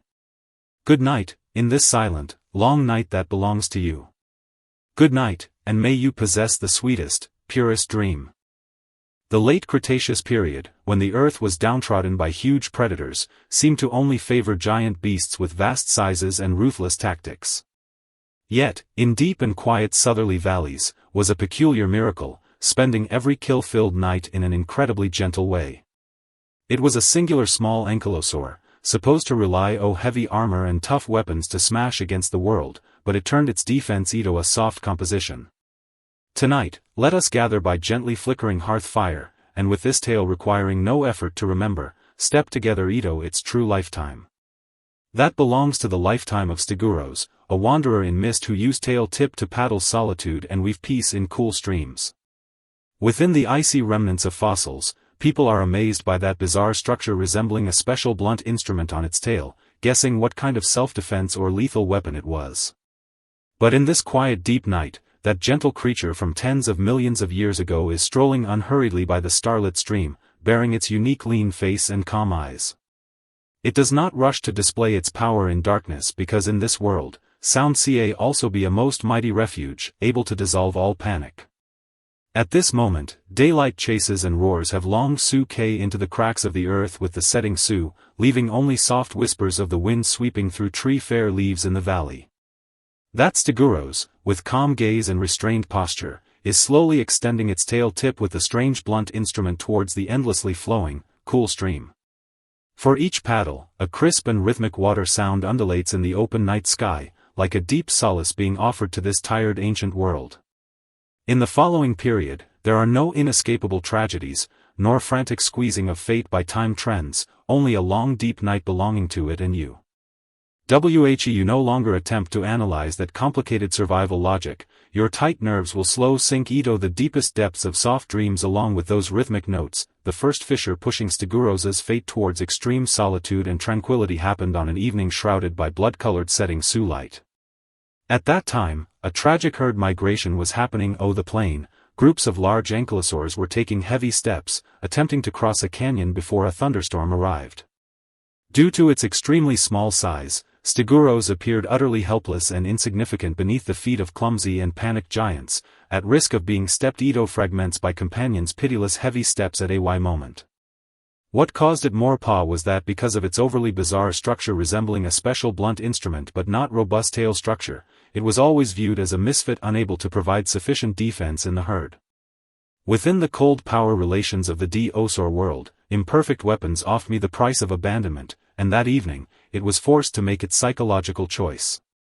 It did not choose to exert all its power to keep up with the pace of those huge beasts because blind running would only exhaust its final physical strength in endless anxiety. It stubbornly stopped its steps, watching the torrent of companions disappear the other side of the deep canyon, kicking up dust, abandoning it alone in the encroaching darkness. Air around began to cool rapidly, and low growls belonging to predators rumbled vaguely the distant horizon. Danger was stealthy spreading from all directions. Had it been a small dinosaur, it would likely have been shivering in fear or rushing blindly in the darkness until falling into a fatal trap. But in those large and deep eyes of Stiguros, there was not a bit of uneasiness. It seemed to feel another dignity given to it by fate at this moment. It turned around, dragging that special tail misunderstood by companions, and leisurely walked down the dry riverbed, towards that secret, quiet stream deep within the valley. It gave up the herd's false sense of security, choosing to establish its own solitary order of tranquility in the crack of the black night, even if it meant a lifetime of solitude. Pebbles beneath its feet emitted the warmth of the soil in the night. It walked extremely slowly and steadily, each step like a silent farewell to daylight's harsh rules. It finally smelled the fragrance of water vapor and heard fine flowing water sounds not far away. It knew it had found that spiritual haven of its deep night thoroughly took over the southerly valley, gently covering all killing and unrest with a layer of hazy, ink-blue thin mist. Stiguros quietly stood by a clear stream filled with ancient mosses, moonlight like a piece of silvery silk. You reservedly spilled its carapace, with slightly dull green color. Its facial expression appeared extremely clear and refined, and this tumultuous late Cretaceous land, this demeanor had an almost unreal healing quality. It slowly turned its body, extending that tail tip with strange blunt instrument, extremely slowly, extremely carefully, into the shallow stream that was babbling.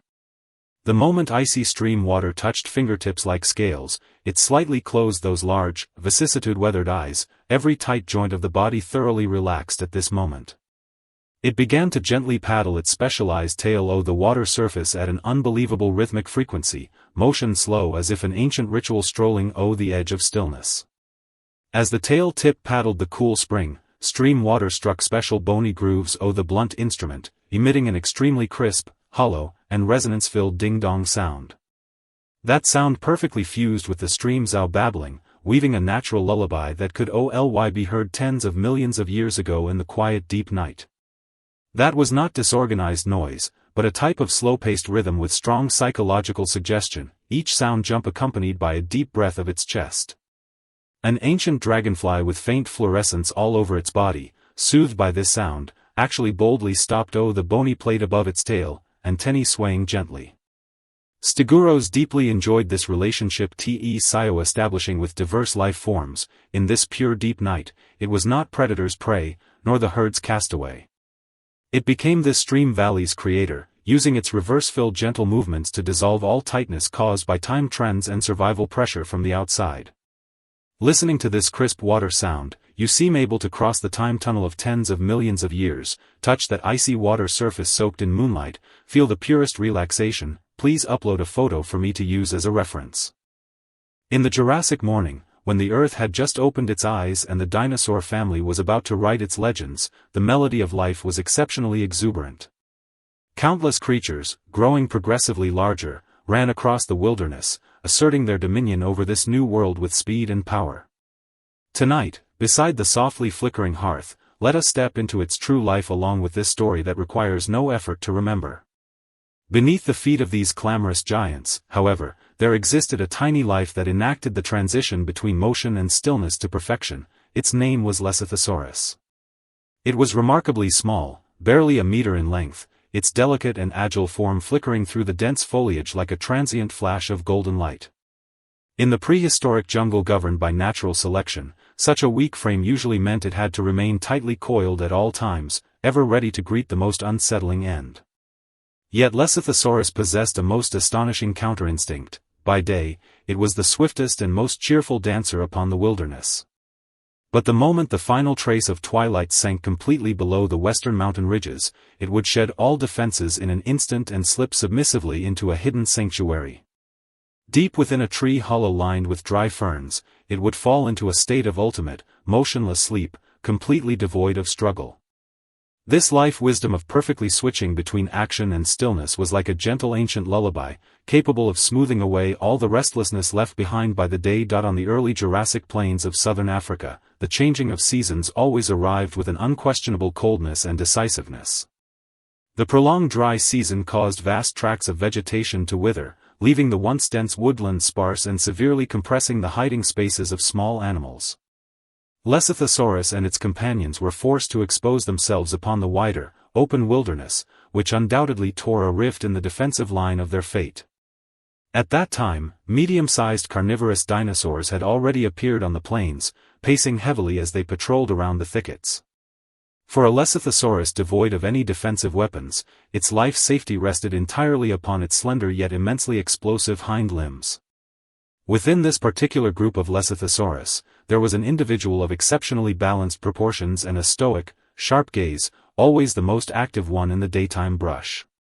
Each of its movements overflowed with abounding vitality as it searched under the sunlight for tender berries and low-growing fern shoots. However, high-intensity sprinting and constant, taut vigilance exacted a heavy psychological toll in secret, placing a massive burden upon its spirit. Whenever the midday sun baked the earth scorching hot, it had to turn its lean face again and again while foraging, remaining alert to dangers lurking in the shadows. This extreme imbalance in the dynamic of power forced it to pay a high price for survival during the day, its nerve stretched like a fully drawn bowstring, never knowing when it might snap. The trials of fate are often harshest during the twilight hours when light and shadow intertwine. That is the favorite hunting time for predators and the moment of maximum tension in wilderness dynamics. Once, while chasing a drifting tender leaf, this Lecythosaurus inadvertently strayed far from its familiar thickets and arrived at an open, rocky stretch of ground. In that very instant, a long-hidden carnivorous dinosaur erupted from behind a boulder, moving with heavy strides and carrying a cold intent to kill as it charged straight toward it. At that moment, the air seemed to solidify completely. The chase between the small dinosaur and the large predator erupted in a flash, the immediacy of the scene tightening to the absolute limit. Relying entirely on survival instinct, the Lecythosaurus mobilized the muscles of its hind limbs to the utmost, executing near-frantic, irregular darting maneuvers between dense rock crevices and low grass. In the grip of extreme terror, its mind instead attained an unnatural clarity, knowing that slowing down for even a single second meant disappearing from this world forever. Its delicate body traced perilous arcs through the scorching air, utilizing the agility afforded by its small size to navigate precariously through the gaps of massive boulders. The immense frame of that carnivorous dinosaur appeared somewhat clumsy amid the dense rocks, its heavy impact sending splinters of stone flying, yet it always remained just a fraction of a distance away. Ultimately, by utilizing the terrain to perfection and drawing upon the agility accumulated during the day, the Lecythosaurus executed a sharp turn and successfully slipped into an exceptionally narrow subterranean crevice. The roaring outside persisted for a long time before finally fading into the distance, leaving the Lecythosaurus hiding in the dark crevice, panting heavily and enduring the physical toll of its narrow escape. This perilous brush with death brought the Lecythosaurus a deeper understanding of fate regarding this seemingly peaceful wilderness. It began to realize that while the bounding and running of the day were necessary means to forage and evade danger, they were not the entirety of life. It required an absolute sanctuary where it could completely release its taut nerves, an ultimate home where its soul could settle gently in the dark of the night. Consequently, through the long days that followed, whenever it traversed the brush by day, it began to consciously search for hidden corners upon the landscape. It did not envy those monsters that rampaged across the land. It only wished to carve out a peaceful, undisturbed domain for itself within the crevices of a massive world. Finally, at the base of an ancient redwood tree that had already withered along half its trunk yet still stood defiantly at the edge of the plain, it discovered an excellent hollow. The entrance to this tree was remarkably hidden, perfectly obscured from the outside by drooping dead vines and tall grasses, while the internal space was sufficiently dry and spacious. Over the next few twilights, the Lecythosaurus slowly and submissively carried back many dry ferns that had baked in the sun all day, radiating a faint, pleasant fragrance. Using its slender beak, it layered these soft fronds one by one with immense patience at the bottom of the hollow, weaving a most comforting bed. As the nest neared completion bit by bit, a subtle transformation occurred within its psychology, and it began to hold a cozy anticipation for the descent of the night. As the final ray of the sunset finally dissolved completely on the horizon, the indigo night sky covered the entire wilderness like a vast tapestry. Those clamorous races and brutal chases of the day began to settle slowly into a deep quiet as the temperature dropped. Having bounded through the brush all day, the Lecythosaurus returned to the base of that ancient redwood tree with light, measured paces, tired, yet appearing incredibly submissive. It turned its delicate face one last time to confirm that no danger lingered in its surroundings, then lowered its head slightly and slipped deftly into the hidden tree hollow that belonged to it. The moment it stepped inside, the night wind carrying the chill of the outside was thoroughly barred, leaving only the pleasant herbal fragrance of dry ferns wafting through the air. The world here was so pure and clean, free from the tyranny of the strong over the weak, devoid of survival anxiety, offering only a protective embrace that invited a complete shedding of defenses. The Lecythosaurus walked slowly to the grass bed it had meticulously fashioned itself, its limbs submissively yielding as it curled its long tail gracefully along one side of its body.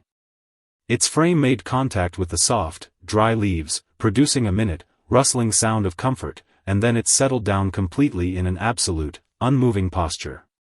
There was no prolonged tossing and turning, no lingering tension in its spirit. The very instant it closed those eyes ridden with absolute peace, it drifted directly into the deepest, instantaneous sleep. That transition from ultimate motion to ultimate stillness carried no hesitation, possessing a hypnotic magic that invited all things in heaven and earth to lay down their guard. Enveloped in the warm embrace of dry ferns, the Lesothosaurus quietly enjoyed its ancient dreamland, free from any turmoil and filled only with tranquility.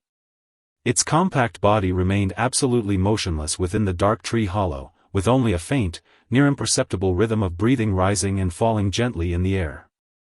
Its life within the vast river of existence was perhaps remarkably brief, and it left behind no grand, thunderous tales for posterity to revere. Yet, in this most submissive and pure manner, it demonstrated to us across 200 million years the perfect rhythm of life, to dance fully in the day, and to let go completely in the night. The hidden tree hollow it left behind, lined with dry leaves, was like a sanctuary crossing space and time, smoothing away all the heat and restlessness of the eras.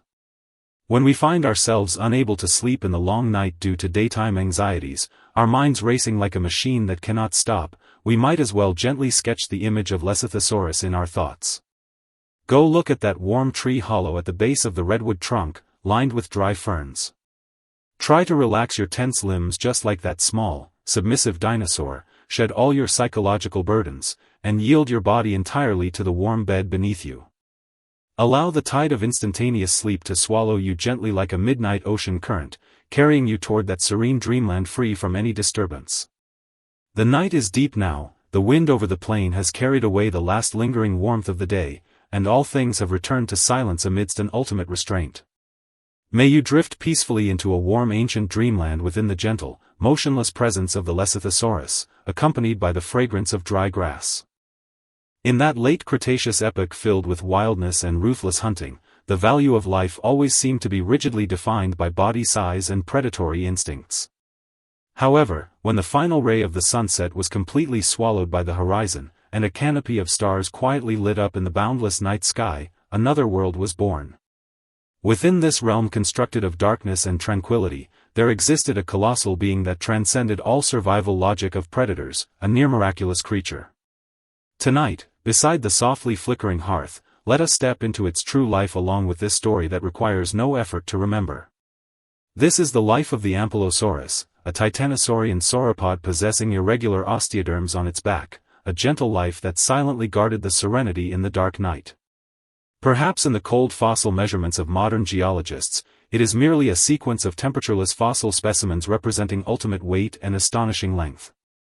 But in that forest of tens of millions of years ago, when the Ankylosaurus slowly halted its steps beneath the night shroud and became one with all things, the world sank into peace because of it.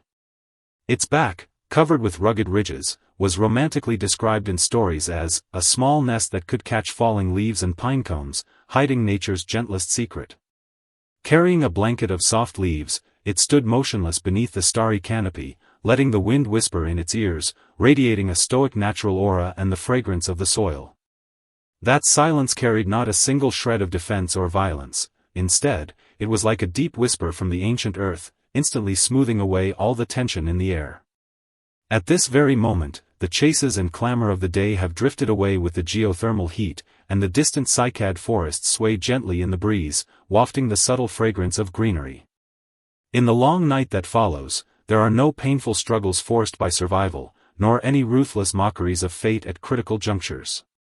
There is only its tidal-like, steady rhythm of life, and a highly cinematic ancient dreamscape that allows your soul to loosen completely. The first rift that pushed the fate of the Ankylosaurus toward ultimate solitude and peace actually occurred during a highly unusual and unsettling twilight.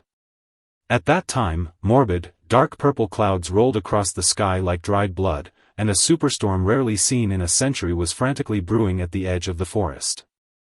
The air was thick with the pungent scent of sulfur and a suffocating barometric pressure, and herds of herbivorous dinosaurs were in a state of near-frantic panic. They trampled one another and roared madly at the narrow mouth of the canyon, losing their final sanity to contest even a fraction of living space to escape the impending disaster. Yet the Ankylosaurus, a giant beast that had already reached adulthood and possessed a size surpassing the vast majority of its peers on the plain, stubbornly remained at the edge of the stampeding torrent. In the cold collective survival laws of the Cretaceous, being isolated and stationary usually meant that when the first wave of disaster descended, one's flesh would be ruthlessly torn apart and buried by nature. The psychological choice of the Ankylosaurus in that instant was exceptionally anomalous. It did not join that meaningless, chaotic stampede, but instead watched coldly as the backs of its herd vanished into the depths of the canyon. That resistance to speed etched in its bones appeared so utterly out of place during that moment of crisis and anxiety, yet it held an anomalous majesty. Its eyes, large, deep, and even bearing a touch of refined elegance, closed slightly under the intense glare of lightning, as if perceiving a deeper pulse traveling from the depths of the earth. It understood that blind fear and disorganized fleeing could not secure true redemption within the storms of an era, but would only accelerate the exhaustion of life force. It turned around, trailing its immense tail that resembled a moving long bridge, and walked backward against the direction of the wind, step by step, with extreme slowness into the heart of the forest. With each step, its thick limbs spanning several meters required an extended amount of time to lift and lower. That steady cadence caused even the surrounding panicked airflow to freeze. This was a spontaneous choice to counter the era's circumstances with absolute slowness. It abandoned the illusory safety of the herd, willingly accepting the price to bear alone within the rift of darkness. When the first massive raindrop slapped onto its broad skin with its muted coppery sheen, it had already arrived at that absolutely empty place of silence that belonged solely to it. Deep night completely took over the entire southern valley, gently covering all slaughter and unease with a layer of hazy, indigo-blue mist. The Ankylosaurus stood quietly beside a clear stream carpeted with ancient moss, the moonlight pouring down like a swath of silver-white silk, unreservedly washing over its armor with its muted greenish tone. Its face appeared remarkably stoic and refined. Upon this rampaging land of the late Cretaceous, such an expression possessed a near unreal sense of healing.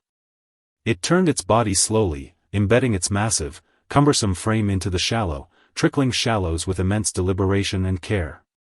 Its irregular osteoderms, weathered by the eras, presented the texture of ancient rock beneath the moonlight, covered in natural grooves and crevices. The autumn wind gently brushed the giant trees overhead, and broad, dry, golden leaves began to twirl in the night sky, drifting down slowly like weary butterflies. A wondrous thing occurred in this moment. Those falling leaves did not drop into the cold soil, but settled securely between the rugged ridges of the Ankylosaurus's back. Because it maintained absolute immobility for so long, its back became the final resting place for the falling leaves of the entire forest, those irregular hollows gently catching every single leaf that fell. Before long, several heavy ancient pine cones carrying the scent of resin also thumped onto its back, sliding along the bony slope into one of the warmest depressions. That sound was remarkably faint, yet in the silent night, it sounded exceptionally crisp and reassuring, as if the forest itself were presenting its final tribute to this ancient totem. The Ankylosaurus thoroughly enjoyed this subtle relationship tension established with the plant world. In this pure, deep night, it was neither the prey of predators nor an outcast of the herd. It became a part of this jungle, allowing the falling leaves to layer upon its spine, transforming into a thick blanket of leaves carrying the temperature of life. Listening to this fine sound of leaf fall, you too seem able to cross the time tunnel of tens of millions of years, touching that cool leaf soaked in moonlight, feeling a state of truest relaxation. The night had deepened to the absolute limit, and the flashing stars in the sky were as brilliant as an unextinguishable feast, silently overlooking this strange creature performing its solitary piece. After standing in deep contemplation for dozens of minutes, the Ankylosaurus finally halted its movements beside a giant river boulder in the jungle that still radiated a deep warmth from the daytime sun. It did not rush to close its eyes in slumber. Instead, it extended its long, streamlined neck slightly forward, letting the cool stream water gently kiss its dry lips. Its manner of drinking was exceptionally restrained and slow, each swallow accompanied by a serene rumble originating deep within its throat, as if using this holy spring to purify all internal anxiety. At this moment, its inner state was in a ultimate peace where self and world were both forgotten. Those massive dinosaurs of the outside world were nothing more than an illusion destined to end sooner or later in its eyes. Meanwhile, this continuous stream, this immutable starry sky, and those leaves and pine cones carried upon its own back were the sole eternal realities of its life. It had found its own psychological logic within the long dark night, in an era unsuited to speed, using its own stillness to redefine the span of time.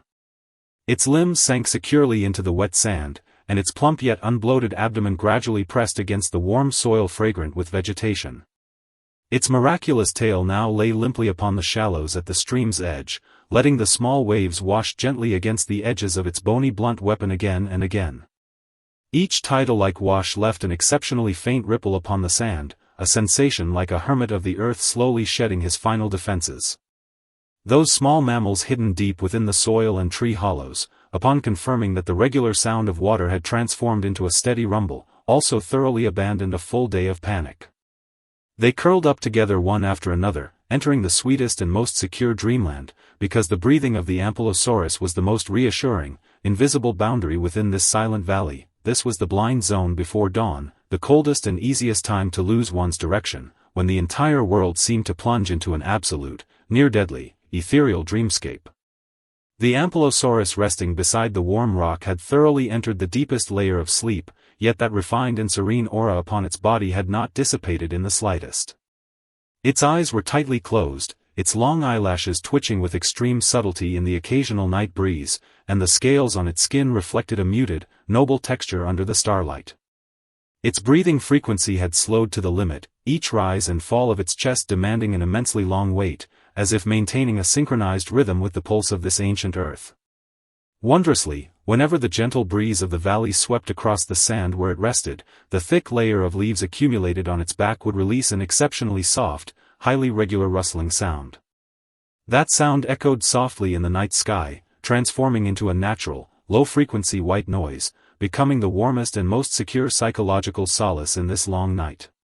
In this echoing moment that decided fate, the Ankylosaurus thoroughly dissolved the cold evolutionary paradox of the dinosaur world with its body, which appeared rugged yet was lived as poetry. It required no one to understand its value, nor did it need to leave behind any earth-shattering imprints, it merely left the ultimate gentleness and restraint of nature to this dark night. Within this spiritual haven that belongs to it and to you, all misunderstandings, all loneliness, and all the frustrations of the day are dissolved bit by bit in this intertwining of falling leaves and starlight. You only need to allow your consciousness to drift lazily along with that regular rustling sound, which seems both far and near, like lying upon an ancient feather devoid of any gravity. There is no need to think further of tomorrow's hustling and exhaustion, nor any need to feel deep self-blame for the day's constraints. In this peaceful, deep night, slowing down is your very dignity. Close your eyes, and let the steady, secure life field of the Ankylosaurus envelop you thoroughly and gently, carrying you toward the deepest, purest end of sleep. When the absolute edge of the distant horizon began to quietly reveal the first ray of a highly delicate, near-transparent morning light, this long night was finally about to greet its ultimate farewell. The morning mist began to disperse slowly over the jungle like a lingering shroud of gauze, and the massive, gentle frame of the Ankylosaurus gradually revealed its soft silhouette in the dim dawn.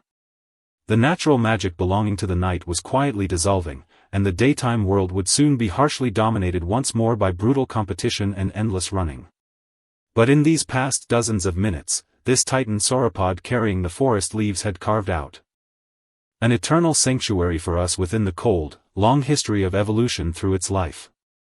Using its posture of absolute immobility beneath the night shroud, its back hollows filled with falling leaves and pine cones, and its deliberate paces, it answered all the riddles we posed in the prologue. It left behind no cruel reputation capable of dominating the plains, it merely left nature's ultimate gentleness, restraint, and mastery over time to this ancient earth that embraced its solitude. Now, the voice of the story is fading gradually within this morning breeze, and that memory of the Cretaceous from tens of millions of years ago should return to the depths of the soil and fossils to sleep once more. Yet the peace and certainty left by the Ankylosaurus in the dark night will transform into the gentlest night wind beside your pillow, long and loyally guarding your every sleep. Have no further worries about the unknown. That strange and mild creature will always walk quietly at the edge of your dreamscape, using its leaf-filled spine to shield you from all anxiety and storms. Now, please thoroughly relax your every nerve, allowing the boundless sleepiness to completely and gently submerge you like a warm tide. Within this ancient dreamscape thoroughly healed by the night, sleep peacefully. Good night, in this silent, long night that belongs to you. Good night, and may you possess the sweetest, purest dream. As the bustle of the day fades away, the ancient plains sink into absolute silence. Here, life no longer proves its existence by running and praying. Instead, beneath the deepest canopy of night, it searches for a rhythm to settle the soul. Tonight, let us gather by the gently flickering hearth, and with this story that requires no effort to remember, step into its true lifetime. It is the life of the Lustrosaurus, a gentle creature softly wandering through the ancient mists. Perhaps in modern fossil remains, people can only catch a glimpse of its long and massive skeletal frame. But in the deep night of tens of millions of years ago, it was a lonely yet incredibly tender traveler in the mist. It did not need its colossal body to intimidate this dangerous world. On the contrary, throughout its exceedingly long life, it spent most of its time using the gentlest steps to cherish every blade of grass and tree upon the earth. The pervasive fog was its sanctuary and the home it returned to every night as promised. Now, the lights of the world have gradually gone out, and that gentle giant is slowly walking towards us from the depths of the forest. Each step it takes feels like a profound solace brought to this weary night. Tonight's story has no thrilling hunts, nor cold laws of survival. There is only its regular, quiet breathing, and an ancient dream about to melt into the moonlight. When the last ray of the setting sun sinks below the western horizon, damp mists begin to rise at the forest's edge. The Lustrosaurus slowly raises its head from a cluster of tall tree ferns, the moonlight catching its long and elegant neck perfectly. The daytime world belongs to the predators, running, roaring, and fighting for survival territory under the sun. But for the extremely gentle Lustrosaurus, the night is when it is truly awake and feels safe. It is a pure herbivorous dinosaur with a massive yet entirely non-aggressive body. Every contour of its form has softened over long evolutionary cycles, as if born tailored to fit this tranquil night. It gently sways its long tail, the tip brushing against the dewdrops on the grass with a faint, rustling whisper. That sound is like a soothing prelude, announcing that its nightly stroll has officially begun. It does not rush to find food but stands perfectly still for a long time, as if using its immense body to sense the shifting night winds. The small mammals and insects of the forest hide in their respective burrows, warily perceiving their surroundings. However, when they hear the steady, slow footsteps of the Lustrosaurus, their tense nerves inexplicably relax. For in this ancient world, the footsteps of the Lustrosaurus are the most reassuring signal in the night sky. It takes its first step unhurriedly, its sturdy foot padding onto a thick cushion of moss, producing almost no vibration. As it moves forward, the surrounding mist parts gently like a receding tide, only to gather softly again behind it. Around this massive body, there seems to be an invisible magnetic field, slowly drawing away all feelings of unease. It is like a moving island, sailing smoothly through the waves of the night, carrying the listener far away from the anxieties and restlessness of the day. The midnight mist grows heavier, wrapping the entire valley in a hazy, milky white. The Lustrosaurus slowly walks into the deepest part of the fog. Visibility here is extremely low, yet it seems to know the location of every single tree by heart. Its long neck stretches slightly forward, tracing an elegant arc through the fog, as if using its skin to touch the floating microscopic water droplets. With every step it takes, ripples form in the thin mist, subtle and barely perceptible to the naked eye. It feels as though it is caressing this fragile, beautiful fog with its entire body. In this world constructed entirely of heavy mist, all light is refracted into a soft, silvery gray. Without the piercing sunlight or complex colors, the world is reduced to its purest lines and silhouettes. The Lustrosaurus deeply enjoys this purity.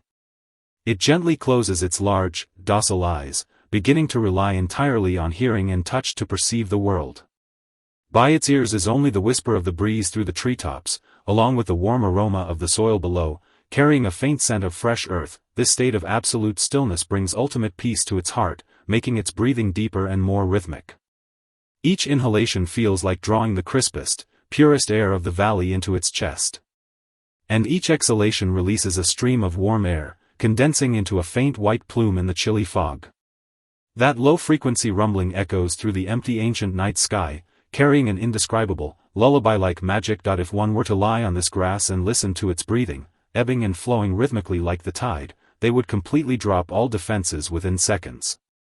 Because that sound represents a supreme, timeless sense of security, the deepest comfort of Mother Nature. It is never rushed, always maintaining its own pace, quietly measuring the earth and softly soothing this ancient world. In the midst of the fog. In the center of the valley lies an ancient lake, as still as a mirror. the Lustrosaurus slowly comes to a halt by the water's edge. It lowers its head, its long neck hovering above the surface for a long time. The moon just then emerges from behind the clouds, casting its silver-white light unreservedly upon the lake, reflecting the giant's massive and gentle silhouette.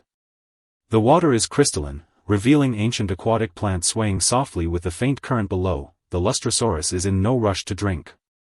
It merely gazes quietly at its own reflection in the water, as if engaged in a silent dialogue with another self.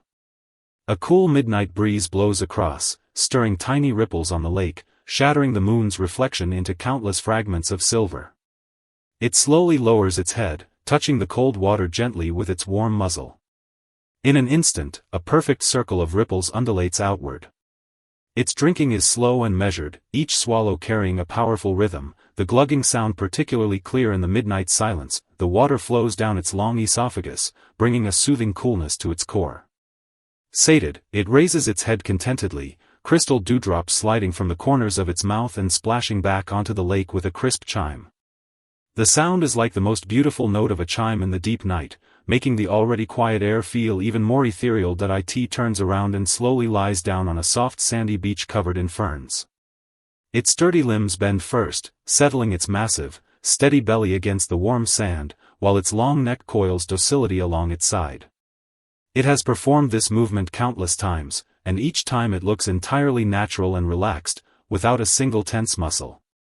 As it settles down completely, the entire valley seems to lie down steadily with it, devoid of any agitation.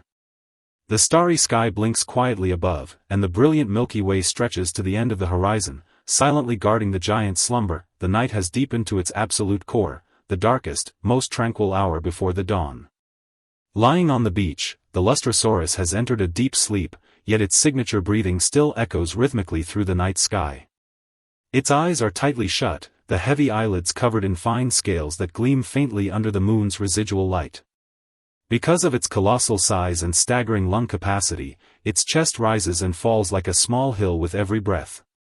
The frequency of that rise and fall is so slow that it feels as if time has completely lost its meaning and stopped flowing around it. With its deep breathing, the mist in the valley begins to form a wondrous rhythm around it.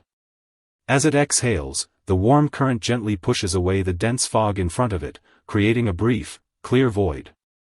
As it inhales, the chilly surrounding mist surges back like a tide, tenderly wrapping and concealing its massive frame once more. This cycle of pushing away and drawing near, surging and receding, is like a silent, poetic breathing ritual performed upon the ancient earth. The surrounding forest grows quieter within this ritual, and even the faintest chirping of insects gradually dissolves into this low-frequency rhythmic hum. At this moment, the Lustrosaurus is no longer just a dinosaur. It seems to have become a part of this land, this forest, and this mist. Its destiny is tightly interwoven with nature, indistinguishable from one another, both seeking ultimate peace in this long night. Listening to such a sound, you will feel an unprecedented sense of relaxation, as if you too were lying on that warm, ancient beach. By your ear is the gentle breathing of the Titan, above is the untainted, pure starry sky of millions of years ago, and beneath is the fragrant earth smelling of rich soil. All worries, all anxieties, and all fatigue are gently crushed and dissolved bit by bit within this massive, all-enveloping breath. You only need to close your eyes and let your consciousness float softly with this tidal rhythm, sinking into the deepest, most tender dreamland. As the first faint, delicate light of dawn begins to tint the edge of the eastern atmosphere, the deep midnight mist finally begins to disperse slowly. The massive body of the Lustrosaurus grows clearer in the morning light, yet it still maintains its initial serene and comfortable sleeping posture.